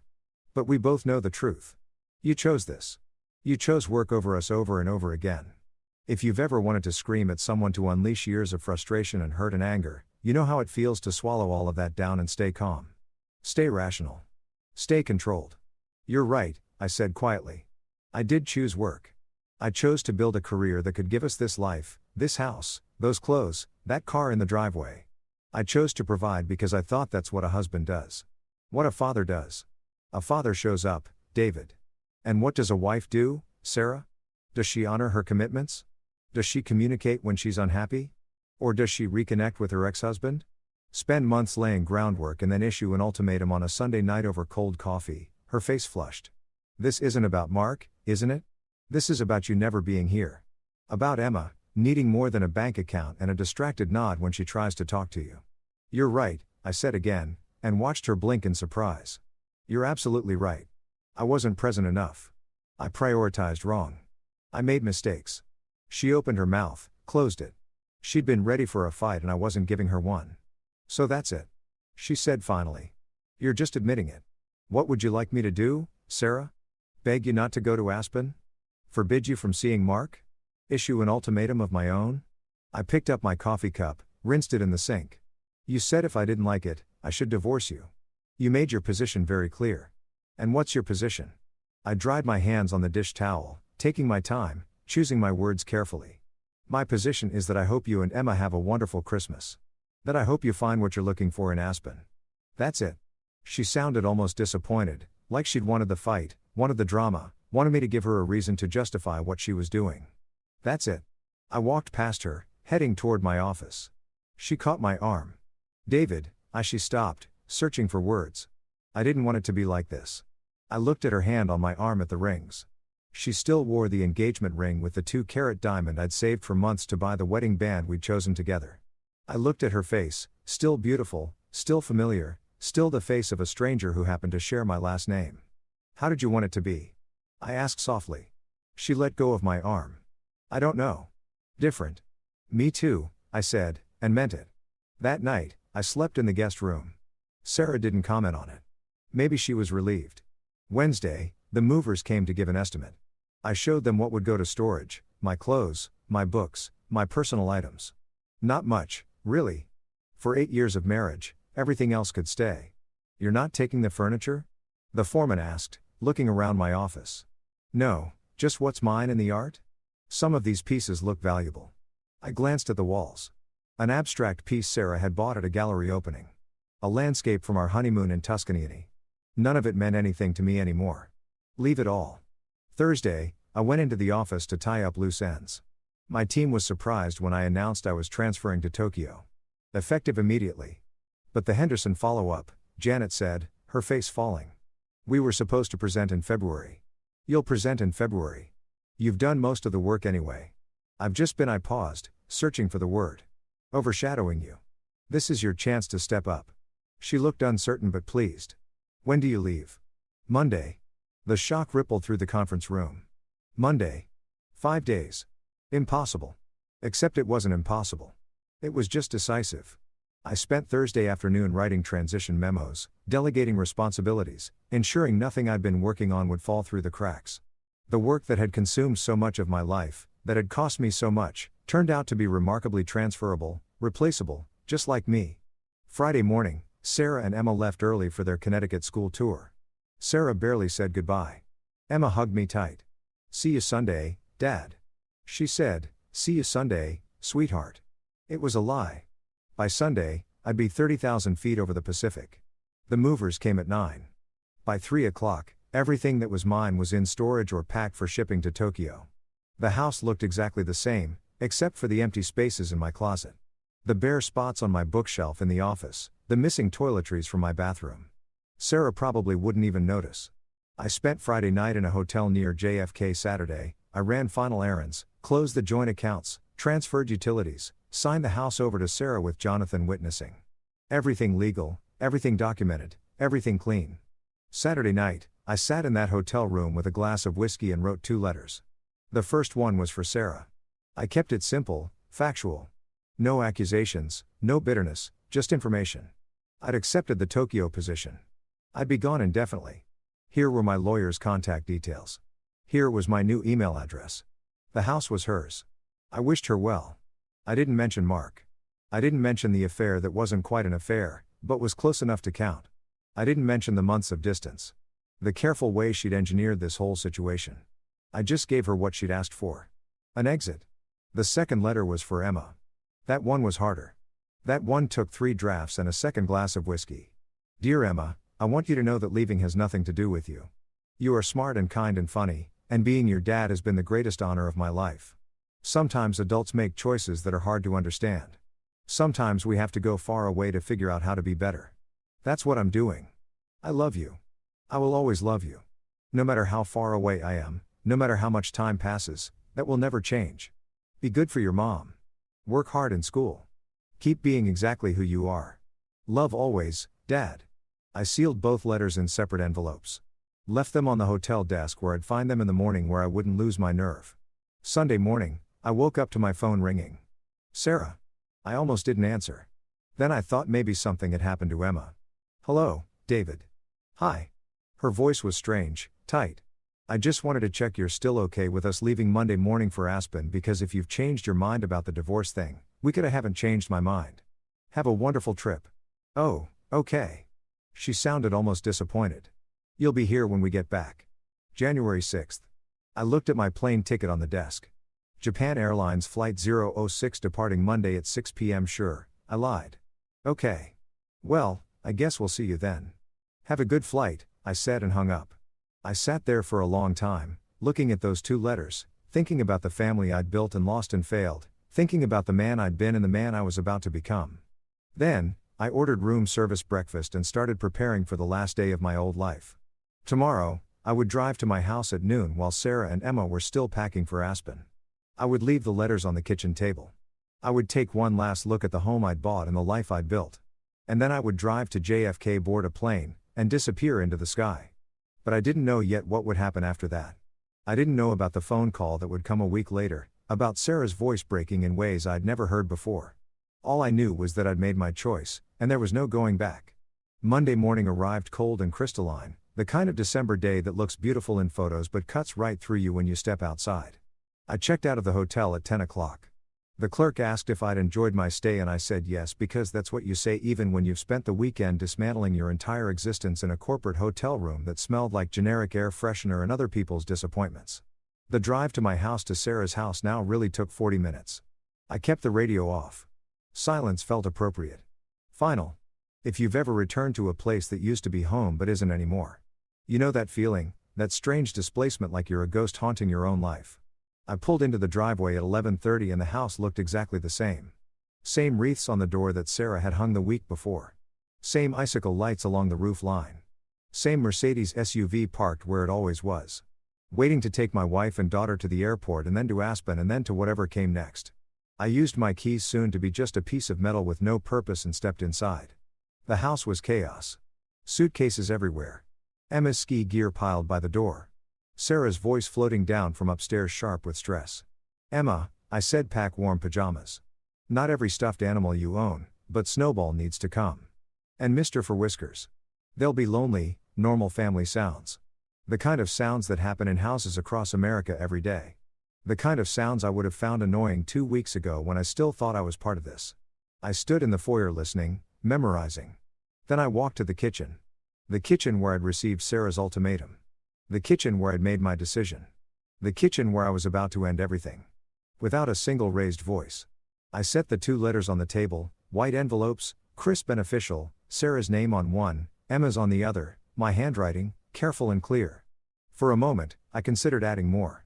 A longer explanation, a defense of my choices, a list of all the things I'd sacrificed, all the hours I'd worked, all the ways I'd tried to build a life worth living. But what was the point? Sarah had made up her mind. Emma was 10 years old and caught in the middle of adult complications. She shouldn't have to navigate. More words wouldn't change anything. I heard footsteps on the stairs. Sarah's voice closer now. Emma, go make sure you have your charger and your headphones. You know how you get on long flights without. She stopped when she saw me. We looked at each other across the kitchen, across 8 years of marriage and months of unraveling in a gulf that had become too wide to bridge. She was dressed for travel. Designer jeans, cashmere sweater, her hair pulled back in that effortless way that actually took effort. She looked good, happy, even lighter than I'd seen her look in months. David, she said. You're home. Just came to get a few things I forgot. Her eyes went to the letters on the table. What's that? Just some paperwork. Nothing urgent. Emma bounded into the kitchen before Sarah could ask more questions, her backpack trailing behind her. Dad? She crashed into me with the full force of a 10-year-old who hadn't learned to be guarded yet. I didn't know you'd be here. Are you coming to the airport with us? I hugged her tight, breathing in her strawberry shampoo, the fabric softener smell of her favorite hoodie, trying to memorize the weight of her in my arms. Can't, sweetheart. Work call. But I wanted to say goodbye. It's just 2 weeks, she said, pulling back to look at me. We'll be back before you know it. 2 weeks? She didn't know that. 2 weeks from now, I'd be 10,000 miles away.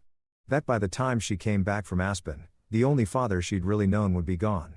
You're going to have such an amazing time, I said, keeping my voice steady. Promise me you'll be careful on the slopes and listen to your mom.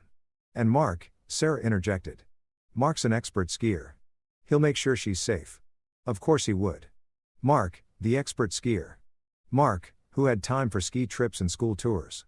Mark, who was everything I apparently wasn't. And Mark, I agreed. Emma studied my face with that uncanny perception kids have. Are you okay, Dad? You look sad. Just going to miss you, I said truthfully. But I'm happy you're going on this adventure. Sarah checked her watch. Emma, go do one final check of your room. Make sure you didn't forget anything. Emma hesitated, looking between us. That look again, like she knew something was wrong, but couldn't quite name it. Go on, I said gently. I'll still be here when you come down. She hugged me once more, quick and fierce, then bounded back upstairs. Sarah and I stood in the kitchen, silent. The refrigerator hummed. The clock ticked. Outside, a neighbor's dog barked. You didn't have to come, Sarah said finally. We talked yesterday. You said you were fine with everything. I am fine with everything. Then why are you here? I looked at her. Really looked at her, maybe for the last time. Tried to remember when I'd fallen in love with her. Tried to remember the woman who'd laughed at my jokes. Who'd said yes when I proposed on that beach in Maui. Who'd promised forever and meant it. At least in that moment. I wanted to say goodbye, I said simply. Something flickered in her expression. Guilt maybe, or uncertainty. David, it's just 2 weeks. You're being dramatic. If you've ever swallowed words that would change everything, you know how they feel in your throat. Heavy, necessary, impossible to keep down, but terrifying to release. I almost told her then. Almost said, I'm leaving. I'm going to Tokyo. By the time you land in Aspen, I'll be gone. Those letters on the table will explain everything. But Emma was upstairs. Emma would hear. Emma would be hurt in ways I couldn't predict or prevent. So instead, I said, you're right. Just 2 weeks. Sarah's phone buzzed. She glanced at it and her whole face changed, softened. That smile I used to inspire but hadn't seen in months. Mark's at the airport, she said. He wanted to make sure we had plenty of time for security. Of course, he did. Thoughtful Mark. Present Mark. Mark who showed up. You should get going then, I said. She looked at me and for a moment, just a moment, I thought I saw something like regret, like she was realizing this was a threshold. And once crossed, there would be no going back. David, she stopped. Started again. I know this year has been hard.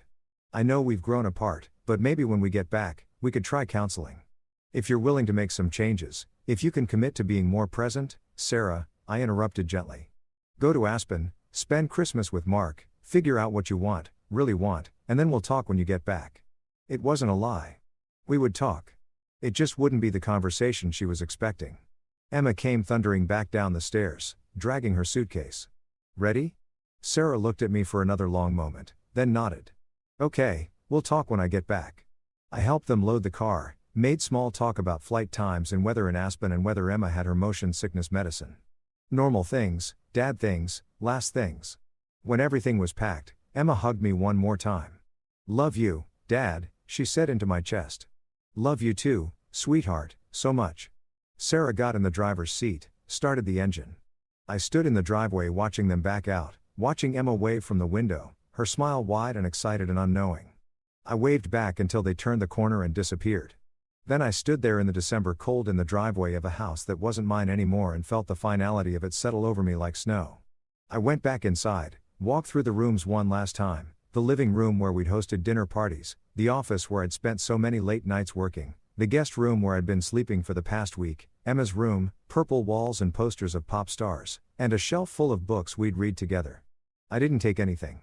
Everything I needed was already in storage or on its way to Tokyo. Everything else was just things expensive, meaningless things that had somehow become substitutes for actual connection. I locked the door behind me at 115, put my key in the mailbox, got in my car, not the Mercedes, just the practical Honda I'd bought years ago and kept because it was reliable, and drove away. I didn't look back. There was nothing to see. The drive to JFK took 90 minutes. I checked in at 3:30 for my 6:00 p.m. flight. The agent looked at my single carry-on bag with surprise. Just the one bag for Tokyo? She asked. I travel light, I said. She upgraded me to business class. Some algorithm had flagged me as a priority passenger, probably because of how much I'd flown over the years for work. The irony wasn't lost on me. I went through security, bought a coffee I didn't drink, and sat at the gate watching people, families heading to Christmas vacations, business travelers like me, or like I used to be. A young couple holding hands, excited about some adventure. My phone buzzed. A text from Sarah made it through security. Flight boards in 20. Thanks for understanding about Aspen. I think this will be good for all of us. I stared at that message for a long time. Good for all of us. Like my absence was a gift. Like removing me from the equation would solve everything. I typed back, safe travels. Give Emma a hug for me. Then I turned off my phone. Not just silenced. It actually powered it down. In 12 hours, I'd be in Tokyo in a different time zone, a different life, a different version of myself. They called my flight at 5:30. I was one of the first to board. Settling into my business class seat while other passengers filed past. I accepted champagne from the flight attendant. Declined the warm nuts. Stared out the window at the darkening New York sky. The flight attendant came by with a warm towel. First time to Tokyo? She asked in accented English. Yes, I said. Then, no, I don't know. She smiled kindly like she'd heard stranger answers. Well, welcome aboard. The plane pushed back from the gate at 6:05. We taxied to the runway while the safety video played on screens, showing us how to brace for impact, where the exits were, how to survive a crash into the ocean. Survival instructions. How appropriate. If you've ever left everything behind, not just a place, but a whole identity, a whole understanding of who you were supposed to be, you know that moment when the wheels leave the ground. That moment when it becomes real, irreversible, done. We lifted off at 623. New York fell away beneath us. Lights spreading out in every direction. Millions of people living their lives, having their own quiet dramas and loud disasters and everything in between. Sarah and Emma would be in the air too by now, flying west to Aspen while I flew east to Tokyo. Both of us leaving, neither of us knowing we were moving in opposite directions in more ways than one. I pulled out my laptop once we reached cruising altitude, opened the folder with the Tokyo contract, read through it properly for the first time, seeing the details I'd been too numb to process before. The salary was absurd. The benefits were generous. The apartment in Shibuya was fully furnished. I'd have a corporate car service, a relocation specialist to help me navigate Japanese bureaucracy, language lessons, cultural training, everything I needed to start over, everything except a reason why. A message popped up in my inbox. Richard Chen, even though it was morning in Tokyo and he should have been in the office, David saw you're en route. Welcome. Kenji from our team will meet you at Haneda. He'll get you settled. Take a few days to adjust to the time difference before coming in. Looking forward to working with you, I typed back. Thank you. See you soon. The flight attendant brought dinner. Some gourmet thing with too many components. I pushed it around my plate, ate a few bites, gave up, accepted more champagne, even though I shouldn't. The bubbles felt appropriate, celebratory, even though there was nothing to celebrate. Or maybe there was. Maybe freedom was worth celebrating even when it felt like failure. Around hour 3 of the flight, somewhere over Alaska, I pulled out the leather notebook I bought at the airport, opened to a blank page, stared at it. What do you write when your whole life has just ended? What wisdom do you record? What lessons have you learned? I wrote day 1. Then I stopped because what did that even mean? Day 1 of what? Day 1 of running away? Day 1 of Tokyo? Day 1 of figuring out who David Chen was when he wasn't someone's husband or someone's father or someone's employee. I closed the notebook, looked out the window at the darkness, at the wing, cutting through the night at the tiny lights below that might have been cities or stars or just reflections in the glass. My seatmate, a Japanese businessman who'd been working on his laptop, glanced over. First trip to Japan? He asked in perfect English. Yes, I said. Business or pleasure? I considered the question. Escape, I said finally. He laughed, thinking I was joking. Ah, yes. Tokyo is good for that. Very easy to disappear there. 13 million people. You can be anyone. Anyone. The word hung in the air between us. That's exactly what I'm hoping for, I said. He nodded sagely like he understood, though he couldn't possibly. Then he went back to his laptop and I went back to staring out the window. The flight passed in that strange timeless way long flights do. I slept in fits and starts, waking to see other passengers sleeping or watching movies or reading. Anonymous people on an anonymous flight. All of us suspended between places, between versions of ourselves. They served breakfast somewhere over the Pacific. Miso soup and rice and grilled fish. It was good. Better than the dinner. Or maybe I was just hungry enough to appreciate it. The pilot announced our descent into Tokyo at what my body insisted was the middle of the night, but was actually early morning local time. The sun was rising as we broke through the clouds, painting everything gold and pink and new. Tokyo sprawled below us, massive, dense, overwhelming. A city so big that my problems would be microscopic in it. A place where nobody knew my name or my story or the ways I'd failed. We touched down at 7:15 a.m. Tuesday, December 24th. Christmas Eve in Tokyo. Though Christmas wasn't really celebrated here the way it was in America. Just another day, just another beginning. I cleared customs, collected my bag, and found Kenji waiting with a sign that said, David Chen, Mercer, and Klein. Chen's son, he said, bowing slightly. Welcome to Tokyo. How was your flight? Long, I said, but you must be tired. I'll take you to your apartment. You can rest. Settle in. Tomorrow is Christmas. The office is closed. So, you have time to adjust. Christmas. I'd almost forgotten. Sarah and Emma would be waking up in Aspen tomorrow morning, opening presents under someone else's tree, making memories with Mark, the real father figure, living their best lives without me. And I would be here alone in a Tokyo apartment half a world away. Kenji drove us into the city through morning traffic. Tokyo was overwhelming, neon and concrete and crowds even at this early hour. Everything was in Japanese. Everything was foreign. Everything was exactly what I needed. The apartment was in a modern high-rise in Shibuya. 23rd floor, minimalist and clean and empty in the best way. No history, no memories, no ghosts. The fridge is stocked with basics. Kenji said, "Here's my card. Call if you need anything." Really, anything. That's my job. He left me there in the silence, in the emptiness. In the aftermath of the biggest decision I'd ever made, I stood at the window looking out at Tokyo, spreading in every direction. Millions of lives, millions of stories. Mine just one more. And not even an interesting one. My phone was still off. I'd turned it back on when we landed, just long enough to text Richard that I'd arrived safely, then back off. I didn't want to know if Sarah had texted. Didn't want to see messages asking where I was, why I wasn't answering, what was going on.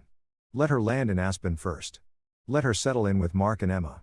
Let her have a few days of her perfect Christmas before reality caught up, because it would catch up. She'd call the house and I wouldn't answer. She'd worry. She'd call my cell and it would go to voicemail. She'd drive home early to check on me and she'd find those letters on the kitchen table. But that was days away, maybe a week. For now, I was just tired, jet-lagged and heartsick and free in a way that felt more like falling than flying. I unpacked my single bag, took a shower in the pristine bathroom, collapsed into the bed that smelled like nothing. In the apartment that held no memories, in the city where no one knew my name, and for the first time in weeks, I slept. I woke up disoriented, my body insisting it was the middle of the night while sunlight streamed through unfamiliar windows. The clock on the nightstand said 2:47 p.m. I'd slept for 6 hours. Outside, Tokyo hummed with afternoon energy traffic. Voices, the constant white noise of a city that never quite stops moving. Christmas Eve, December 24th. I lay there for a long time, staring at the ceiling, waiting to feel something. Regret, guilt, panic, relief, anything. Instead, I felt hollow, like I'd left so much of myself behind that what arrived in Tokyo was just a shell, a placeholder, a man-shaped space waiting to be filled with something new. My phone sat on the nightstand, still powered off. I looked at it like it was a bomb. Schortinger's phone, as long as I didn't turn it on, Sarah both had and hadn't found the letters. Both was and wasn't in Aspen wondering where I'd gone. Both did and didn't know her marriage was over. I left it off. Instead, I got up, showered again. The hot water felt like absolution and explored my new apartment properly. It was beautiful in that deliberate, curated way. Everything matched. Everything was new. The kitchen was fully equipped with appliances I didn't know how to use. The living room had a couch I'd never sat on, a TV I'd never watched. The second bedroom was set up as an office with a desk and ergonomic chair and a view of the Shibuya crossing. I stood at that window for a while watching the famous intersection. Hundreds of people crossing every time the light changed. Moving in organized chaos. Everyone knowing where they were going. Everyone except me. The fridge, as Kenji had promised, was stocked. Japanese staples I didn't recognize. Rice, miso paste, fish, vegetables, also some Western concessions, eggs, milk, bread, butter, provisions for a man starting over. I made coffee in the high-tech coffee maker, got it wrong twice before producing something drinkable, and sat at the kitchen counter watching Tokyo move beneath me. If you've ever experienced that strange displacement of jet lag combined with emotional upheaval, you know how reality gets soft around the edges. How time stops making sense. How you can't quite believe you're where you're doing what you're doing. I'd left New York 30 hours ago. In that time, I'd crossed an ocean in 13 hours and the boundary between one life and another. And now here I was drinking mediocre coffee in a pristine apartment while somewhere over the Pacific or maybe already in Aspen. My wife and daughter were living their lives without me. My phone stayed off. I spent the afternoon doing nothing, staring out windows, unpacking and repacking my single bag, reading the employee handbook Mercer and Klein had left in the apartment. Learning that Tokyo office hours were 9 to 5, that overtime was discouraged, that there was a company gym and subsidized lunch and mandatory vacation days, a different world, a different culture, a different understanding of what it meant to work, to live, to balance everything I'd thought I wanted while destroying my marriage by not having it. Evening came early. It was winter and Tokyo was dark by 5. I ventured out, mostly because staying in the apartment felt like hiding, and I wasn't ready to admit that's what I was doing. Shibuya at night was overwhelming. Neon everywhere, people everywhere, sounds and smells and stimulation that my jet-lagged brain couldn't quite process. I walked without direction, letting the crowd carry me. A foreigner in every sense. Alone in a sea of people, I found a small restaurant down a side street, the kind with a curtain over the door and no English on the menu. The chef looked up when I entered, nodded, gestured to a seat at the counter. I pointed at what the person next to me was eating ramen, it turned out, and he nodded again. Went to work. The ramen came 10 minutes later. It was the best thing I'd eaten in months, maybe years. Rich broth, perfect noodles, pork that melted on my tongue. I ate in silence, surrounded by people speaking a language I didn't understand and felt more at peace than I had in my own home. When I finished, I tried to pay, fumbling with yen I'd exchanged at the airport. The chef waved away my attempt at, "Thanks," just nodded again with that same quiet courtesy. I walked back to my apartment through streets that were still crowded at 9 p.m. Bought a beer from a vending machine because you could do that here. Buy beer from machines on street corners and rode the elevator up to the 23rd floor. The apartment was exactly as I'd left it, silent, clean, empty. I drank the beer, standing at the window, watching Tokyo live its life below me. Somewhere in that sprawl of lights were 13 million stories. Marriages and divorces and births and deaths and everything in between. My story wasn't special. It was barely worth noting. That thought was somehow comforting. I turned on my laptop, not my phone. Not yet, and checked my email. Work stuff mostly. Richard welcoming me again. The relocation team confirming everything was satisfactory. HR sending onboarding documents and one from Jonathan, my lawyer, with a subject line that said simply, "Ready when you are." I opened it. "David, all documents are prepared and filed. When you're ready to proceed with the divorce paperwork, just give me the word. Everything is in order. The house transfer is recorded. Your accounts are separate and secure. You're protected. For what it's worth, I think you did the right thing. Sometimes the bravest choice is the quietest one. Best, Jonathan." I read it twice. Then I wrote back. "Jonathan, hold everything for now. Let's see what happens when she finds the letters. I'll be in touch, David." Because I wasn't a coward. Despite evidence to the contrary. I'd left. Yes. I'd disappeared. Yes. But I'd left those letters. I'd left an explanation. I'd given her the truth, even if I delivered it in the most passive way possible. I finished my beer, took another shower the third of the day, but the hot water helped ground me, put on clean clothes, stood at that window again, watching the city lights blur into constellations. And then at 11 p.m. Tokyo time, which was 9 a.m. Eastern, which meant Sarah and Emma would have landed in Aspen hours ago, I turned on my phone. It took a moment to connect, to sync, to download the inevitable flood of messages. Then it started texts from Sarah. 23 of them. I read them in order, watching my marriage end in real time in short bursts of increasingly frantic text. 9:47 a.m. landed. Flight was smooth. Emma slept most of the way. 10:15 a.m. Mark picked us up. He rented an amazing SUV. Very thoughtful. 11:23 a.m. just got to the cabin. "David, it's gorgeous. You would love it. Well, if you ever took time to actually vacation." That last parenthetical hit different when you knew what was coming. 2:34 p.m. settled in. Going to hit the slopes for a few hours. Emma is so excited. 6:47 p.m. Great first day. Emma did amazing. Mark is such a good teacher. 7:15 p.m. Making dinner. Tried calling you. Go straight to voicemail. Everything okay? 9:30 p.m. David, seriously, why isn't your phone on? I'm starting to worry. 10:45 p.m. Called the house. No answer. Are you working late on Christmas Eve? Really? Then nothing for a few hours. I imagined her going to bed annoyed, but not truly worried. Irritated at my typical behavior. My typical absence. Then this morning, Christmas Day in Aspen. 7:12 a.m. Merry Christmas. Still can't reach you. This isn't funny. 8:33 a.m. David, I'm actually getting worried now. Can you please just text me back? 9:15 a.m. Called your office. They said you took leave. Leave? Since when? 102 a.m. I called Janet. She said, you transferred to Tokyo. Tokyo? What the hell is going on? 10:47 a.m. I'm coming home. Something is wrong. This isn't like you. 11:15 a.m. Mark thinks I'm overreacting, but I know you. You wouldn't just leave without telling me. Did something happen? Are you in the hospital? 12:23 p.m. On my way to the airport. Emma is staying with Mark. I'm coming home to check on you. 1:45 p.m. Flight leaves at 3. I'll be home by midnight. David, please, if you get this, Just let me know you're alive. I looked at the timestamp on that last message. She'd sent it 4 hours ago. She was probably boarding now. Would be in the air soon. Would land at JFK around midnight Eastern, which was tomorrow afternoon, Tokyo time. She'd go to the house. She'd find the letters and then she'd know. My hands were shaking. I set the phone down, picked it up again, set it down. I should call her. I should text her back. I should tell her I was fine. That she didn't need to fly home on Christmas. That everything would be explained when she got there. But I couldn't. The words wouldn't come. The courage wouldn't materialize. Instead, I did what cowards do. I waited. I opened a browser and searched for flights from Aspen to New York. Found the one she must be on. United 1847. Scheduled to land at 11:47 p.m. Eastern. I did the math. That was 1:47 p.m. tomorrow, Tokyo time. In about 14 hours, she'd land. In 15 hours, she'd be home. In 16 hours, she'd read my letter, and then my phone would explode. I poured myself a whiskey from the bottle I'd bought at duty free.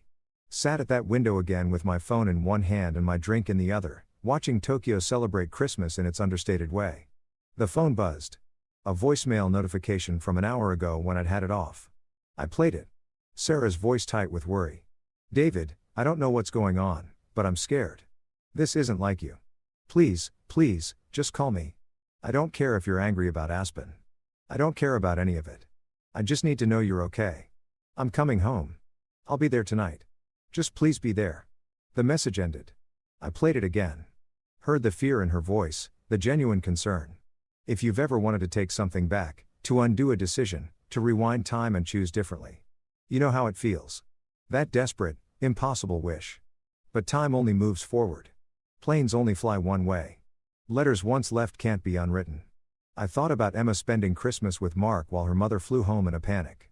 I thought about Sarah on that plane, imagining worst-case scenarios. I thought about the letter waiting on our kitchen table. The words I'd written in a hotel room that felt like years ago now. Sarah, by the time you read this, I'll be in Tokyo. I've accepted a transfer that I should have accepted years ago. Except I thought I had something here worth staying for. I was wrong. Not about Emma. She's the best thing that ever happened to me, even if she was never legally mine. And not about you. At least not at first. I loved you. I probably still love you in the way you love something you've lost. But you were right. I wasn't present. I chose work over family. I prioritized wrong. I failed. And you chose Mark. Maybe you never stopped choosing Mark. Maybe I was just the convenient option, the stable one, the one who paid the bills while you figured out what you really wanted. I'm giving you what you asked for. A divorce, freedom, the house, everything in it. I've already signed over my half. My lawyer will be in touch with the paperwork.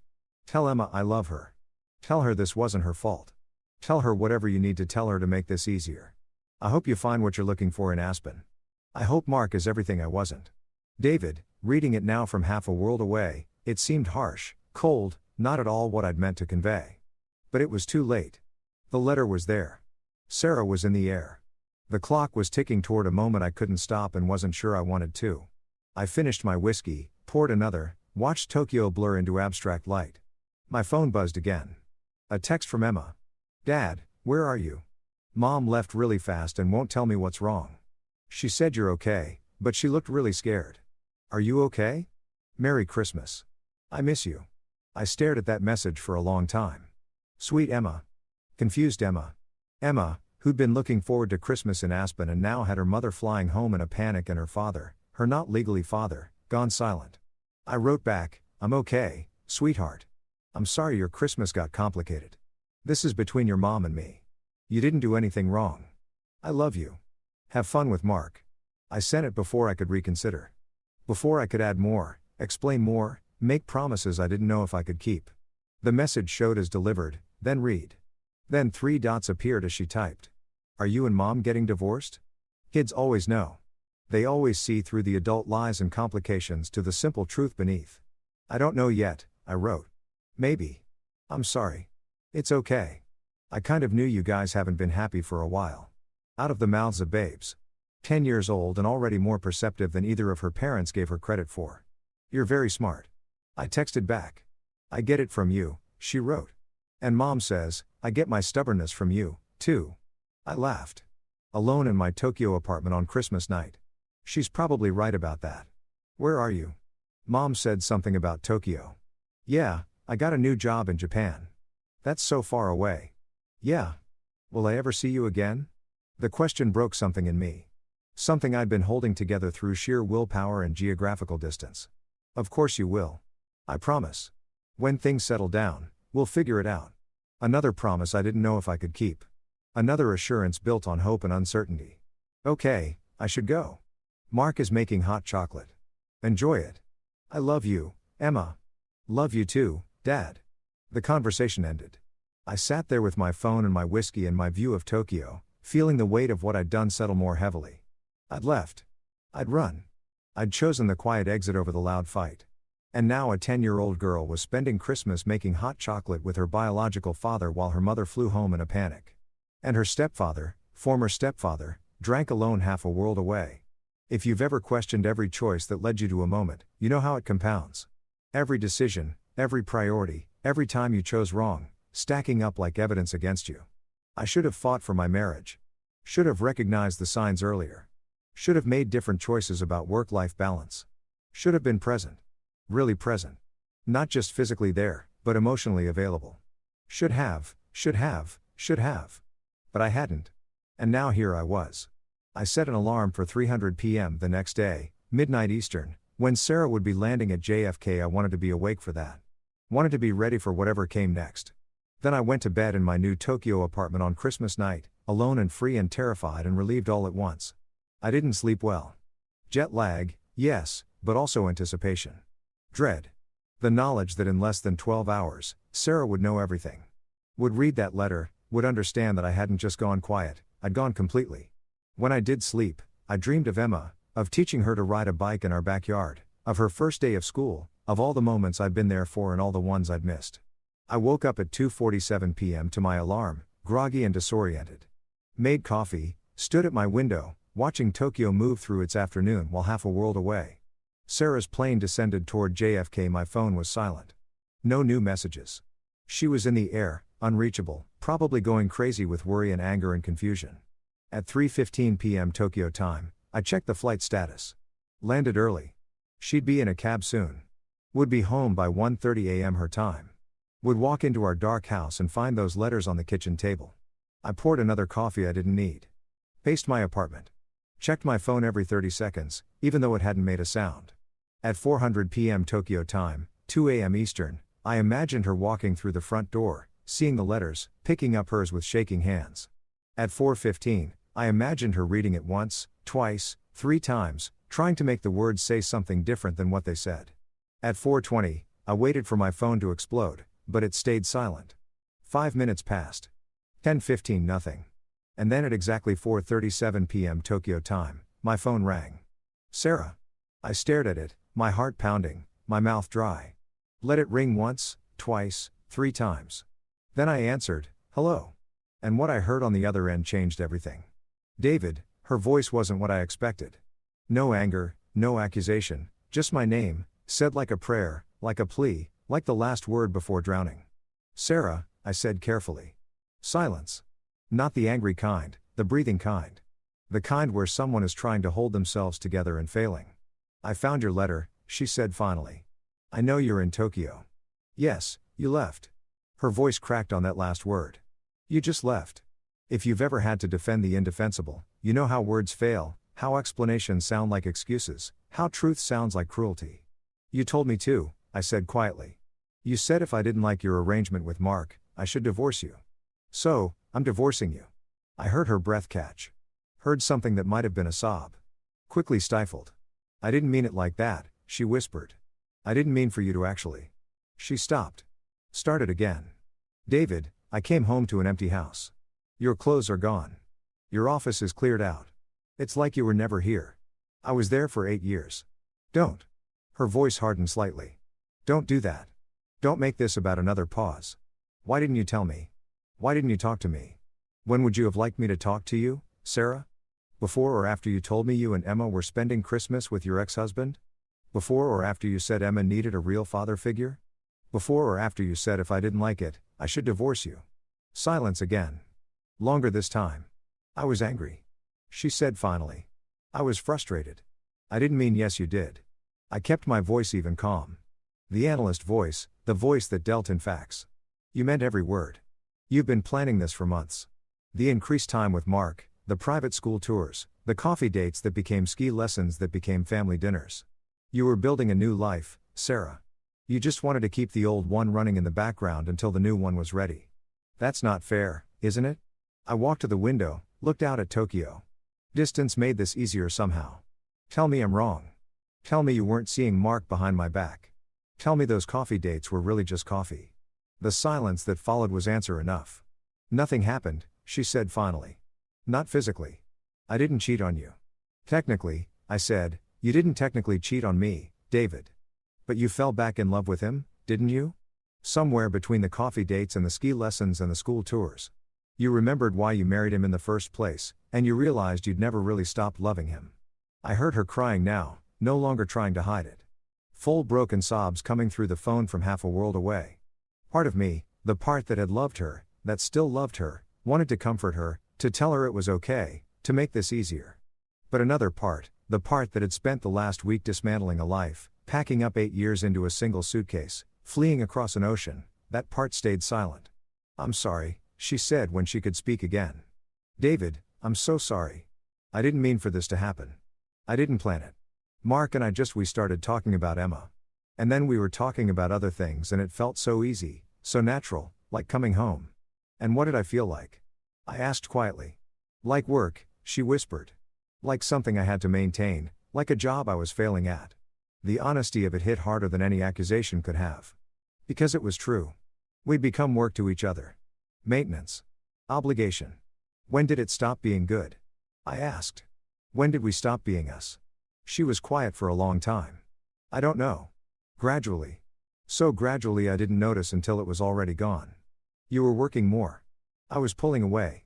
Emma needed things we weren't giving her. And then Mark showed up at her soccer game one day. Just one game, he said. Just to see her. And suddenly there was this other option, this other version of how life could be. So you chose it. I didn't choose anything.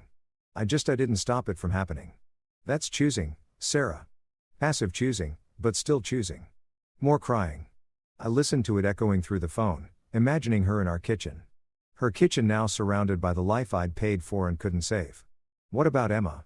I asked finally. Does she know? She knows something's wrong. She doesn't know you're in Tokyo. She doesn't know about Sarah trailed off about any of this. What am I supposed to tell her? Tell her the truth that I took a job in Tokyo. That you and I are getting divorced. That it's not her fault. She'll be devastated. She'll survive. Kids are resilient. And she'll have you and Mark. The father figure she apparently needs. Sarah made a sound somewhere between a laugh and a sob. God, you can be so cold when you want to be. Cold? I'm halfway around the world because staying in the same city as you was unbearable. I'm in a country where I don't speak the language in an apartment that smells like nothing.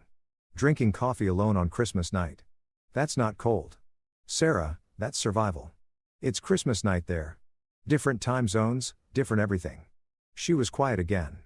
I could hear her moving around, probably sitting down, probably at that kitchen table where we'd had our last real conversation, where I'd left the letters that ended everything. I read Emma's letter, too, she said softly. I'd forgotten about that.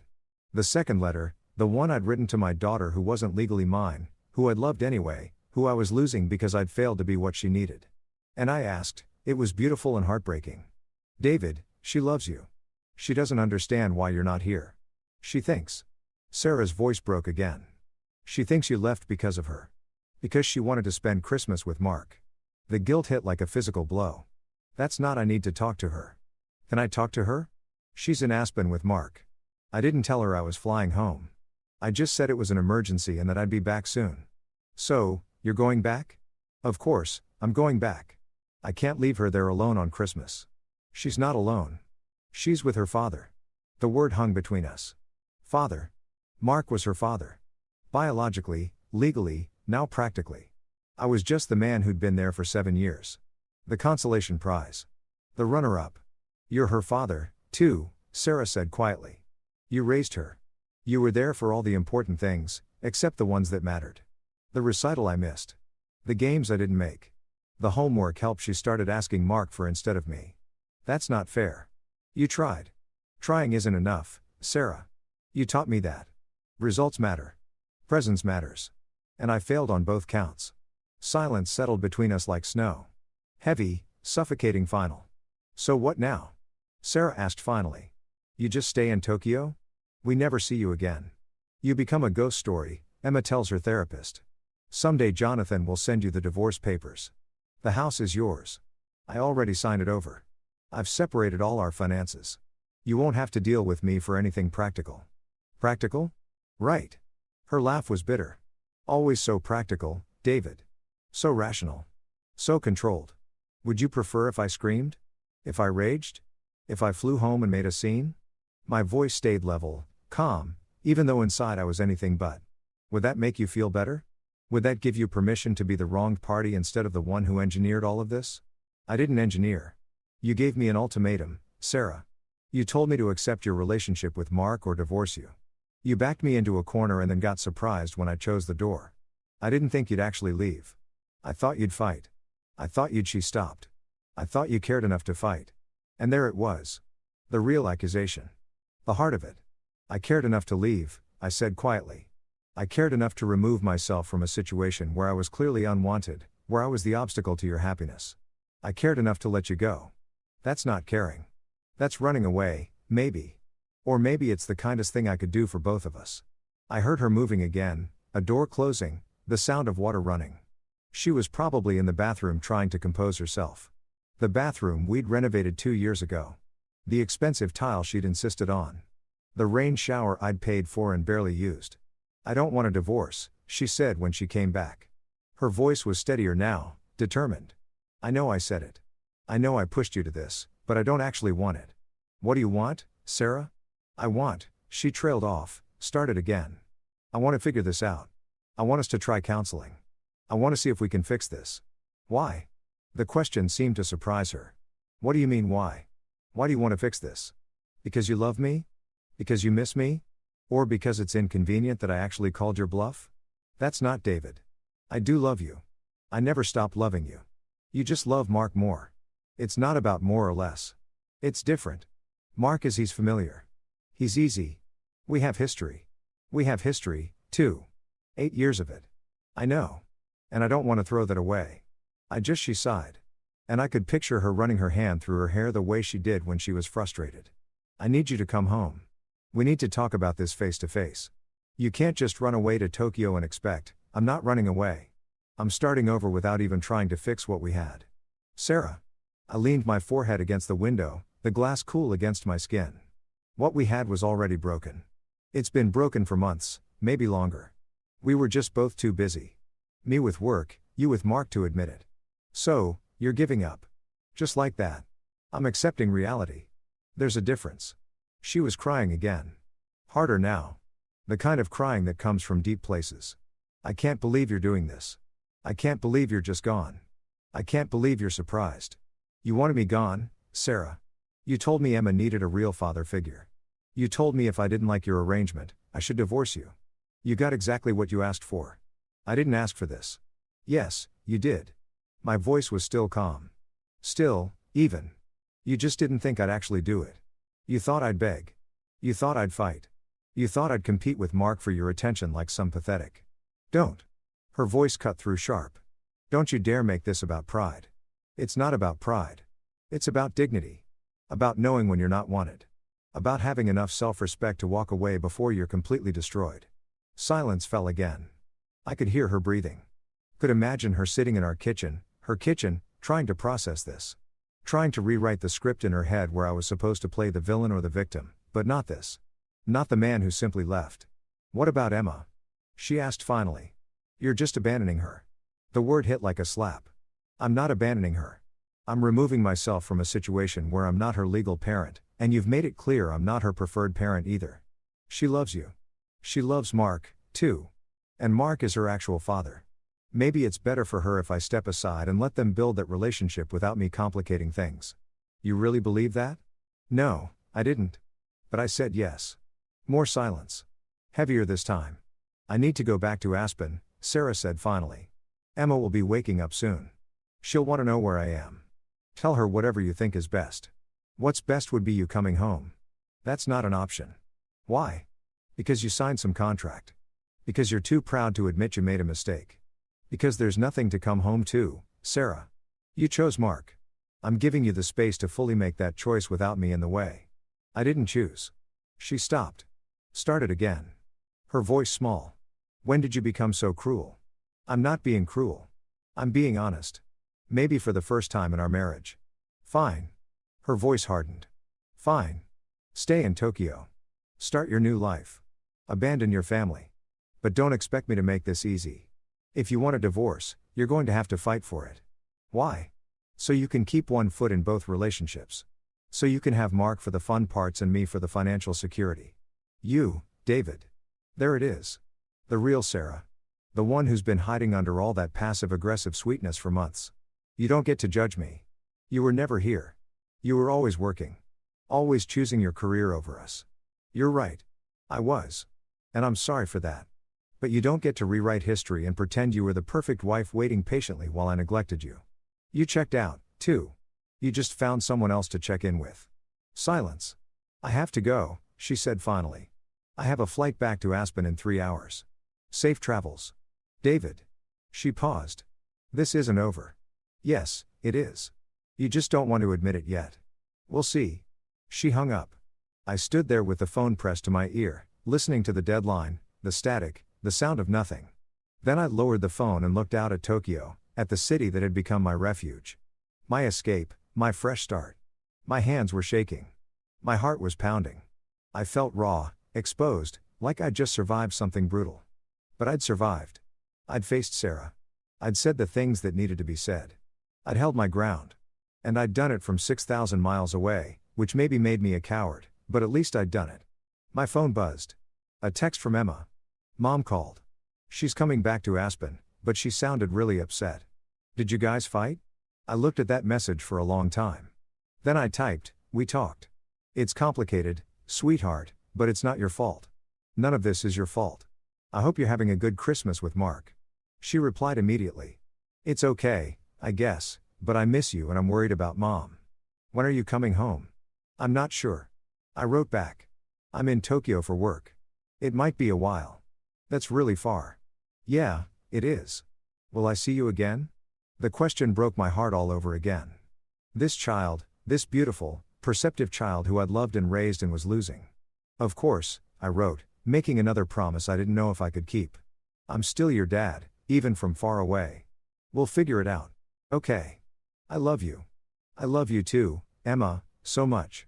I set down my phone and walked to the kitchen. Poured myself a drink, even though it was only 5 p.m. and I should probably eat something first. But eating felt impossible. Everything felt impossible. I'd done it. I'd talked to Sarah. I'd held firm. I'd survived the call I'd been dreading.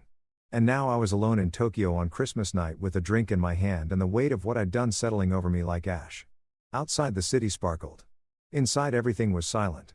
And somewhere over America, Sarah was boarding a plane back to Aspen, back to Mark, back to the life she'd chosen.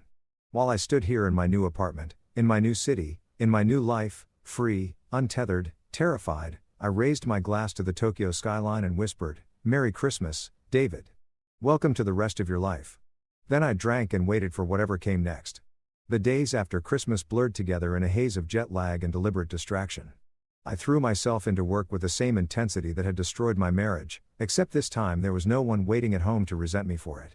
The Tokyo office was everything Richard had promised, efficient, balanced, respectful of boundaries. People arrived at 9 and left at 5. Weekends were sacred. Overtime was discouraged. And yet, I stayed late anyway because going back to my empty apartment felt like admitting something I wasn't ready to admit. Richard noticed. On my third day, David, he said, appearing at my desk at 6:15. It's Wednesday. I looked up from the financial models I'd been building. I'm aware. Everyone else went home an hour ago. I'm just finishing. No. He pulled up a chair, sat down with the casual authority of someone who'd been managing people for decades. You're hiding, and I get it. New city, fresh start, big life changes. But this isn't New York. We don't do the martyr thing here. If you've ever been called out for behavior you thought you were hiding, you know that moment of exposure, that flash of defensiveness. I'm not. You've been here since 7 a.m., it's now past 6 p.m., you've eaten lunch at your desk every day. You haven't spoken to anyone except when absolutely necessary for work. Richard leaned back, studying me. Want to tell me what you're running from? I almost lied. Almost gave him some professional answer about dedication and transition periods and wanting to make a good impression. But something about Richard's directness, about being 6,000 miles from everything I'd known, made me tell the truth. My wife, I said quietly. Or ex-wife. Soon to be ex-wife. I left her on Christmas Eve. She found out on Christmas Day. And I'm here because if I stop moving, I'll have to think about what I've done. Richard nodded slowly like this made perfect sense. Kids. Stepdaughter, 10 years old. Not legally mine, but I trailed off. But yours anyway. Yeah. He was quiet for a moment, then stood up. Come on. You're buying dinner, Richard. I appreciate it, but that wasn't a suggestion. You need to eat something that isn't convenience store rice balls, and you need to talk to someone who isn't a spreadsheet. 30 minutes later, we were sitting in a small izakaya in Abisu, the kind of place with wooden tables and paper lanterns and a menu I couldn't read. Richard ordered for both of us in fluent Japanese, then poured a sake. How long have you been in Tokyo? I asked. 12 years. Came here after my own divorce, actually. He smiled wryly. Different circumstances. My ex-wife left me for her personal trainer. Very LA cliché, but same basic escape mechanism. Run far enough away that the hurt can't follow. Does it work? Eventually, but not if you do what you did in New York. Not if you just transplant the same unhealthy patterns to a new location. He sipped his sock.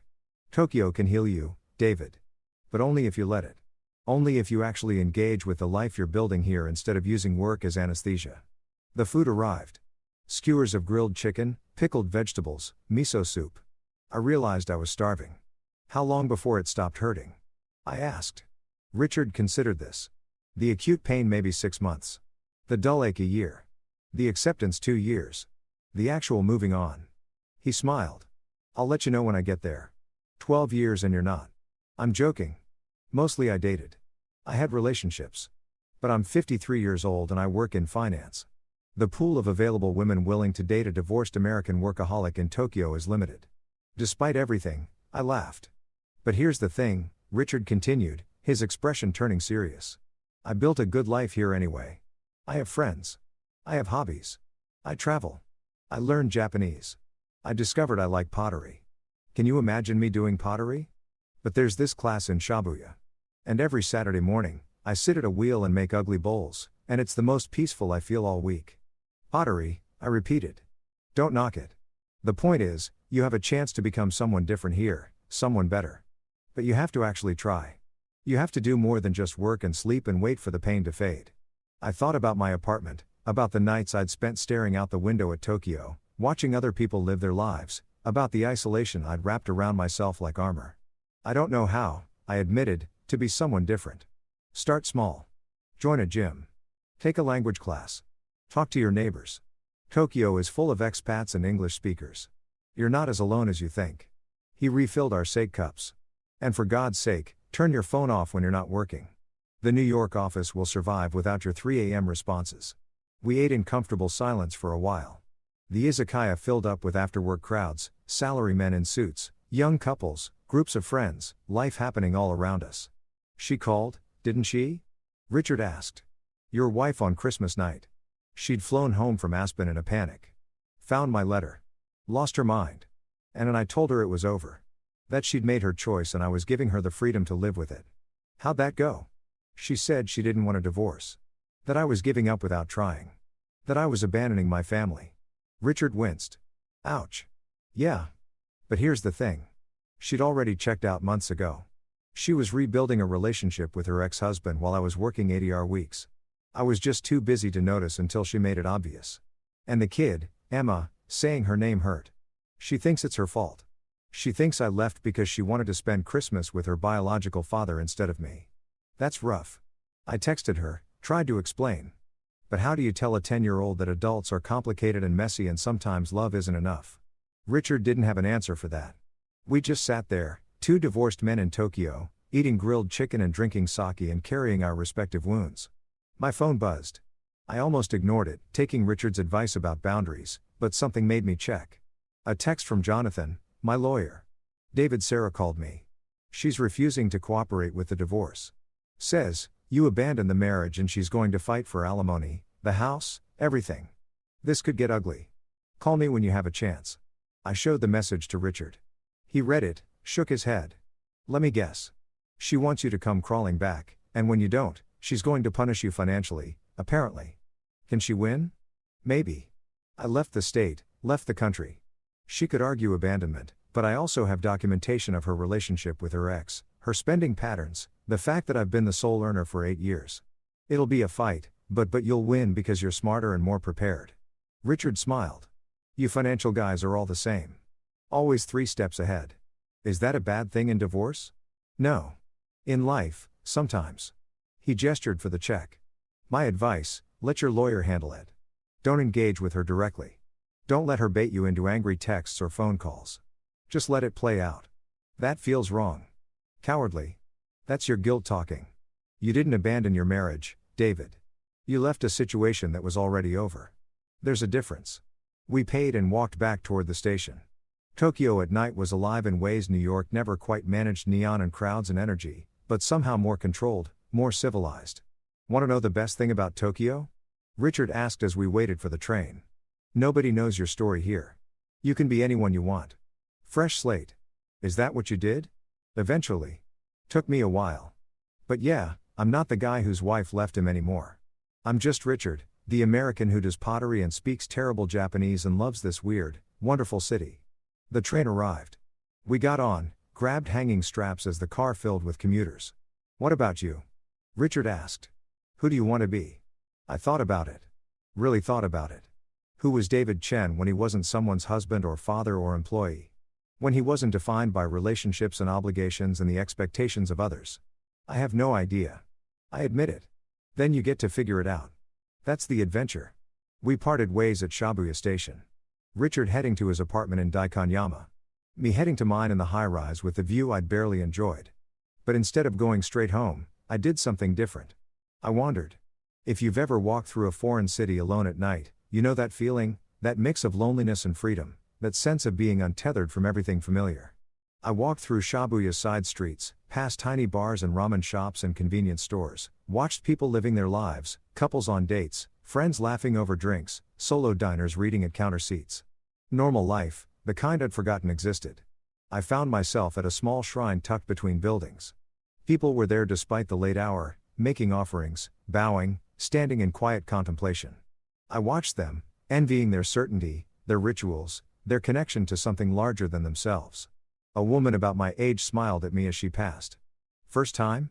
She asked in English. That obvious? You have the look? Lost but curious? She gestured to the shrine. You can make a wish if you want. Throw a coin, bow twice, clap twice, bow once more. Does it work? She laughed. Who knows? But it feels good to hope for something. I watched her complete the ritual and leave. Then, feeling foolish but also strangely compelled, I approached the shrine, threw in a 5 yen coin, bowed twice, clapped twice, bowed once more. I didn't make a wish. I didn't know what to wish for. I just stood there in the quiet, surrounded by the sounds of Tokyo at night, and tried to feel something other than hollow. My phone buzzed again. Another text, this time from Sarah. I know you're reading these. I know you're there. You can't just disappear and pretend we never existed. We need to talk. Please. I stared at the message for a long time. Then I did what Richard had advised. I didn't respond. I just put my phone away and kept walking. I found a small bar a few blocks from my apartment, the kind with a wooden counter and 12 seats and a bartender who looked like he'd heard every story. I sat down, ordered whiskey, and just existed. The bartender spoke minimal English. I spoke no Japanese, but somehow we communicated. He poured, I drank, we nodded at each other in understanding. 2 seats down, an older Japanese businessman was doing the same thing. Drinking alone, lost in thought, carrying whatever weight he carried. We made eye contact. He raised his glass slightly. I raised mine back. No words, just acknowledgement. Just 2 men in a bar in Tokyo. Surviving whatever needed surviving. I stayed for 2 drinks, paid, walked the 3 blocks to my apartment building, rode the elevator to the 23rd floor, unlocked my door, stepped into the silence. But this time, the silence felt different, less oppressive, more like possibility. I made tea, actual Japanese tea, not the bags from home, and stood at my window. Tokyo spread below me. Millions of lights, millions of stories. Mine just one insignificant thread in an impossibly complex tapestry. My phone sat on the counter. 3 more texts from Sarah. I didn't read them. Instead, I opened my laptop and did something I hadn't done since arriving. I searched for things to do in Tokyo. Language classes, gyms, cooking schools, pottery studios. Richard had planted that seed. Running clubs, expat groups, ways to be a person instead of just a refugee. I bookmarked a beginner's Japanese class that met on Tuesday and Thursday evenings. A gym with an English-speaking trainer. A photography walk scheduled for the following Saturday. Small steps, baby steps, the kind Richard had talked about. Then I opened my email and wrote to Jonathan. Jonathan, Sarah's refusing to cooperate. I expected this. Let her fight. Give her nothing beyond what we've already offered. I'm done negotiating. If she wants a war, she can have one. But I'm fighting from 6,000 meters away and I'm not coming back. Proceed with the divorce filing. Let's get this done. David. I hit send before I could second guess it. Then I wrote another email. This one to Emma through her email account that Sarah had set up for school. Dear Emma, I know things are confusing right now. I know your mom is upset and you're probably hearing things that don't make sense. I want you to know some truths. 1. I love you. That will never change. 2. Your mom and I are having problems that have nothing to do with you. 3. I'm in Tokyo for work, but that doesn't mean I've forgotten you. 4. You can email me anytime. I'll always write back. 5. When things settle down, we'll figure out how to see each other. I'm sorry I'm not there. I'm sorry Christmas got complicated. I'm sorry for a lot of things, but I'm not sorry I got to be your dad for 7 years. Those were the best years of my life. Love always, Dad. I sent it before I could overthink that 1, 2. Then I closed my laptop, finished my tea, and went to bed. For the first time since arriving in Tokyo, I didn't dream about Sarah. I didn't dream about Emma. I didn't dream about my old life falling apart. I dreamed about nothing. Just deep, dark, healing sleep. And when I woke up the next morning to my alarm at 7 a.m., Tokyo sunlight streaming through my windows, I felt something I hadn't felt in months. Not happiness, not peace, but something close to both possibility. The sense that maybe, just maybe, I could survive this. That maybe Richard was right. That maybe Tokyo could heal me if I let it. I made coffee. Real coffee, not the instant stuff. I ate breakfast at my table instead of standing at the counter. I looked at my calendar and saw the Japanese class I'd bookmarked. The gym session I'd scheduled, the photography walk I'd committed to. Small steps toward becoming someone new. My phone buzzed. More messages from Sarah, probably. More demands or accusations or attempts to pull me back into the chaos. I didn't check. Instead, I got dressed, grabbed my bag, and headed to the office. Not to hide, not to use work as anesthesia. But because it was Thursday, and Thursday meant work, and work was just one part of a life, I was finally slowly beginning to build. Tokyo hummed outside my window. Millions of people starting their days, getting on trains, going to work, living their lives. And for the first time since arriving, I felt like maybe I could be one of them. Not the man who ran away from his marriage. Not the man who failed his family, just David in Tokyo. Starting over. 3 weeks into my new life, I started to understand what Richard meant about Tokyo healing you. It happened in small ways. Incremental shifts that accumulated into something larger. The Japanese language class on Tuesday and Thursday evenings where I struggled through basic phrases with a dozen other expats. All of us fumbling toward fluency. The gym sessions with Kenji, a different Kenji than my relocation specialist. This one, a personal trainer who spoke English with a British accent and had no mercy during burpees. The photography walks on Saturday mornings, wandering through neighborhoods I'd never have found otherwise. Yanaka with its old temples and traditional houses. Shimokazawa with its vintage shops and coffee culture. Daikanyama with its bookstores and quiet streets. I bought a camera, a nice one. Not because I needed it, but because I wanted it. Because taking photos of Tokyo's street corners and alleyways and moments of unexpected beauty gave me something to focus on besides the wreckage I'd left behind. If you've ever rebuilt yourself piece by piece, you know how strange it feels. How you catch yourself laughing at something and think, I'm allowed to laugh. How you make plans for the weekend and realize, I want to do this. Not should, want. Sarah texted constantly for the first 2 weeks. Anger, then bargaining, then more anger. I didn't respond. Jonathan handled everything through lawyers. The divorce was proceeding slowly and messily, but proceeding. Emma emailed twice. Short messages that broke my heart.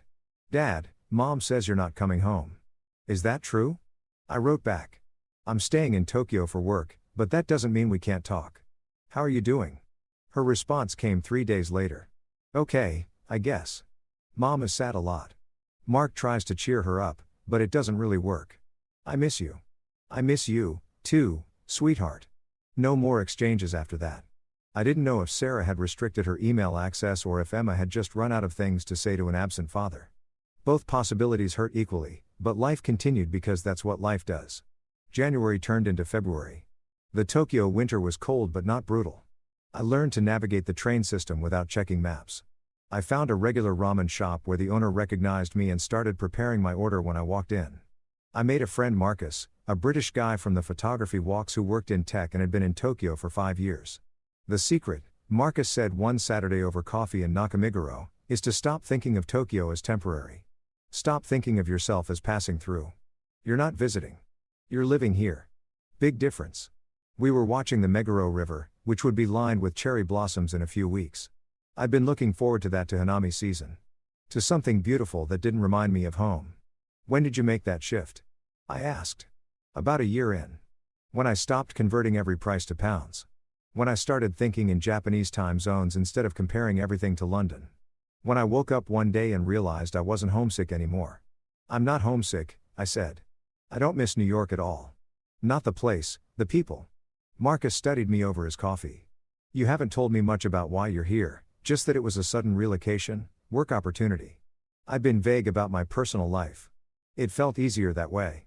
But something about the quiet morning, the river flowing past, the distance from everything made me tell him. Not all of it. The edited version. Wife reconnected with her ex. Marriage fell apart. Decided to start over in Tokyo. Left right before Christmas. Marcus listened without interrupting. When I finished, he just nodded. Brutal timing. Christmas. It was the only timing. They were going to Aspen with him. I was going to be alone anyway. Still, that's a hell of a way to end a marriage. He paused. You doing okay? Was I? I thought about it. Really thought about it. Yeah, I said, surprised to find I meant it. I actually am. Some days are harder than others, but overall, I'm okay. Good. That's good. Marcus finished his coffee. Want to know what helped me when my engagement fell apart? And I know this sounds cheesy as hell, but actually engaging with Tokyo. Not just living here, but really being here, learning the culture, making Japanese friends, doing things that force you out of the expat bubble. Like what? Like the pottery class Richard mentioned to you. I stared at him. How do you? Richard's in my pottery class. He talks about you. Says you're doing better, but still keeping everyone at arm's length. Marcus grinned. Tokyo's small when you're in the expat community. Everyone knows everyone eventually. The idea of Richard discussing me in pottery class was both mortifying and oddly touching.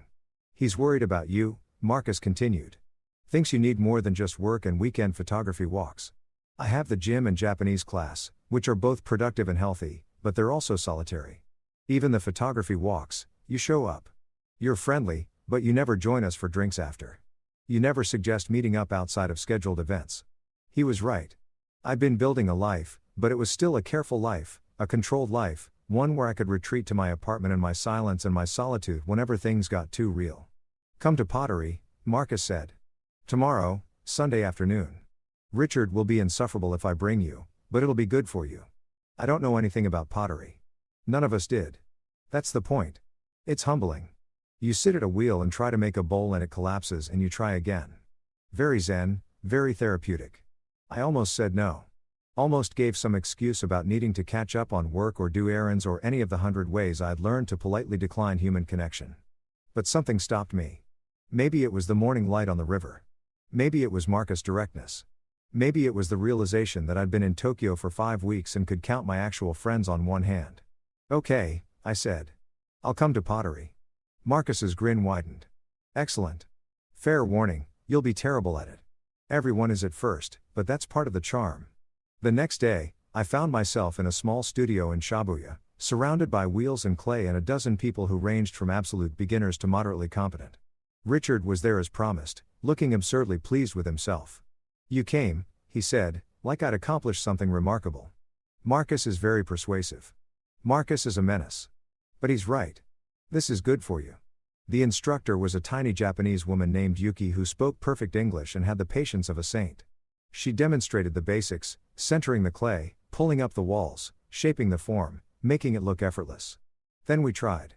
If you've ever done pottery, you know how immediately humbling it is. The clay wobbles. Your hands shake. Everything you make looks vaguely obscene or completely lopsided. I made something that might have been a bowl if you squinted and had low standards.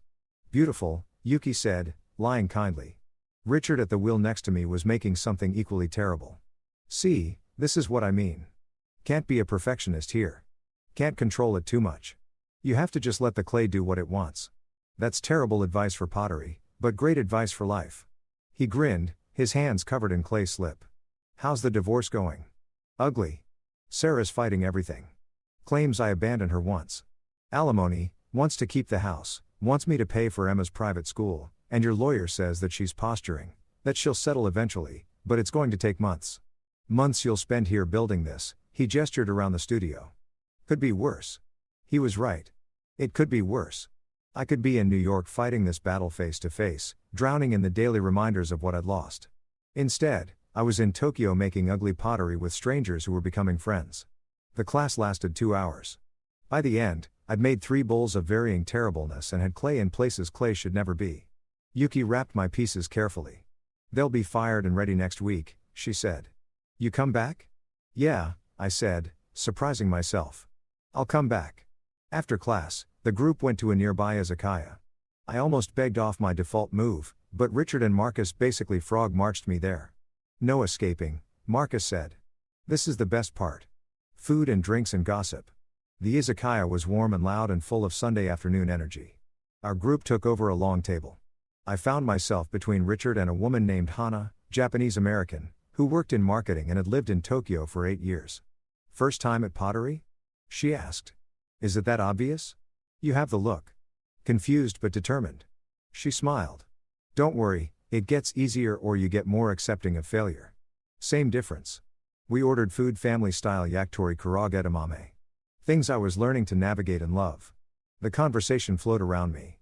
People talking over each other, sharing stories, laughing at inside jokes I didn't get yet but might eventually. Hana asked what brought me to Tokyo. I gave her the short version. Ah, she said knowingly. The escape relocation. I did the same thing. Bad breakup in San Francisco. Took a job transfer. Been here ever since. Any regrets about leaving? No. About how I left. Sometimes I burned some bridges I wish I'd preserved. But you can't go back. You know, only forward. That's what I keep telling myself. Does it help? Some days more than others. She nodded. That's honest. I appreciate honest. She refilled my beer from the pitcher.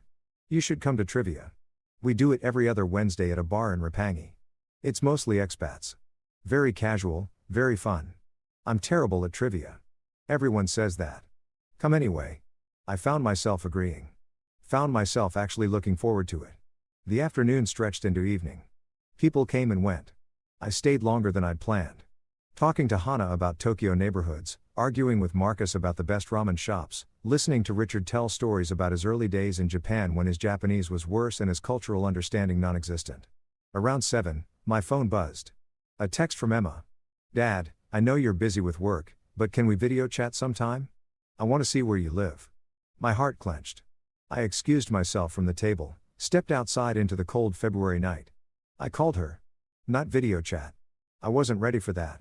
For her to see my face and read everything I was feeling but voice, she answered on the second ring. Dad. Hey, sweetheart. Got your message.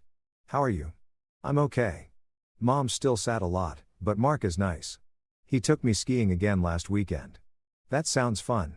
It was. But I miss you. Her voice got small. When are you coming home? The question I'd been dreading. The one I didn't have a good answer for. Emma, I don't think I'm coming back to New York. Tokyo is. This is where I am now. Silence. Then forever. I don't know about forever, but for a while, a long while. Because of Mom. She wasn't asking. She was stating fact. 10 years old and seeing through all the adult pretense. It's complicated, I said. That's what Mom says. That it's complicated, but it doesn't seem complicated. You guys don't love each other anymore. So, you got divorced, right? Out of the mouths of babes. Something like that, I said quietly. Are you happier there in Tokyo? Was I? I thought about the pottery class, the photography walks, the Saturday mornings exploring neighborhoods, the feeling of possibility instead of obligation. Yeah, I said. I think I am. Then I'm glad you went. Her voice was steady, mature beyond her years. I'm sad you're not here, but I don't want you to be sad. And you were sad here. I could tell. I felt tears prick my eyes. When did you get so wise? I'm 10. I know things. I could hear the smile in her voice. Can we video chat next time? I want to see your apartment in Tokyo. It looks cool in pictures. Yeah, we can do that. How about next Sunday? Same time. Okay. I love you, Dad. I love you too, Emma, so much. We hung up. I stood outside the izakaya for a moment, breathing in the cold air, letting the emotion wash through me without drowning in it. When I went back inside, Hana looked at me with understanding. You okay? Yeah, just my daughter. She's 10 and somehow more emotionally intelligent than I am. Kids usually are. She slid the beer pitcher toward me. Drink. It helps. We stayed until almost 9. By the time we said our goodbyes, I had 3 new contacts in my phone and plans for trivia on Wednesday and a promise to join Marcus for a hike outside Tokyo the following weekend. Walking home through Shibuya, I felt different. Lighter maybe, or just less alone. My phone buzzed again. This time, Jonathan, Sarah's lawyer, is ready to negotiate. She's dropped the alimony demand. Still wants the house which you already gave her and wants you to contribute to Emma's education. That part's non-negotiable for her. I stopped walking, stood on a street corner in Shibuya, while thousands of people flowed around me. Emma's education, the one thing I'd always wanted to provide for her, the one thing that had nothing to do with the divorce and everything to do with being her father. Legal or not. I texted back, agree to education costs. Whatever she needs, whatever school she goes to, set up a fund. Make it ironclad that the money goes directly to Emma's education, not through Sarah. Done. This should wrap things up. We could be finalized by April. April. 3 months away. The end of my marriage. Official and legal and final. I should have felt sad. Should have felt the weight of it. Instead, I felt relief. And underneath that, the smallest flicker of something else, hope. I walked the rest of the way home, past the bright lights of Shibuya, past the late-night restaurants and convenience stores, past the lives being lived in this city that had somehow, impossibly become mine. My apartment was dark and quiet when I got there. But it didn't feel empty anymore. It felt like a base, a launching point, a place I returned to after living, not a place I hid from life. I made tea, stood at my window, looked out at Tokyo, spreading beneath me, alive and glowing and infinite. My phone sat on the counter, silent now. No more texts from Sarah. No more emergencies or accusations or attempts to pull me back. Just quiet. Just peace. Just the life I was building. Brick by brick, day by day. I opened my laptop and looked at the photos from yesterday's photography walk. The morning light on the Meguro River. The narrow streets of Nakamero. The moments of beauty I'd captured because I'd been there. Present, engaged, really present. For the first time in years, I uploaded the best ones to a folder I'd titled Tokyo Year 1. Because that's what this was. Not an escape, not a running away, a beginning. And tomorrow I'd wake up and go to work and take my Japanese class and maybe text Hana about trivia and definitely video chat with Emma and continue building this life that was becoming impossibly mine. The divorce would finalize. The wounds would heal. The life I'd left behind would become a story I told instead of a present I inhabited. And I would be okay. Better than okay. I would be free. March arrived with the promise of cherry blossoms and the reality of divorce papers. Jonathan emailed me the final documents on a Tuesday morning. I was in the office reviewing quarterly reports for the Asian markets when the notification popped up. Subject line. Final divorce decree. Signature required. I stared at it for a long moment before opening it. 23 pages. Legal language reducing 8 years of marriage to clauses and stipulations. Sarah gets the house. I get my separate assets. Emma's education fund is established, protected, guaranteed. No alimony, clean split, done. All I had to do was sign. My hand hovered over the mouse. This was it. The official end. The moment that would transform separated into divorced wife into ex-wife, married into single. I signed electronic signature. Witnessed and notarized remotely. Modern divorce for a modern failure. Then I closed the email and went back to work because what else was there to do? The markets didn't care about my personal life. The yen-dollar exchange rate remained indifferent to my emotional state. Richard found me at lunch sitting in the break room with a convenience store bento. I wasn't really eating. "You have that look," he said, sitting down across from me. "What look?" "The look of someone who just did something significant and is trying to pretend it doesn't matter. If you've ever tried to hide emotional devastation behind professional composure, you know how transparently it fails." I set down my chopsticks. "Signed the divorce papers this morning." Richard nodded slowly. "How do you feel?" "I don't know. Empty. Relieved. Like I should feel something more dramatic than just tired. That's normal. The big moments are never as big as we expect them to be. It's the small ones that destroy us." He opened his own lunch. "You should take the afternoon off. Go do something that's not work." "I'm fine, David." "Really?" Take the afternoon off." "That's not a suggestion from a friend. That's from your boss." He smiled slightly. "Go to a museum. Take photos. Sit in a park. Just don't sit here pretending you're fine when you're clearly not." I wanted to argue. Wanted to insist I could power through. That work was the best distraction. That keeping busy was how I survived. But Richard had been through this. He knew. "Okay," I said quietly. "I'll go." I left the office at 1 p.m., walking out into a Tokyo afternoon that was warmer than it had been. The first real hint of spring in the air. Cherry blossom season was coming. The city was preparing for it. Forecasts everywhere. Hanami party planning. The collective anticipation of something beautiful. I took the train to Ueno. Wandered into the park where early plum blossoms were already blooming. Found a bench near the pond and just sat there watching people feed ducks, watching couples walk hand in hand, watching life continue its relentless forward motion. My phone buzzed. A text from Emma. "Dad. Mom said the divorce is final. Are you okay?" I stared at that message.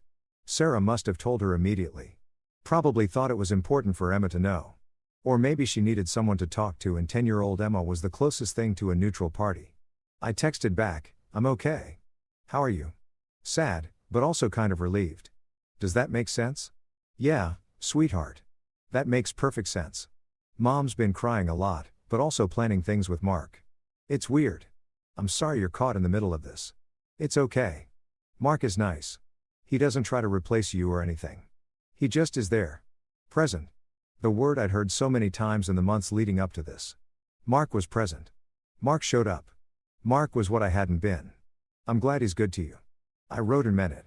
"When can I visit Tokyo?" "Mom says maybe this summer. Would that be okay?" My heart jumped. The thought of Emma here, seeing my new life, my apartment, my city. It felt impossible and essential all at once. That would be more than okay. I'd love that. Cool. I'll tell Mom. "Love you, Dad." "Love you, too, Emma." I sat with that conversation for a while. The idea of Emma visiting, of her seeing that I'd built something here, that I wasn't just hiding or running away, but actually living. My phone buzzed again. This time, "Hana, hey, we're doing early Hanami viewing this weekend. Some spots already have blossoms. Want to come?" I almost declined. My default response to invitations, to connection, to anything that required showing up as a full human being rather than a carefully controlled facade.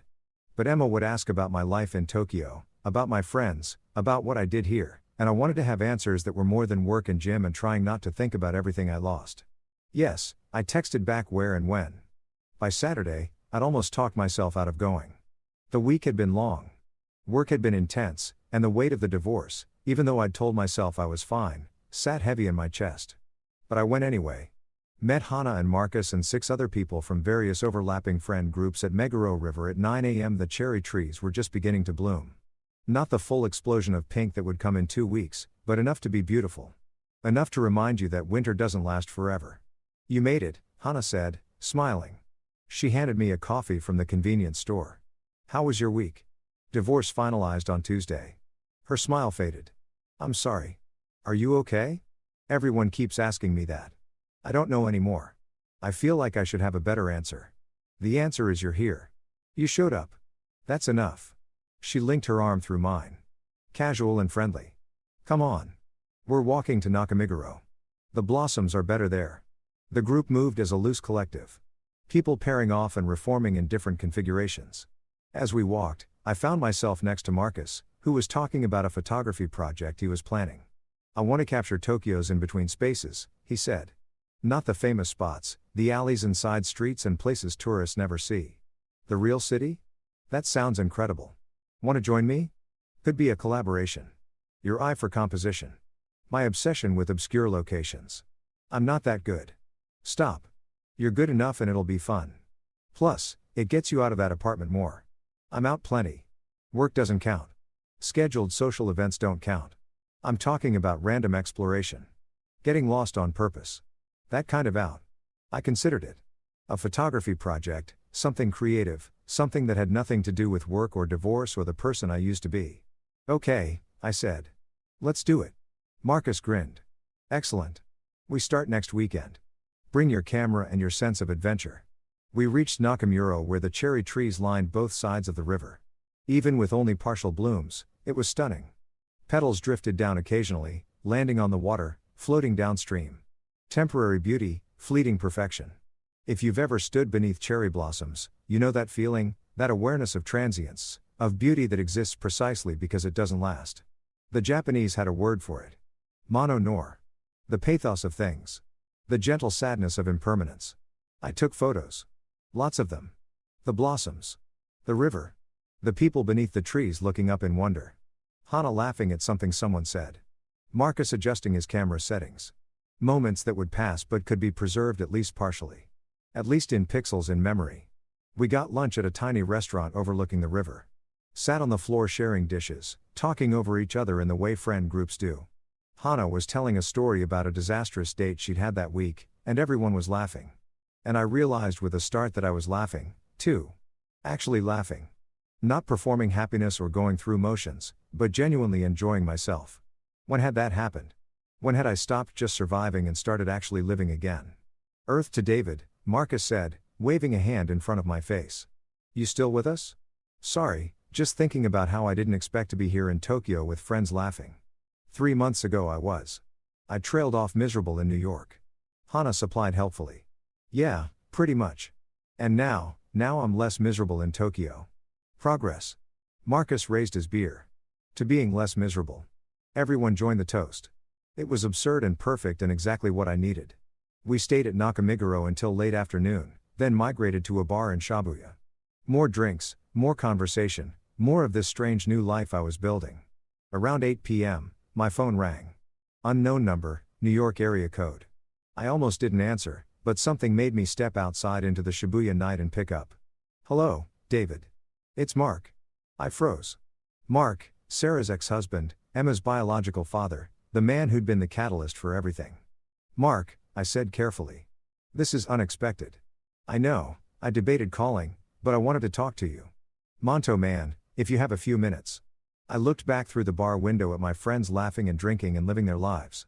Looked out at Shibuya Crossing, the controlled chaos of thousands of people moving in organized patterns. I have a few minutes, I said. There was a pause. Then first, I want to say I'm sorry for my part in how everything went down.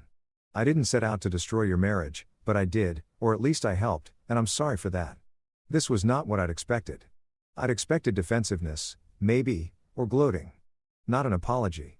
Why are you calling me? I asked. Because Emma asked me to. She said you seemed sad when she talked to you. Said you were alone in Tokyo. Said someone should check on you. He paused. She loves you, you know. She doesn't understand why you had to leave.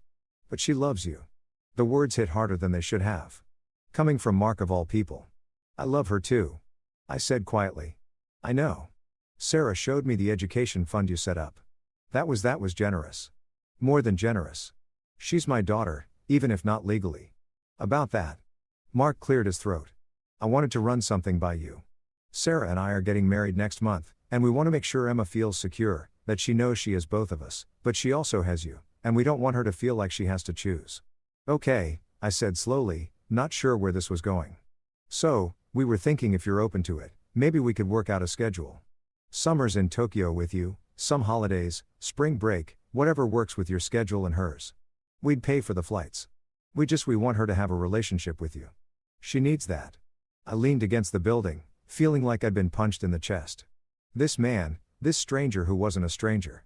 This person who'd taken my wife and was now offering me my daughter. Why would you do that? I asked. Why would you make it easier for me to be in her life? Because she asked me to. Because I know what it's like to miss years of your kid's life. I did that. Made that mistake and I don't want her to lose another father, and because he paused, because you're clearly a good guy who got caught in a bad situation. I'm not trying to be your friend, but I don't want to be your enemy either. For Emma's sake, I couldn't speak for a moment.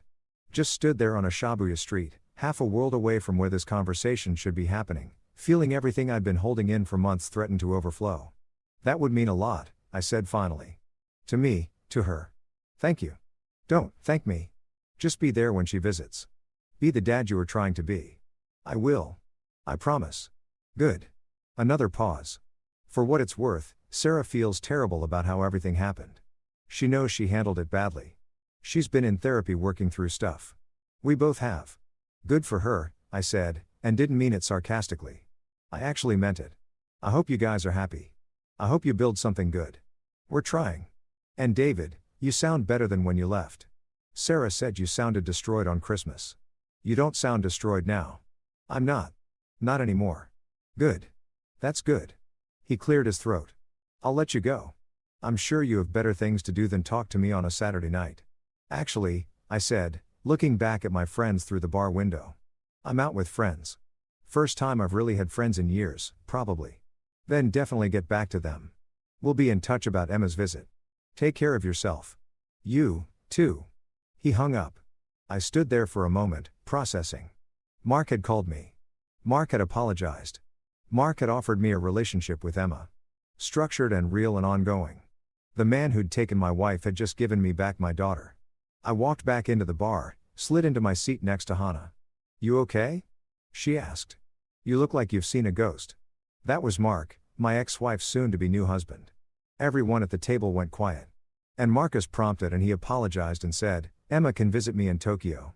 Summers, holidays, whenever we want. That's surprisingly decent of him, Hannah said. Yeah, I picked up my beer, took a long drink. I think I'm going to be okay. Actually okay. Not just surviving, but actually building something here. Took you long enough to figure that out. Richard said from the other end of the table. I hadn't even seen him arrive. We've been telling you that for months. I'm a slow learner.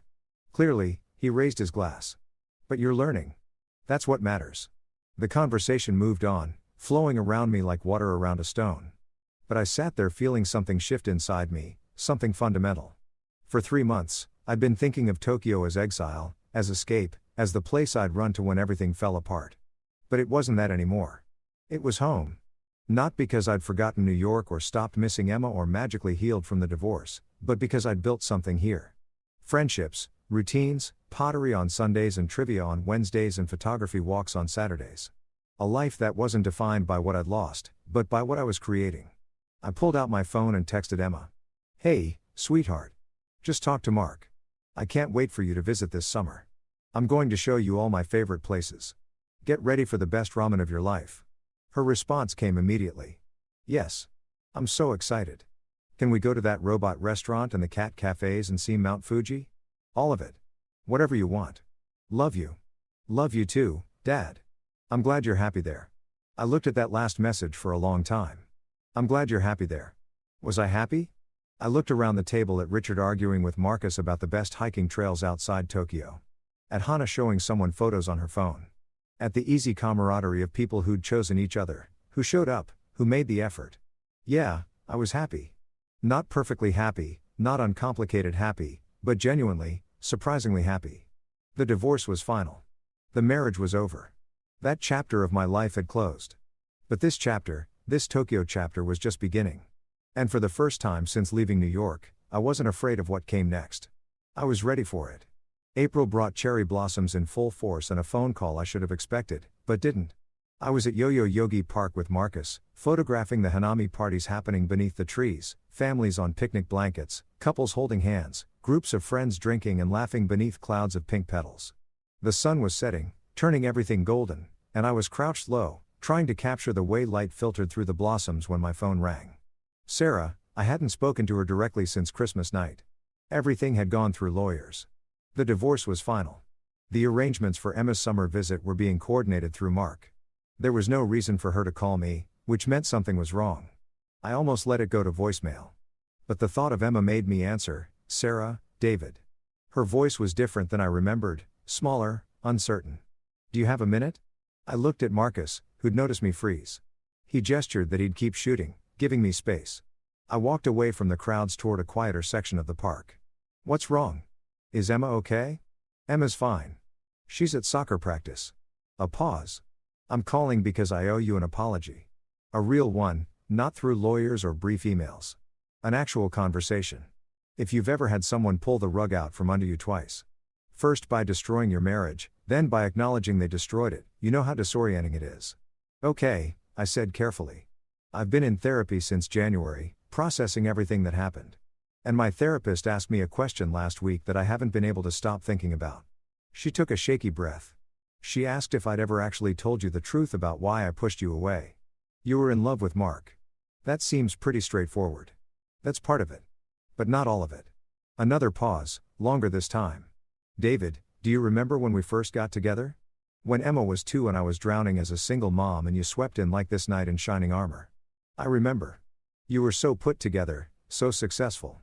You had your life figured out and I was this mess, divorced, broke, struggling to raise a kid I had no idea how to raise. You made me feel safe. You made me feel like maybe I could build something stable.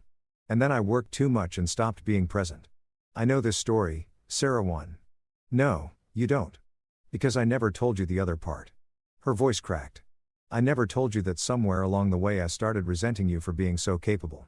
For having all the answers, for making me feel like I couldn't make a decision without running it past you first. I stopped walking. What? You were so good at everything, David. So successful at work. So good with money. So logical and rational and calm. And I felt like this accessory to your perfect life, like I was supposed to be grateful you'd chosen me, grateful you'd taken on someone else's kid, grateful for the house and the lifestyle and everything you provided. Sarah, I know you never meant it that way, but that's how it felt. Like I was less than, like I'd brought nothing to the table except baggage and bills. The words hit like stones. I'd spent months thinking I knew why my marriage had failed. I'd worked too much. I'd been absent. I'd prioritized wrong. Simple causation. Clear fault. But this was different. This was about things I hadn't even known were happening. When Mark came back around, she continued, he made me feel different. He didn't have his life together. He was still figuring things out. He asked for my opinion on things. He made mistakes and admitted them. He was. She searched for the word human, flawed, equal, and I wasn't. You were perfect. That was the problem. I laughed short and bitter. I wasn't perfect, Sarah. I was drowning. I was working 80-hour weeks trying to provide the life I thought you wanted, trying to be good enough for you. I never asked for that. You didn't have to ask. You married up your words, not mine. You said that at our rehearsal dinner, that you were marrying up, that you couldn't believe someone like me chose someone like you. Silence on the other end.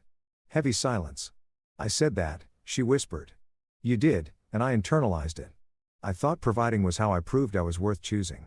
That if I could just work hard enough, earn enough, give you the perfect life, then I'd be enough. Oh, God, David, I didn't realize. How could you? I never told you. I just kept working harder, kept trying to be perfect, kept failing at the one thing that actually mattered, being present. We both sat with that for a moment. 8 years of miscommunication distilled into a phone call across 13 time zones. I'm sorry, Sarah said finally. For all of it. For making you feel like you had to be perfect. For not telling you I felt suffocated by that perfection. For running back to Mark instead of talking to you about what was wrong. For the Christmas ultimatum. For everything. I'm sorry, too. For not seeing what was happening. For hiding in work instead of fighting for us. For leaving the way I did. Were we ever going to make it? She asked quietly. If we'd done everything differently, if we'd communicated better, if I'd been honest and you'd been present, would it have worked? I thought about it. Really thought about it. Tried to imagine a version of us that could have survived. I don't know, I said honestly. Maybe. Or maybe we were always going to get here eventually, just maybe with less collateral damage. Emma, Sarah said. Yeah, Emma. She asks about you constantly. What you're doing, if you're happy when she can visit. Sarah's voice softened. She's so excited about this summer. She's already planning everything she wants to do in Tokyo. Me, too.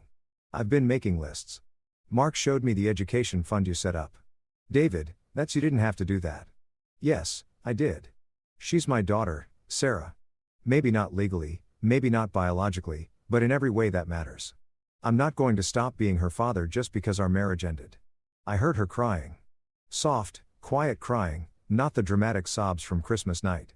Just sadness, just grief for what we'd lost and how we'd lost it. You're a good man, David. I wish I'd appreciated that more when I had the chance. And you're a good mother. I wish I'd told you that more often. Are we? She paused. Are we going to be okay? Not together, but as Emma's parents, as people who used to love each other. Yeah, I said and meant it. I think we are eventually. It'll take time, but we'll get there. Good. That's good. She took a shaky breath.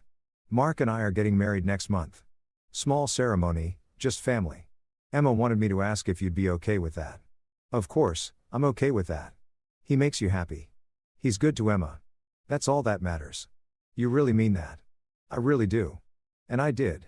Standing in Yai Yogi Park surrounded by cherry blossoms and strangers celebrating spring, I genuinely wished her happiness.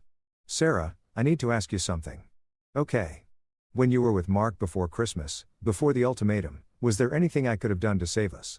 If I'd noticed sooner, if I'd fought harder, if I'd chosen differently. She was quiet for a long time. No, she said finally. By the time you could have noticed, I was already gone. I'd already emotionally left the marriage. I just hadn't admitted it yet, even to myself. The honesty hurt, but it was clean hurt. Clarifying hurt. Thank you for telling me that. I should have told you months ago. Years ago, maybe. She paused. Are you happy there in Tokyo? Emma says, you sound different, lighter. I looked around the park at the blossoms falling like snow. At Marcus in the distance, still photographing at the families and couples and friends celebrating the fleeting beauty of spring. Yeah, I said. I am. It's not what I planned, but it's good. Really good. I'm glad. You deserve that. Another pause. I should go. Emma will be home soon. Sarah, one more thing. Yeah, thank you for calling, for apologizing, for being honest. It helps. I'm glad. Take care of yourself, David. You, too. She hung up. I stood there for a while, phone in hand, processing. 8 years of marriage, months of divorce, and now this closure. Real closure. Not the legal kind from signed papers, but the emotional kind that comes from honesty and accountability and mutual recognition of failure. We'd both gotten it wrong. We'd both made mistakes and now we were both moving forward separately but with less animosity, less blame. Marcus found me standing there. You okay? He asked. You've been gone for 20 minutes. My ex-wife called. Oh, is everything? She apologized. Actually apologized. Took responsibility for her part in everything. I looked at him. I didn't know I needed that until I got it. Marcus nodded slowly. Closure is weird like that. You think you don't need it, and then when it comes, you realize you've been carrying this weight you didn't even know was there. Yeah, exactly that. We walked back toward the Hanami parties. The sun had set completely now, and the park was lit with lanterns. People were settling in for evening celebrations, eating, drinking, singing, life happening all around us. Want to grab dinner? Marcus asked. Or do you need space? Dinner sounds good. We ended up at a yakitori place in Harajuku, sitting at the counter watching the chef grill skewers over by Notan charcoal. The familiar ritual of it, ordering, eating. The quiet companionship grounded me. Can I ask you something? I said after we'd ordered. Shoot. How long did it take you to stop feeling guilty about your engagement ending? Marcus considered this, absently rotating his beer glass. Honestly, I'm not sure I ever completely stopped. But the guilt changed. At first, it was this crushing thing. Everything was my fault. I destroyed something good. I was a terrible person. But over time, it became more complicated. I could see where I'd messed up, but I could also see where she'd messed up. Where we'd both made choices that led to the ending. And now I just feel sad sometimes. Sad it didn't work out. Sad we couldn't be what each other needed, but not guilty. Not responsible for fixing something that was already broken. He looked at me. Is that where you're at? Getting there. Sarah's call helped, hearing her take responsibility, admitting she'd already left emotionally before I even knew there was a problem. I paused. It makes the leaving feel less like abandonment and more like acceptance. That's growth, my friend. We ate in silence for a while. The chef brought more skewers, chicken, scallions, beef. Simple food perfectly executed. My phone buzzed. Emma, Dad. Mom said you guys talked. She seems happier. Thank you. I stared at that message. Thank you. Like I'd done something for Sarah by accepting her apology. Like forgiveness was a gift I'd given instead of a release I'd needed. I'm glad she's happier. How was soccer practice? Good. Scored 2 goals. Coach says, I'm getting better. That's amazing. I'm so proud of you. Only 73 days until I visit. She was counting. The thought made my chest tight. I know. I'm counting, too. Love you, sweetheart. Love you, too, Dad. I set down my phone, smiling despite everything. Good news, Marcus asked. Emma, counting down days until her visit this summer. That's sweet. You nervous? Terrified. What if Tokyo disappoints her? What if I disappoint her? You won't. You're building a whole life here. You have things to show her, places to take her, friends for her to meet. He gestured around. This is real, David. This isn't exile or escape anymore. This is your actual life. He was right. Somewhere over the past 4 months, Tokyo had stopped being the place I'd run to and started being the place I lived, worked, had friends, made pottery, took photos, existed as a complete person instead of a collection of failures and regrets. When did that happen? I wondered aloud. For much, when I tear gradually. Same way healing always happens. You just wake up one day and realize you're not bleeding anymore. We finished dinner, walked back through Harajuku toward the station. The streets were alive with weekend energy teenagers in elaborate fashion. Tourists taking photos, couples walking hand in hand. At the station, Marcus turned to me. Photography project tomorrow. I found some great spots in Janison we should shoot. Yeah, text me the time. Will do. And David, I'm glad your ex called. I'm glad you got that closure. You seem lighter. I feel lighter. We parted ways. Marcus heading to Nakamuro. Me back to Shibuya. The train was crowded but not uncomfortably so. I found a spot near the door and watched Tokyo slide past the windows. My phone buzzed one more time. Richard, heard from Marcus, you had a big call today. Pottery tomorrow. Nothing like throwing clay to process emotions. I smiled. Can't photography project with Marcus, but next week for sure. Good. Proud of you, kid. Building a real life there. I put my phone away and just rode the train, feeling the rhythm of it, the sway and click of rails, the collective journey of strangers going their separate ways.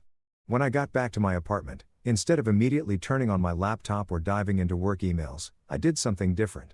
I made tea, put on music jazz, something Miles Davis that felt right for the mood. Stood at my window looking out at Tokyo's nighttime sprawl. Sarah's call had given me something I didn't know I'd been waiting for. Permission, maybe to stop carrying the full weight of our failure. To acknowledge that relationships end for complicated reasons, not simple ones. That 2 people can both try and still fail. That love isn't always enough. But also, and this felt important, that failure in one thing doesn't mean failure in everything. My marriage had ended, but I wasn't ending. I was here in Tokyo building something new, making friends, finding joy in pottery and photography and ramen shops where the owner knew my order, creating a life that felt authentic instead of performative. Emma would visit in 73 days. We'd eat ramen and visit temples and take 1,000 photos. I'd show her my favorite spots, the quiet shrine in Harajuku, the bookstore in Daikanyama, the river in Nakamura where cherry blossoms fell like snow. I'd introduce her to my friends, show her the pottery I'd made, ugly but improving. Prove to her that I hadn't just run away, I'd run towards something better. And maybe in showing her that, I'd finally believe it myself. I opened my laptop and started a new document, not work, something else. Things I've learned in Tokyo. 1. Failure isn't permanent unless you let it be. 2. Starting over is terrifying, but possible. 3. Community matters more than I thought. 4. Presence is a practice, not a destination. 5. Sometimes the bravest thing you can do is leave. 6. Sometimes the bravest thing you can do is stay gone. 7. Healing happens gradually, then suddenly. 8. Cherry blossoms are beautiful because they don't last. 9. Neither does pain. I saved the document. Maybe I'd add to it. Maybe I wouldn't. But seeing those thoughts organized, acknowledged, felt like something. Outside, Tokyo glittered. Inside, I felt something close to peace. The divorce was final. Sarah had apologized. Emma was coming to visit. And I was okay. More than okay. I was healing. Summer arrived in Tokyo with humidity that made the air feel solid.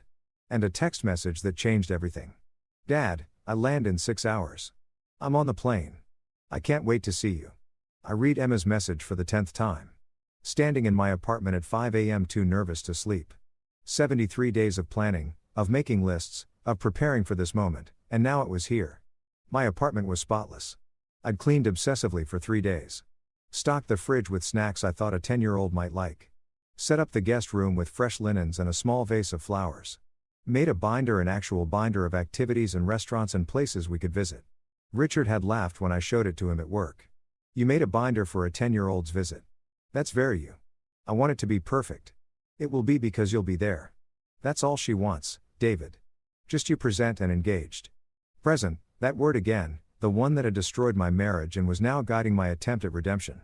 I took the train to Narita Airport at 6 a.m., arriving 3 hours early because anxiety doesn't respect reasonable timelines.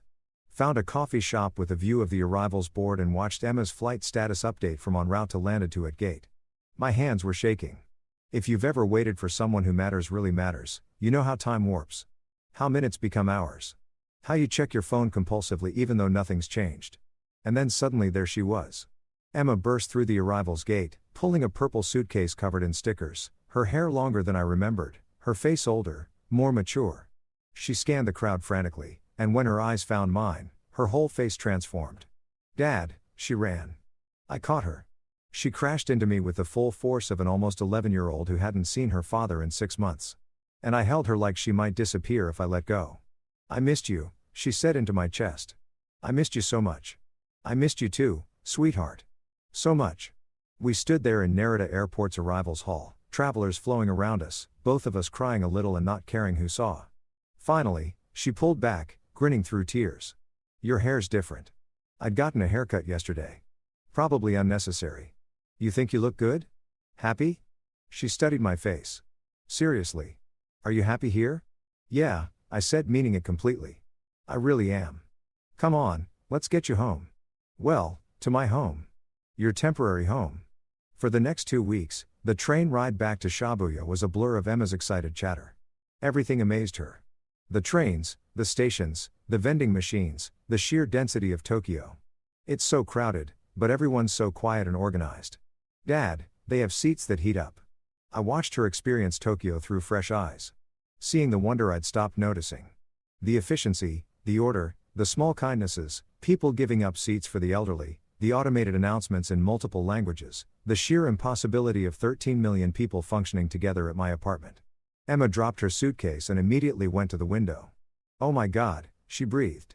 You can see everything, Dad. This is amazing. I stood beside her, looking at the view I'd stared at countless times. The Shibuya crossing, the buildings stacked like children's blocks, the organized chaos of Tokyo life. Pretty cool, right? So cool. She turned to me, serious suddenly. Thank you for letting me visit. I know things are complicated with you and Mom, but I'm really glad I get to be here, to see your life. I'm glad too, sweetheart. I pulled her into another hug.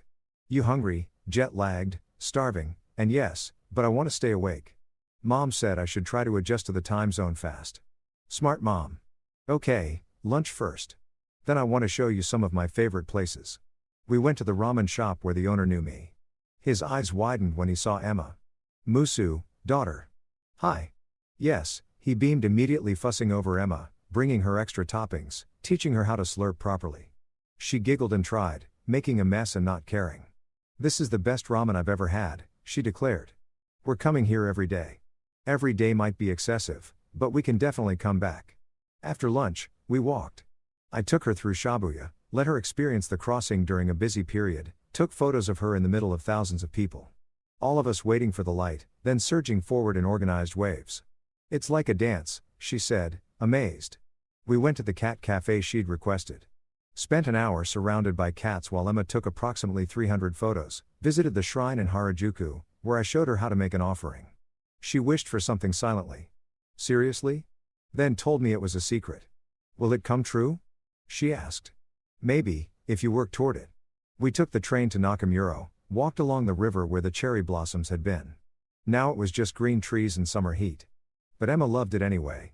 You really live here? She said, more statement than question. Like this is really your home now. Yeah, it is. Do you miss New York? Sometimes, mostly I miss you, but you're happy here. I can tell. We sat on a bench by the river watching people pass. Couples, families, solo wanderers like I'd been. I am happy here, I said carefully. But I was miserable in New York. Not because of you. Never because of you, but because your mom and I were wrong for each other. We made each other worse instead of better. I know. I could tell. She swung her legs, not looking at me. Are you mad at her? At Mom? No, not anymore. We both made mistakes. We both could have done better. She feels bad. About how everything happened. I know we talked about it. We're okay now. Different, but okay. Emma nodded, processing this with that 10-year-old wisdom that shouldn't exist, but does. Mark's nice. He makes Mom laugh, but he's not you. He doesn't have to be me. He just has to be good to you and your mom. And it sounds like he is. He is. But I still wish. She trailed off. Wish what, sweetheart? I wish you could both be happy. You and Mom like separately and that I could see both of you without it being weird or sad. I pulled her close. We're working on that. It takes time, but we'll get there. You get to have a mom who's happy with Mark and a dad who's happy in Tokyo. And you get to be part of both worlds. That's not the worst thing, right? No, it's pretty good, actually. She leaned into me. I'm really glad you're happy, Dad. Even if it means you're far away. We sat there for a long time watching Tokyo live its life around us. The next 2 weeks were the best 2 weeks I'd had in years, maybe ever. I took Emma everywhere. The Team Lab Digital Art Museum, where she spent 3 hours wandering through rooms of light and color. The Ghibli Museum, where she cried during the Totoro short film. We took a day trip to Kamakura. Saw the Great Buddha. Ate shiatsu don by the ocean. I introduced her to my friends. We had dinner with Richard and Marcus and Hana at an izakaya, and Emma charmed everyone asking questions about their lives in Tokyo, their hobbies, what brought them here. Your dad talks about you all the time, Hana told her. We feel like we already know you. Really? Emma looked at me. Pleased. Really? I confirmed. You're my favorite topic. We did pottery together at Yuki's studio. Emma made a lopsided bowl and declared it perfect. Yuki fired it specially. Had it ready before Emma left. For keeping special things, she told Emma to remember Tokyo. We took 1,000,000 photos. Emma with her ramen. Emma at the crossing. Emma at temples and parks and the top of Tokyo Tower. Emma with my friends with cats. With every vending machine she found interesting. On her last night, we sat at my apartment window watching the sun set over Tokyo. I don't want to leave. She said quietly. I don't want you to leave either, but you'll come back Christmas break maybe or spring and we'll video chat every week. Promise. Promise. She was quiet for a moment. Then, Dad, can I tell you my wish from the shrine? Sure, sweetheart. I wish that you'd keep being happy. That you wouldn't stop building this life just because it's far from me. She looked up at me with serious eyes. You're allowed to be happy even if it means being away. I want you to know that the permission I didn't know I needed from the person whose opinion mattered most. Thank you. I managed that means everything to me and I'm going to be happy too with Mom and Mark and knowing you're here being happy. She smiled. We can both be happy in different places. That's okay. Yeah, sweetheart. That's more than okay. The next morning, I took her back to Narita. We stood at the security checkpoint, neither wanting to say goodbye. 2 weeks flew by, Emma said. They really did. But I'll be back. And you'll visit New York sometime, right? When you can. Definitely. We'll figure it out. She hugged me one more time. I love you, Dad. Thank you for the best 2 weeks ever. I love you too, Emma, so much. I watched her go through security, watched her turn and wave one last time, watched her disappear into the crowd of travelers. Then I stood there for a while, feeling the weight and lightness of it simultaneously. The sadness of goodbye. The joy of having had these 2 weeks. The knowledge that this wasn't an ending, just a pause. On the train back to Shibuya, I pulled out my phone and looked at the photos. Hundreds of them. Emma laughing, exploring, experiencing, building memories in my city, my life, my home. A text came through. Emma already at her gate. Thank you for everything, Dad. Tokyo is amazing. You're amazing. I'm so proud of you for building this life. Love you to the moon and back. I stared at that message. I'm so proud of you. And felt something break open in my chest. My daughter was proud of me, not for what I provided or achieved, but for surviving, for leaving, for choosing happiness, even when it was hard. I texted back, proud of you, too. For being so strong through everything, for giving me permission to be happy. You're the best thing that ever happened to me. Tokyo blurred past the train windows. My phone buzzed with messages from friends. Hana asking if I was okay. Marcus suggesting drinks later. Richard offering to meet for pottery tomorrow. This life I'd built. These people who showed up. This city that had healed me. I got off at Shibuya. Walked through the crossing one more time. Looked up at my building in the distance. Home. Not because it was perfect. Not because the pain was gone, not because I'd forgotten everything I'd lost, but because I'd built something here, something real, something mine. And that was enough. More than enough. It was everything.